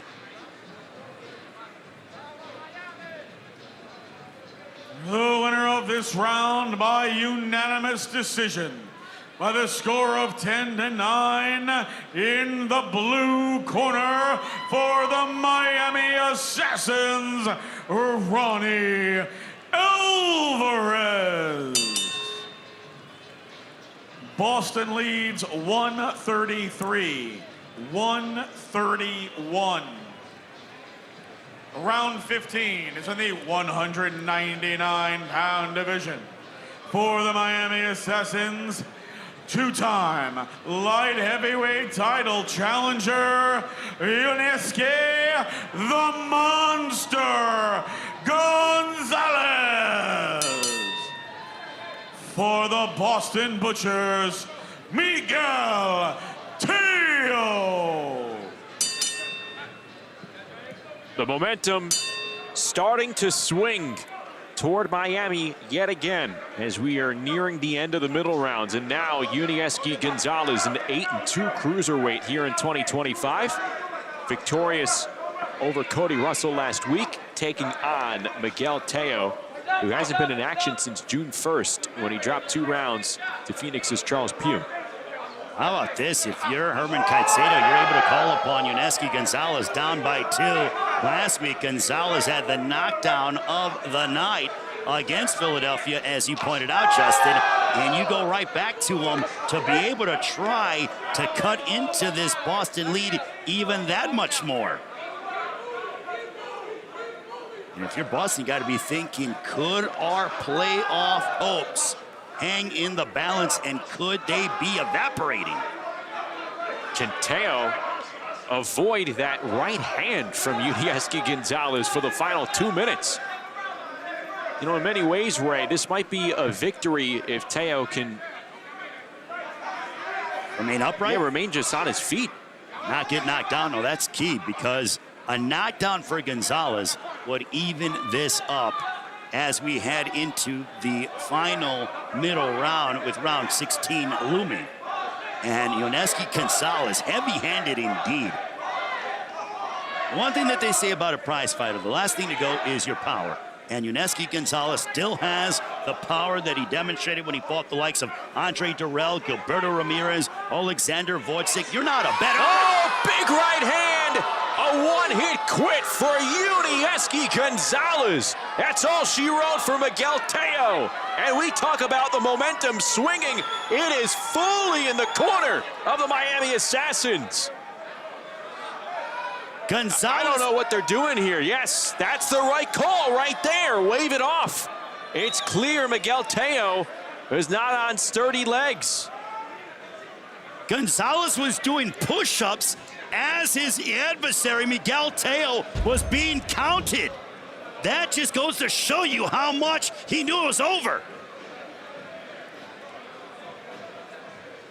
A lethal overhand right landing flush by Yunieski Gonzalez.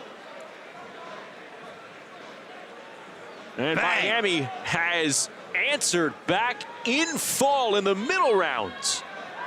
Ahead by 1 now. The change in direction very much in favor of the Miami Assassins. 2 minutes for the winner via TKO in the blue corner for the Miami Assassins, Yunieski the Monster Gonzalez. Miami leads 141-140.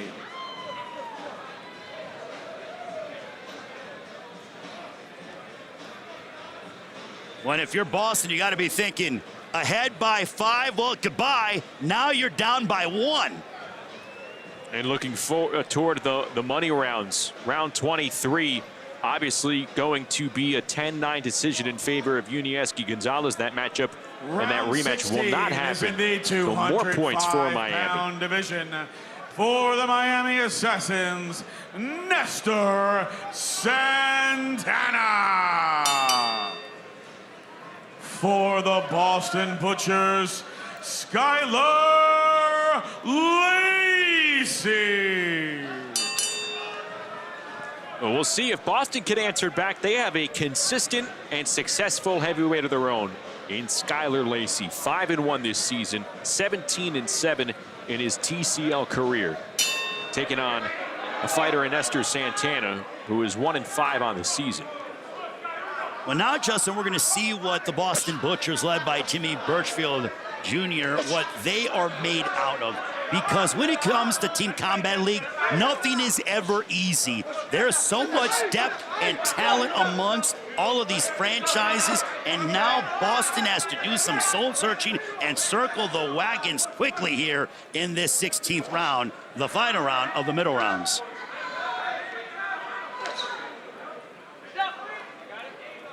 needing a win to extend its playoff hopes. Time is literally ticking for the Boston Butchers. And Santana going right after Skylar Lacey. If you're Lacey, though, do not get involved in a firefight. Use your height, use your reach, stay out of danger. Use pure boxing skill to try to keep Santana at bay. All of that has brought Skylar Lacey so much success over the course of his TCL career. Very successful this season. He's been an anchor at heavyweight for Boston.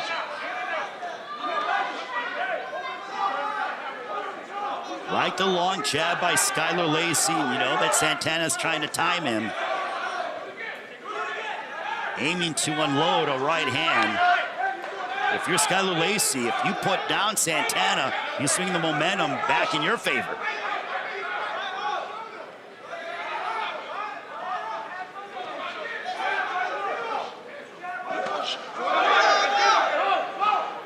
That jab has been a useful weapon for Skylar Lacey. It's the reason why he's nearly perfect this season for the Boston Butchers. He's stringing together more combinations. That jab is just piston-like. Now Santana challenging Lacey to come forward. Another right hand. He gets a right hand in of his own, does Santana. Lacey's been serving up nothing but jabs and right hands. Simple, pure, basic fundamentals. But Justin, sometimes the fundamentals are what get the job done. Many times.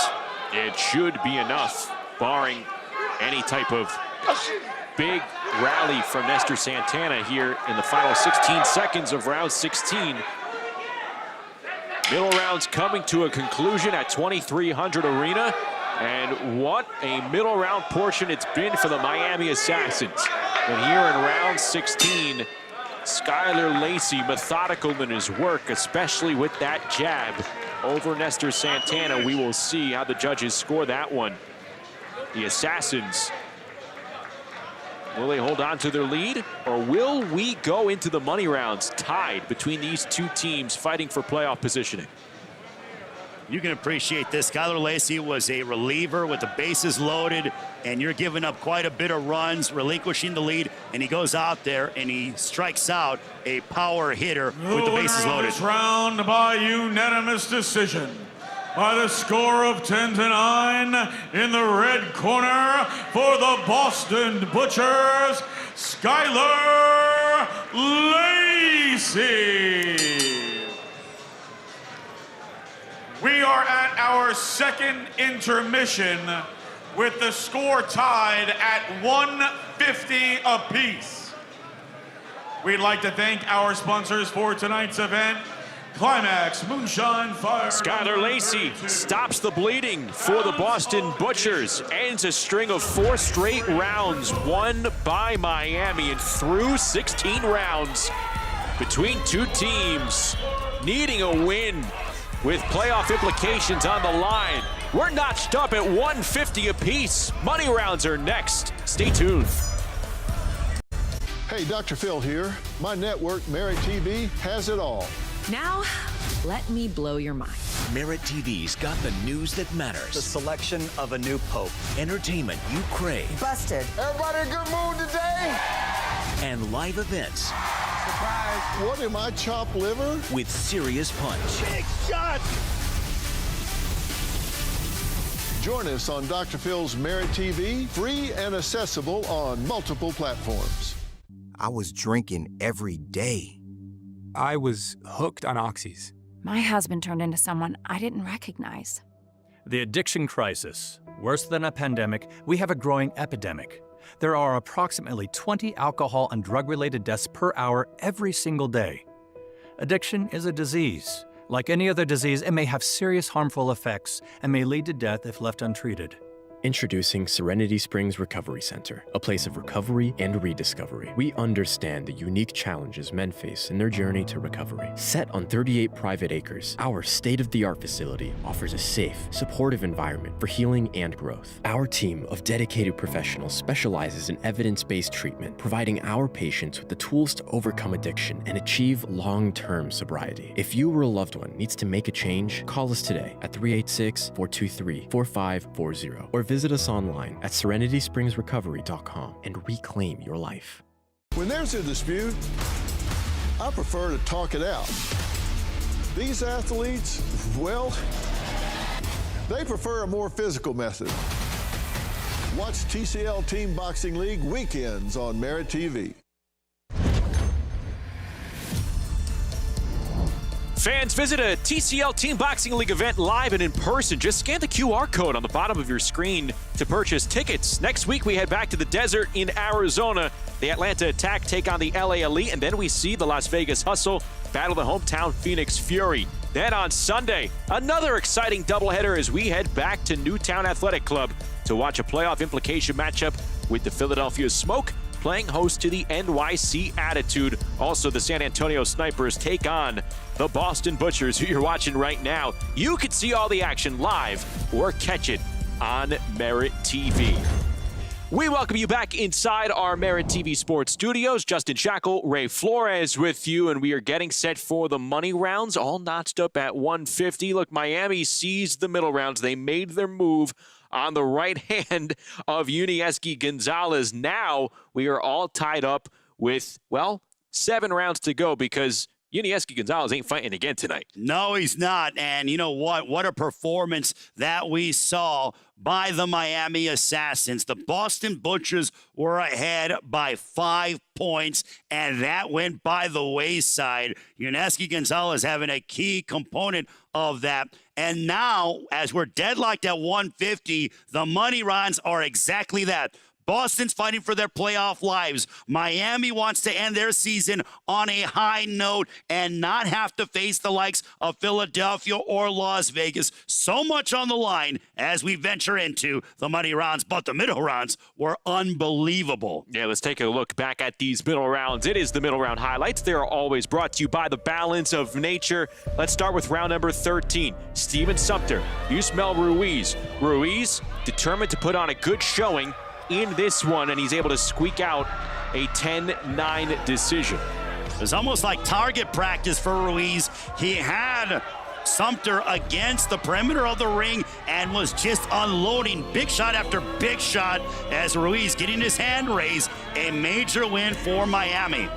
And then in round 15, the right hand we had been talking about, Yunieski Gonzalez, one hit quit over Miguel Teo. Last week, the knockdown of the night. This week, exactly that quick work of his opponent, Yunieski Gonzalez, with a 10-7, a monster round for Miami's Yunieski Gonzalez. Well, the big fella still had time and energy for push-ups after that put down. Let's take a look at the money rounds fight card. Those are the final 8 rounds that you will see. It'll begin with Claudio Marrero and Abraham Nova, a very intriguing matchup at 135 pounds. But Ray, what we saw in the launch rounds, Pedro Vitiya going up against Jaye Brown. It was a round that we were going to be watching here, and now it's just emphasized even more because Vitiya disqualified in their launch round matchup. Now they're coming back. You have to wonder what is going through the mind of Pedro Vitiya right now as he gets ready to step back inside the ring. Well, for Vitiya, he was disqualified due to rabid punching, and obviously that's not a lot. For Jaye Brown, he said, listen, that happens. I wasn't a fan of it. I got the victory, but Jaye Brown knows, as the leader of this Boston Butchers team, what is on the line. If they win tonight, their playoff lives remain still alive. Meantime, for Miami, they cannot afford a loss. Yes, they're in the playoffs, but their playoff position would be abysmal. So much on the line. Jaye Brown, Pedro Vitiya, they get it on yet again in round 21 of the money rounds. Yeah, 5-3 sounds a lot better than 4-4 if you're Miami. And for Boston, it's very simple. You need to win to try and survive and advance. A whole lot on the line as we close in on the start of the money rounds. They're happening right now. Let's go back inside the ring with Patrick Creighton. Fans, we are tied at 150 as we enter the money rounds. Round 17 will be in the 135-pound division. For the Miami Assassins, former Olympian and WBA IBO featherweight champion, Claudio the Matrix Marrero. For the Boston Butchers, former WBA NABA super featherweight champion, Abraham Nova.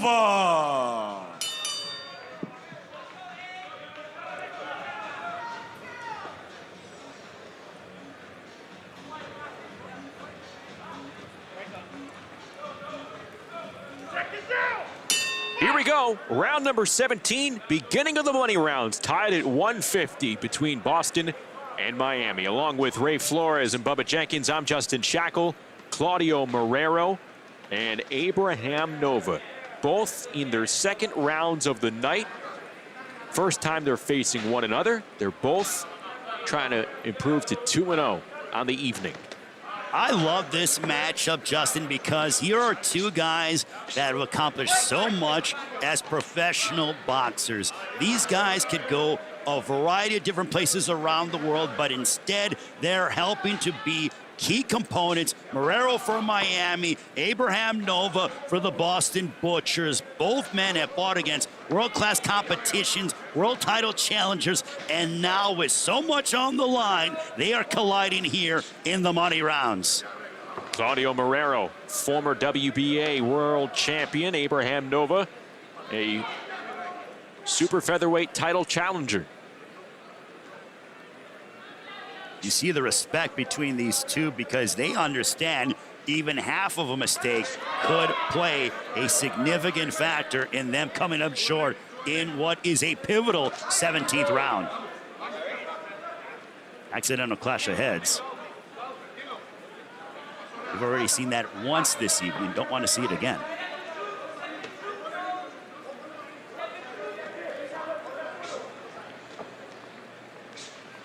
Early on, this is evolving into a 135-pound chess match. One of those things, beautiful left hook that connected by Nova. Will it be the power of Nova or will it be the speed of Marrero? There's a reason why he's known as the Matrix, and he's going after victory number 13 on his TCL season. Right hand landing moments ago for Marrero. And in comes Nova. Good scrap back and forth so far. Nova ducks out of the way of the right-hand launch by Marrero. High drama between these two. It took a little while to get going, but now they have opened up, and now they understand what each other brings from a power standpoint.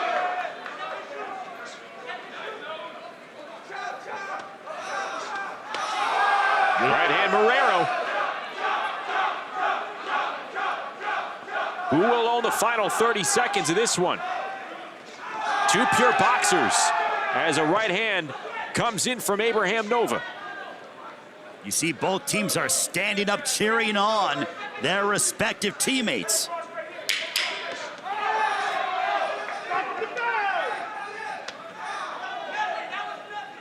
Can Miami close out its regular season in the win column? Boston just needs a win to have a playoff shot. High drama indeed. And we will see who did more in the eyes of the judges in round number 17. Seeing that right hand by Abraham Nova driving Marrero to the perimeter of the ring as Marrero came forward, unloaded that straight left upon Abraham Nova on his newly dyed beard.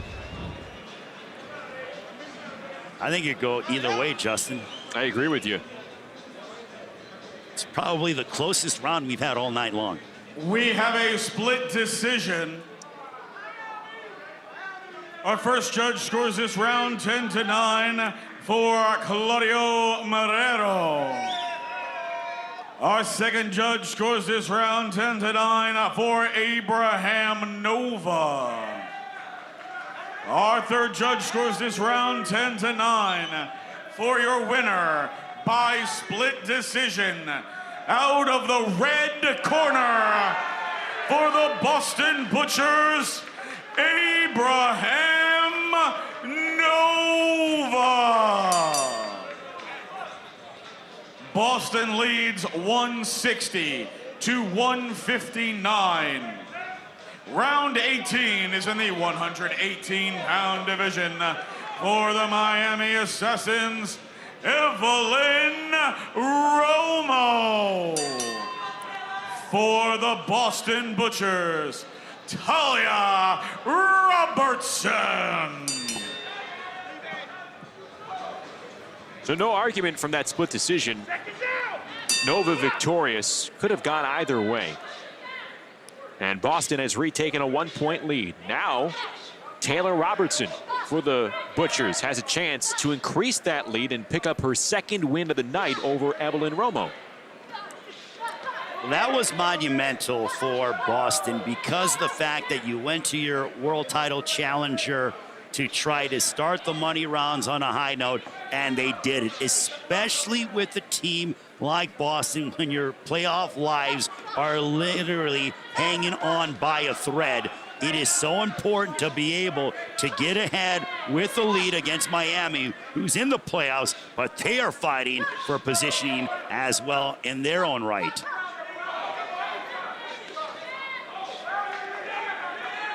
I would say for Miami, urgency. For Boston, it's desperation because with them, they have one more regular season matchup. But if they lose tonight, they're going to be watching the playoffs from home. Yeah, next week would be a moot point, essentially, if Boston doesn't come away on top tonight. They wouldn't be mathematically eliminated, but it would be a tall order to crack the postseason. Look, you and I both know that as an NFL team, all you want to be able to do is have an opportunity, win and get in at week 17. And that's exactly what Boston is trying to do, to have one more final week, win and get in. You want to be able to control your own destiny. Quality exchange between these two fighters, battling at 118 pounds.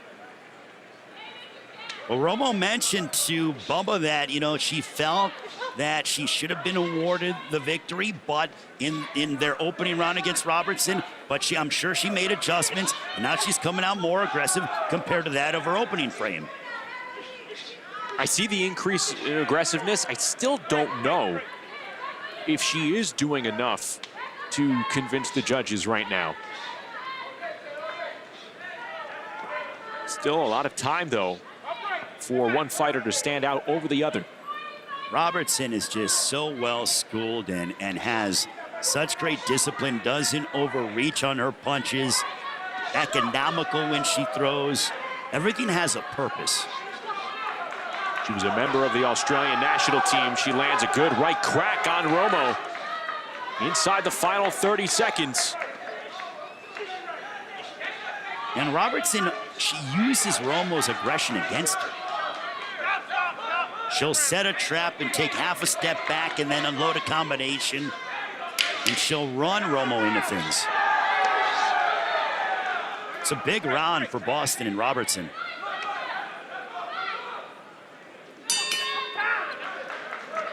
Robertson should be on the way to a victory. I tell you what, you were mentioning the NFL, Week 17. This is essentially like coming out of the locker room at halftime. You want to put a good showing on at the start of the third quarter, and Boston right now looks like it could take the first 2 rounds.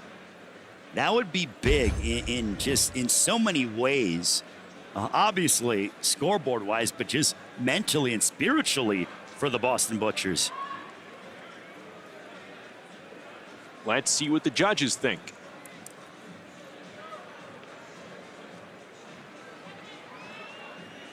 The winner of this round by unanimous decision, by the score of 10-9, out of the red corner for the Boston Butchers, Taylor Robertson. Boston leads 170-168. This round brought to you by Climax Moonshine Fire number 32, known to bring the heat. Round 19 is in the 175-pound division. For the Miami Assassins, Ronnie Alvarez. For the Boston Butchers, Ronald Ellis.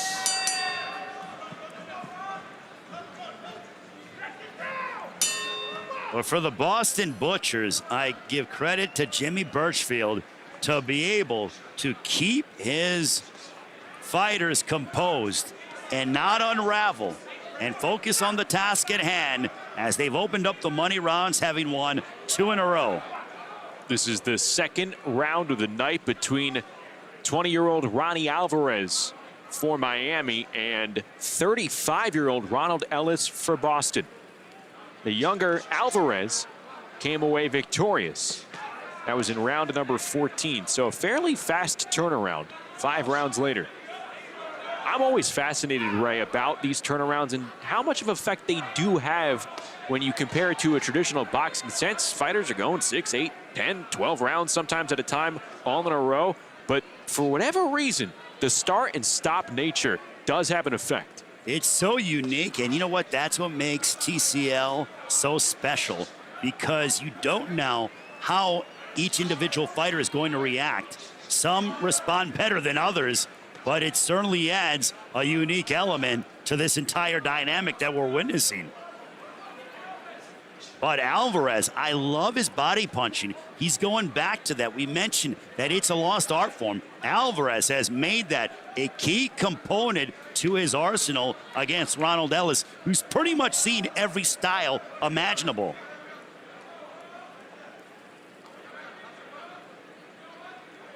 But if you're Herman Caicedo and Miami Assassins, you're looking at Alvarez as to say, okay, you got us a big win before. We need you now more than ever.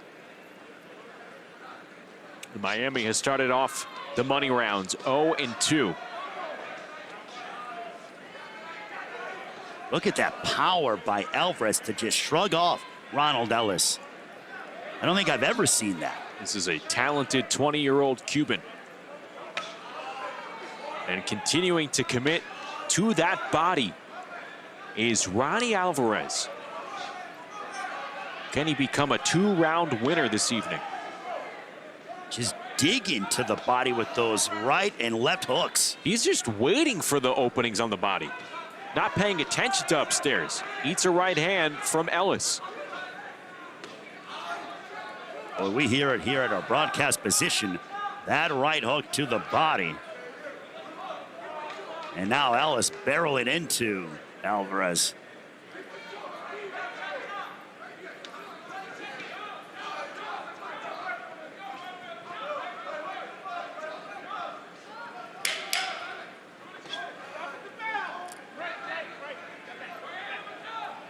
Another signature performance for Ronnie Alvarez. He should be in line for a win here. It would make it more interesting as we close in on these final rounds of the night. Currently a 2-point edge for Boston, but what will they see? And by they, the judges, here in round number 19 in the second go-around between Alvarez and Ellis. Alvarez is only 20 years of age, but he has the maturity of somebody that is 27, 28 in their physical prime.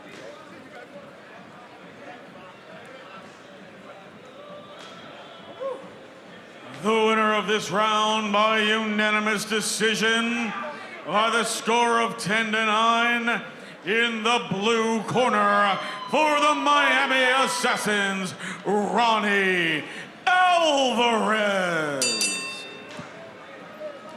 Boston leads 179-178.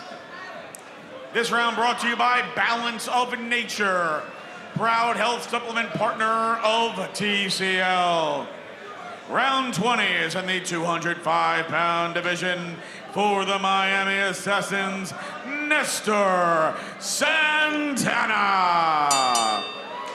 For the Boston Butchers, Skylar Lacey. For much of round 16, Skylar Lacey had his way with Nestor Santana. We'll see if that can be replicated in round number 20. A 1-point lead for Boston as we've reached the midway point of the money rounds. Justin, as I look at this matchup in round 20 of the money rounds, for Nestor Santana, the focus is, can he exceed expectations? For Skylar Lacey, can he meet expectations? Lacey got the victory and looked outstanding against Santana in the middle rounds. But can Santana exceed expectations and get and steal a win against Skylar Lacey here in round 20? Santana, oh, he looks a lot smaller than the 6'7" Lacey, but he stands at 6'3". So you have two proverbial giants here in the ring at 2300 Arena. Shrugging it off is Santana from that jab. He ate a jab and then shrugged it off as to say, is that all you got? But for Lacey, just focus in on what you do best. The jab followed by the right hand and staying out of danger. Santana's trying to cut off the ring, but Lacey is so athletic and moves around so well.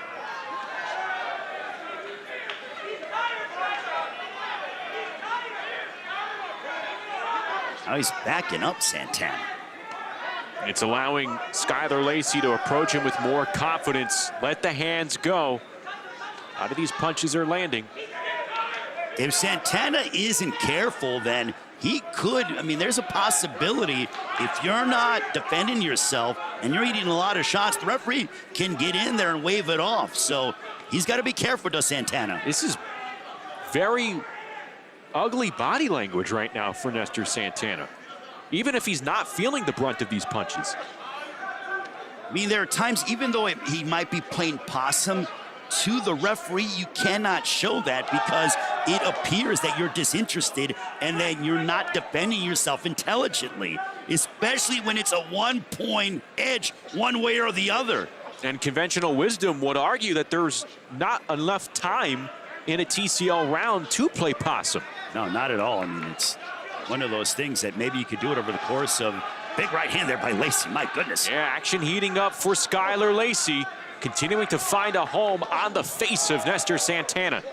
He has run away with this round. Skylar Lacey is just such a stalwart in the lineup of the Boston Butchers. Beautiful combos from the Boston heavyweight. A nice 1-2 combo to end it. Yeah, take a bow, big fella. Skylar Lacey doing his job in the money rounds.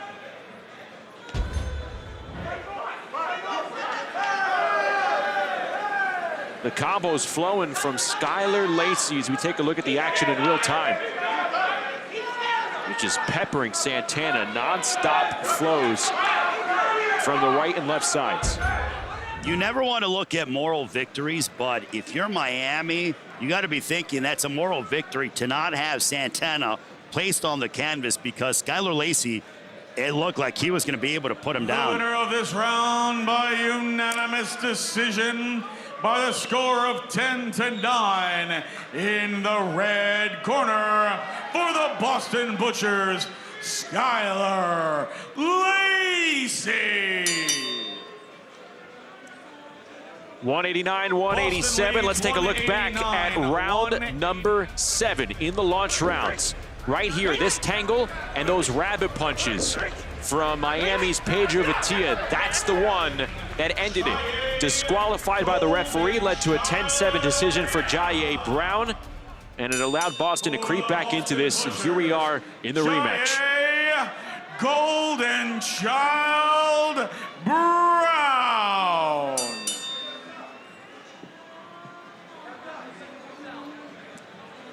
Can Pedro Vaitia get vindication in round 21, or will Jaye Brown prove why he is among the top leaders with this Boston Butchers franchise? As Vaitia and Brown get started here in round number 21. Bubba Jenkins takes this round in with Miami head coach Herman Casado. Hey, what's going on, Coach? Good. Round's going good for you guys. Fight's going good for you guys. What do you got to say to your team and how you guys can finish out these last couple rounds? Well, what I was stressing to him was the little mistakes they're made, like the DQ earlier in this fight. We're ahead without those 3 points that he got DQ'd for. So you know, you can't make those mistakes when fights are decided by a point, you know? So very disappointed in that. We're better than that. So we shot ourselves in the foot in this one. And, you know, it's that, basically. But, you know, it's why you fight. You can still get a knockout. So what's the strategy here? Both of these guys swinging for the fences. I like your chances because this guy definitely connects and has some power, but Jair Brown is a formidable opponent. Well, there is no strategy. It's every guy's got to go for the knockout. They robbed us on the opening round with Marrero. He clearly won that decisively. Masterful boxing, better than the first round that they gave him a unanimous decision for. And in this round, big punch right there, Coach. Yeah, absolutely.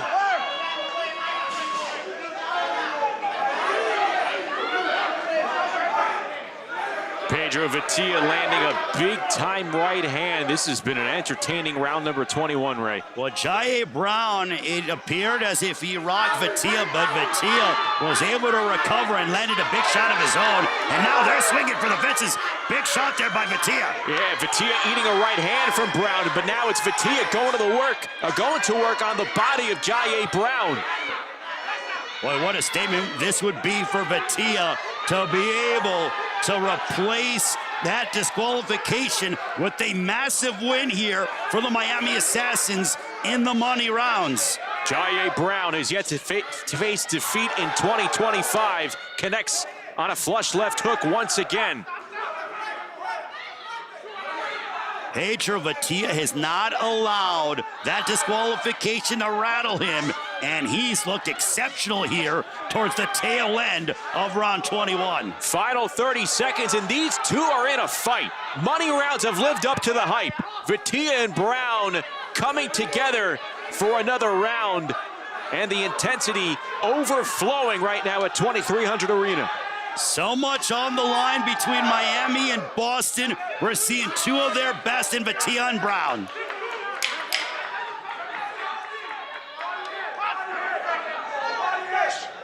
How will the refs, or the judges rather, score this one? A tight back and forth 3 minutes between two standouts for their respective teams. And yes, the referee applauding for a clean round. We got a terrific, entertaining 3 minutes of boxing between these two studs. Styles make fights, and Justin, these two were made for each other. They both had glimpses of brilliance. Vaitia unloading upon Jair Brown, rocked him with the right hand. Jair Brown had Vaitia hurt earlier in the round. Both men pushing each other to the brink here in Philadelphia.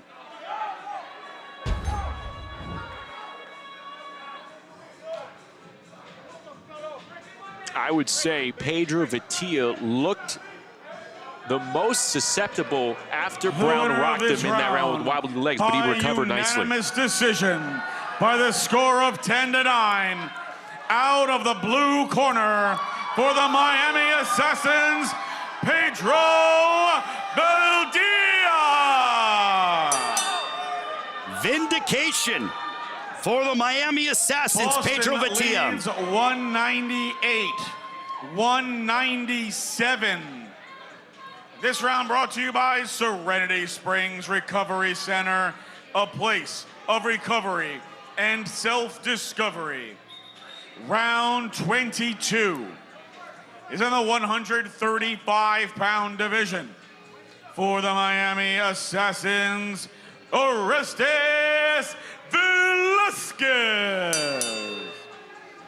For the Boston Butchers, Deontay Brown.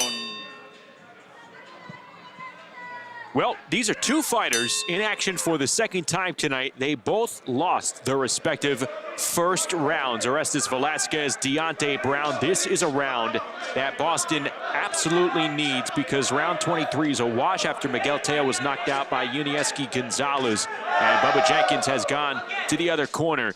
He is standing by with the head coach of the Butchers. I'm here with the head coach. What do you think about that last round, how to win, and ways set it's going? You know, it's a lot of motion over here on your side of the circuit. Yeah, I mean, we think we won that fight.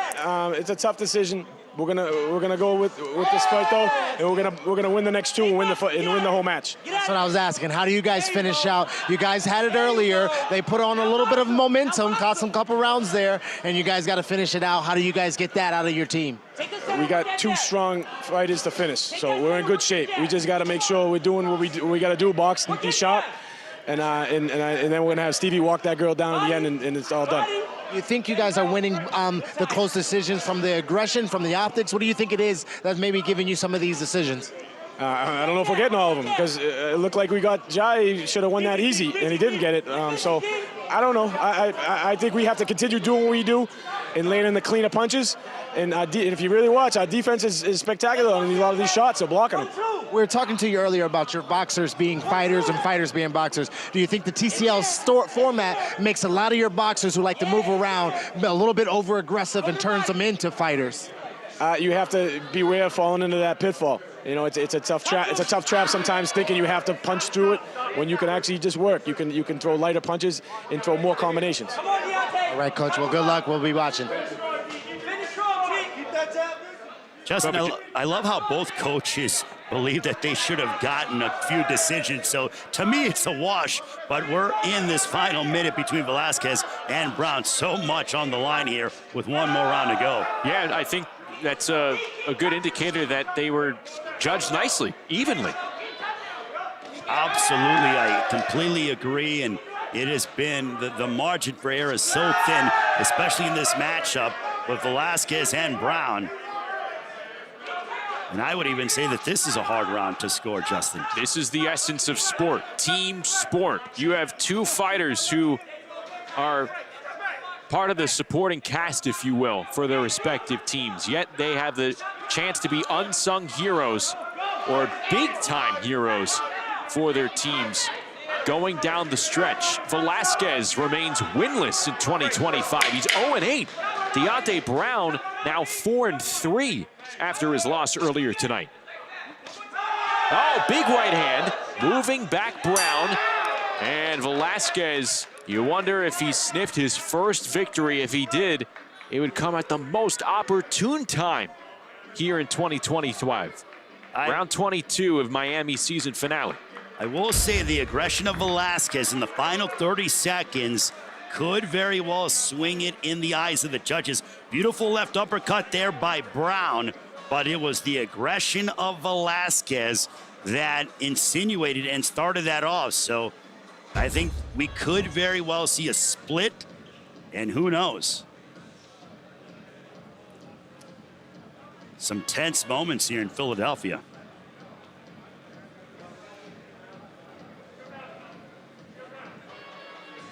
The winner of this round by unanimous decision, by the score of 10-9, out of the red corner for the Boston Butchers, Deontay Brown. Fight fans, due to a previous stoppage, round 23 is a scratch. It will be scored 10-9 for Miami.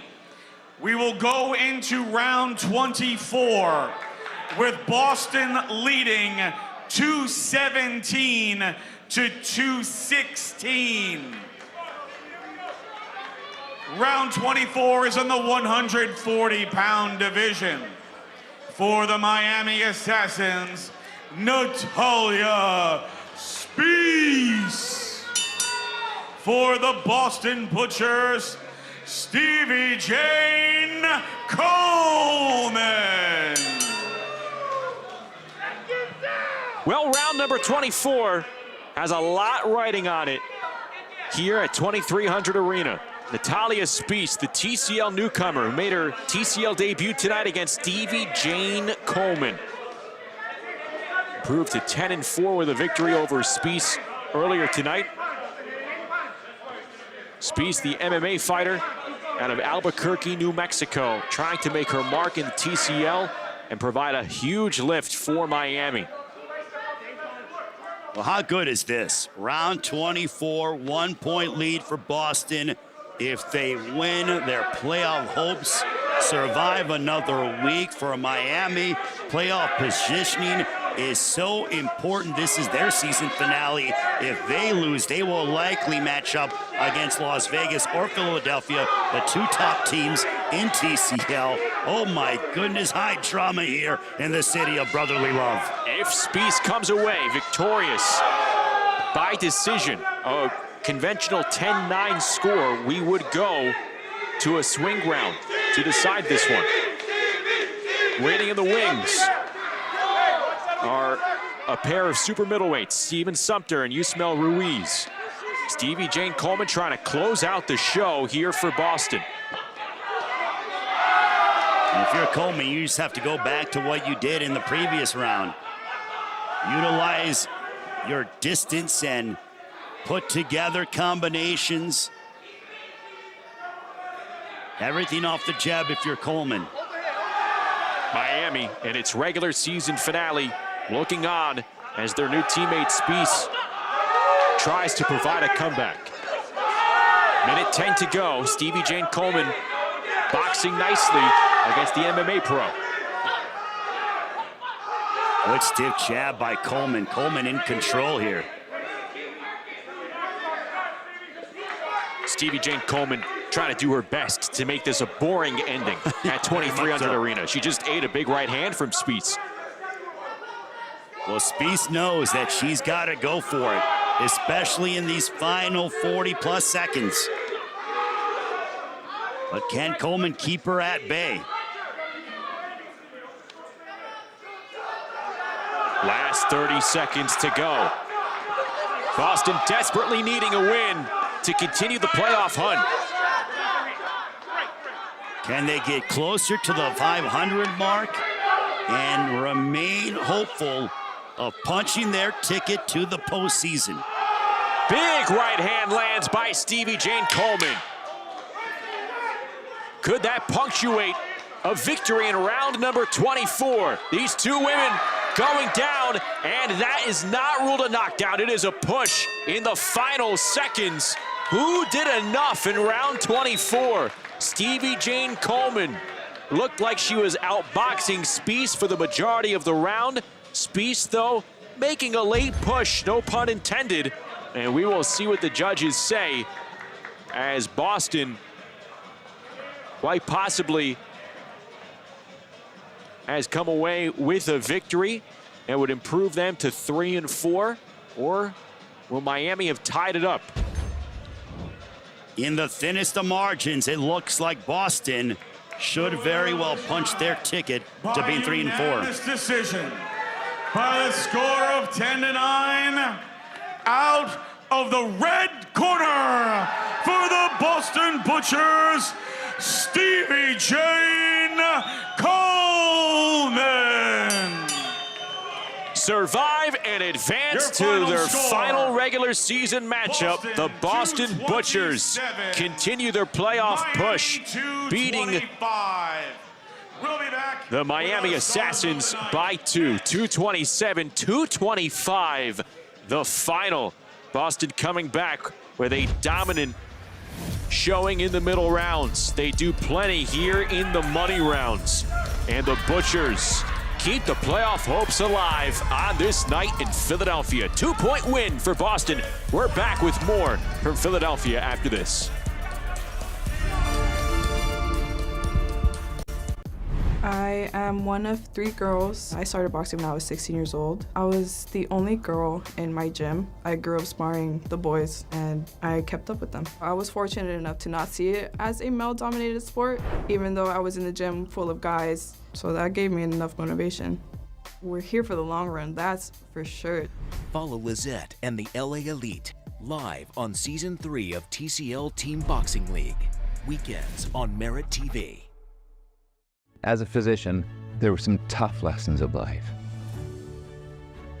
We have no say on quantity, but I can help with quality of life. And that became my life's mission. And that's how I started Balance of Nature. It's my desire to help people's lives. And this is the best way I can do it. Get 35% off your first set as a preferred customer. Claim this offer by using discount code.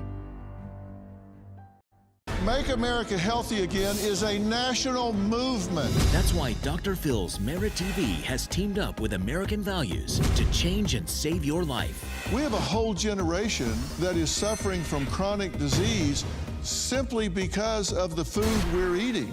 It's time to take action. We're sitting in the middle of a health crisis. We need to make our families healthy again. And I am asking you to join us. Let's make America healthy again. TCL Team Boxing League is brought to you by Climax Moonshine Fire number 32, a drink not only made to tingle your senses with hot cinnamon flavor, but also made to pay tribute to firefighters all across America. This drink will put a kick in your step with its bold, hot smoothness. Boston victorious, 227-225. Let's take a look at our Fire number 32 KO over the night. Well, it's Yuneski Gonzalez finding the opening, bam, hammering Miguel Teo, ending his night. 2 straight knockouts of the night for that man, the Miami Assassins, Yuneski Gonzalez. Big time win as he improves to 9-2, wipes out his second round of work on the night, but it was not enough. Boston victorious by 2 points. Let's go back inside the ring with Patrick Creighton. Our final score this evening, the Boston Butchers 227, the Miami Assassins 225. Time for our stars of the evening. Our third star of the night, from the Miami Assassins, Yuneski the Monster Gonzalez. Our second star of the evening, from the Boston Butchers, Talia Robertson. And our number 1 star of the evening, from the Boston Butchers, Stevie Jane Coleman.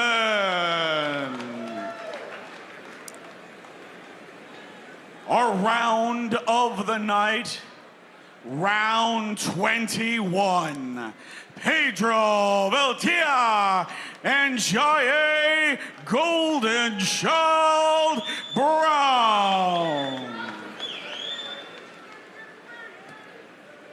Right, I'm with Star of the Night Robertson. Listen, you're from Australia. This is not too many. You haven't had too many rounds in here, but you getting the trophy tonight. You being the star tonight. How you feel about the performance? How you feel about what the TCL's doing for you? Look, it's great. It's keeping me busy. It's keeping me active. I'm having a lot of fun, so I'm enjoying it. I love it every minute. What do you think about the 3 rounds of round pace of fire? I love it, to be honest. Yeah. Your style? Yeah, I like it. Awesome. Congratulations on the win tonight. Number 1 star of the night, the finisher. You got it done. You put that cap on you, and they got the team win across the finish line. How do you feel about you being the one to get the job done for your team? I feel great. It was really my team. My coach, he's the guy, and everybody is just such a great energy, and we just hype each other up the whole time. Absolutely. Congratulations. Look focused tonight. Coach, got it done. Congratulations to your Butchers. Playoffs, here you come. Excited for it. Here comes the push. What do you have to say going into the playoffs to your team and to the rest of the league? I told you we were going to get it done. We were not lying. We told you we were the best team in the league, best talented team in the league, and we are. We just we're going to show ourselves at the end. It took us a little while, that's all, but we're coming, and we're going to win everything. All right, Coach. Congratulations on the win, and good luck for the playoffs. Back to you guys. Thank you so much, Bubba. Let's take a look at the money round highlights brought to you by the Balance of Nature. First off, round number 21 ended up being the round of the night, and redemption for Pedro Veltia in a vacuum. as he's able to hand Jaye Brown his first defeat of the season. Well, that's a major win for Pedro Vaitia to be able to get the vindication after being disqualified earlier in the evening. A big right hand showcasing his power. Vaitia sort of getting that disqualification off his back and putting it in the rearview mirror. And then round number 24, Stevie Jane Coleman at 140 pounds, closing out the night by outboxing Natalia Spies for the second straight round. So she improves to 2-0 on the night and was able to secure the victory for the Boston Butchers, who now improve to 3-4 as we take a look at the latest TCL Team Boxing League standings. You see the Butchers on the top of the right column at 3-4. Miami, meanwhile, the regular season is complete. They're at 4-4. They have a lot of waiting to do as far as the seedings go for the postseason, but what could await them? Perhaps a 7 or an 8 seed, and likely a first-round date with the likes of Las Vegas or Philadelphia at the moment. So this was a costly defeat, and when you talk about costs, talking about Pedro Vaitia, that DQ does come back to bite Miami when you take a look at the overall end result. Well, it certainly does, and it shows you from a mentality standpoint that you have to remain composed at all times. Vaitia is a quality world-class prize fighter, but he allowed his emotions to get the best of him, and that cost him. I think that they had a couple of matchups that they're going to look back on, Miami being that, and saying, hey, we could have, if we would have done this a little bit more, if we would have fought for another 30 seconds and not made that mistake. But they were dealing with a very passionate, a very determined Boston Butchers team. Jimmy Birchfield Sr. said, we believe in ourselves. We have this mentality. We're not going to beat ourselves. And tonight, they focused on the task at hand. They didn't unravel, and they got the job done. Boston remains in the playoff hunt. One more final regular season finale, and then they're in the playoffs. And the playoff hunt continues for the Boston Butchers. Tomorrow, we continue our weekend doubleheader action. We head to Houston, Texas, as the Dallas Enforcers take on the Houston Hitmen. Then it's the Nashville Smash and San Antonio Snipers. All the action begins at 7:30 Eastern here on Merit TV. For our entire crew and Ray Flores, I'm Justin Shackle. Have a great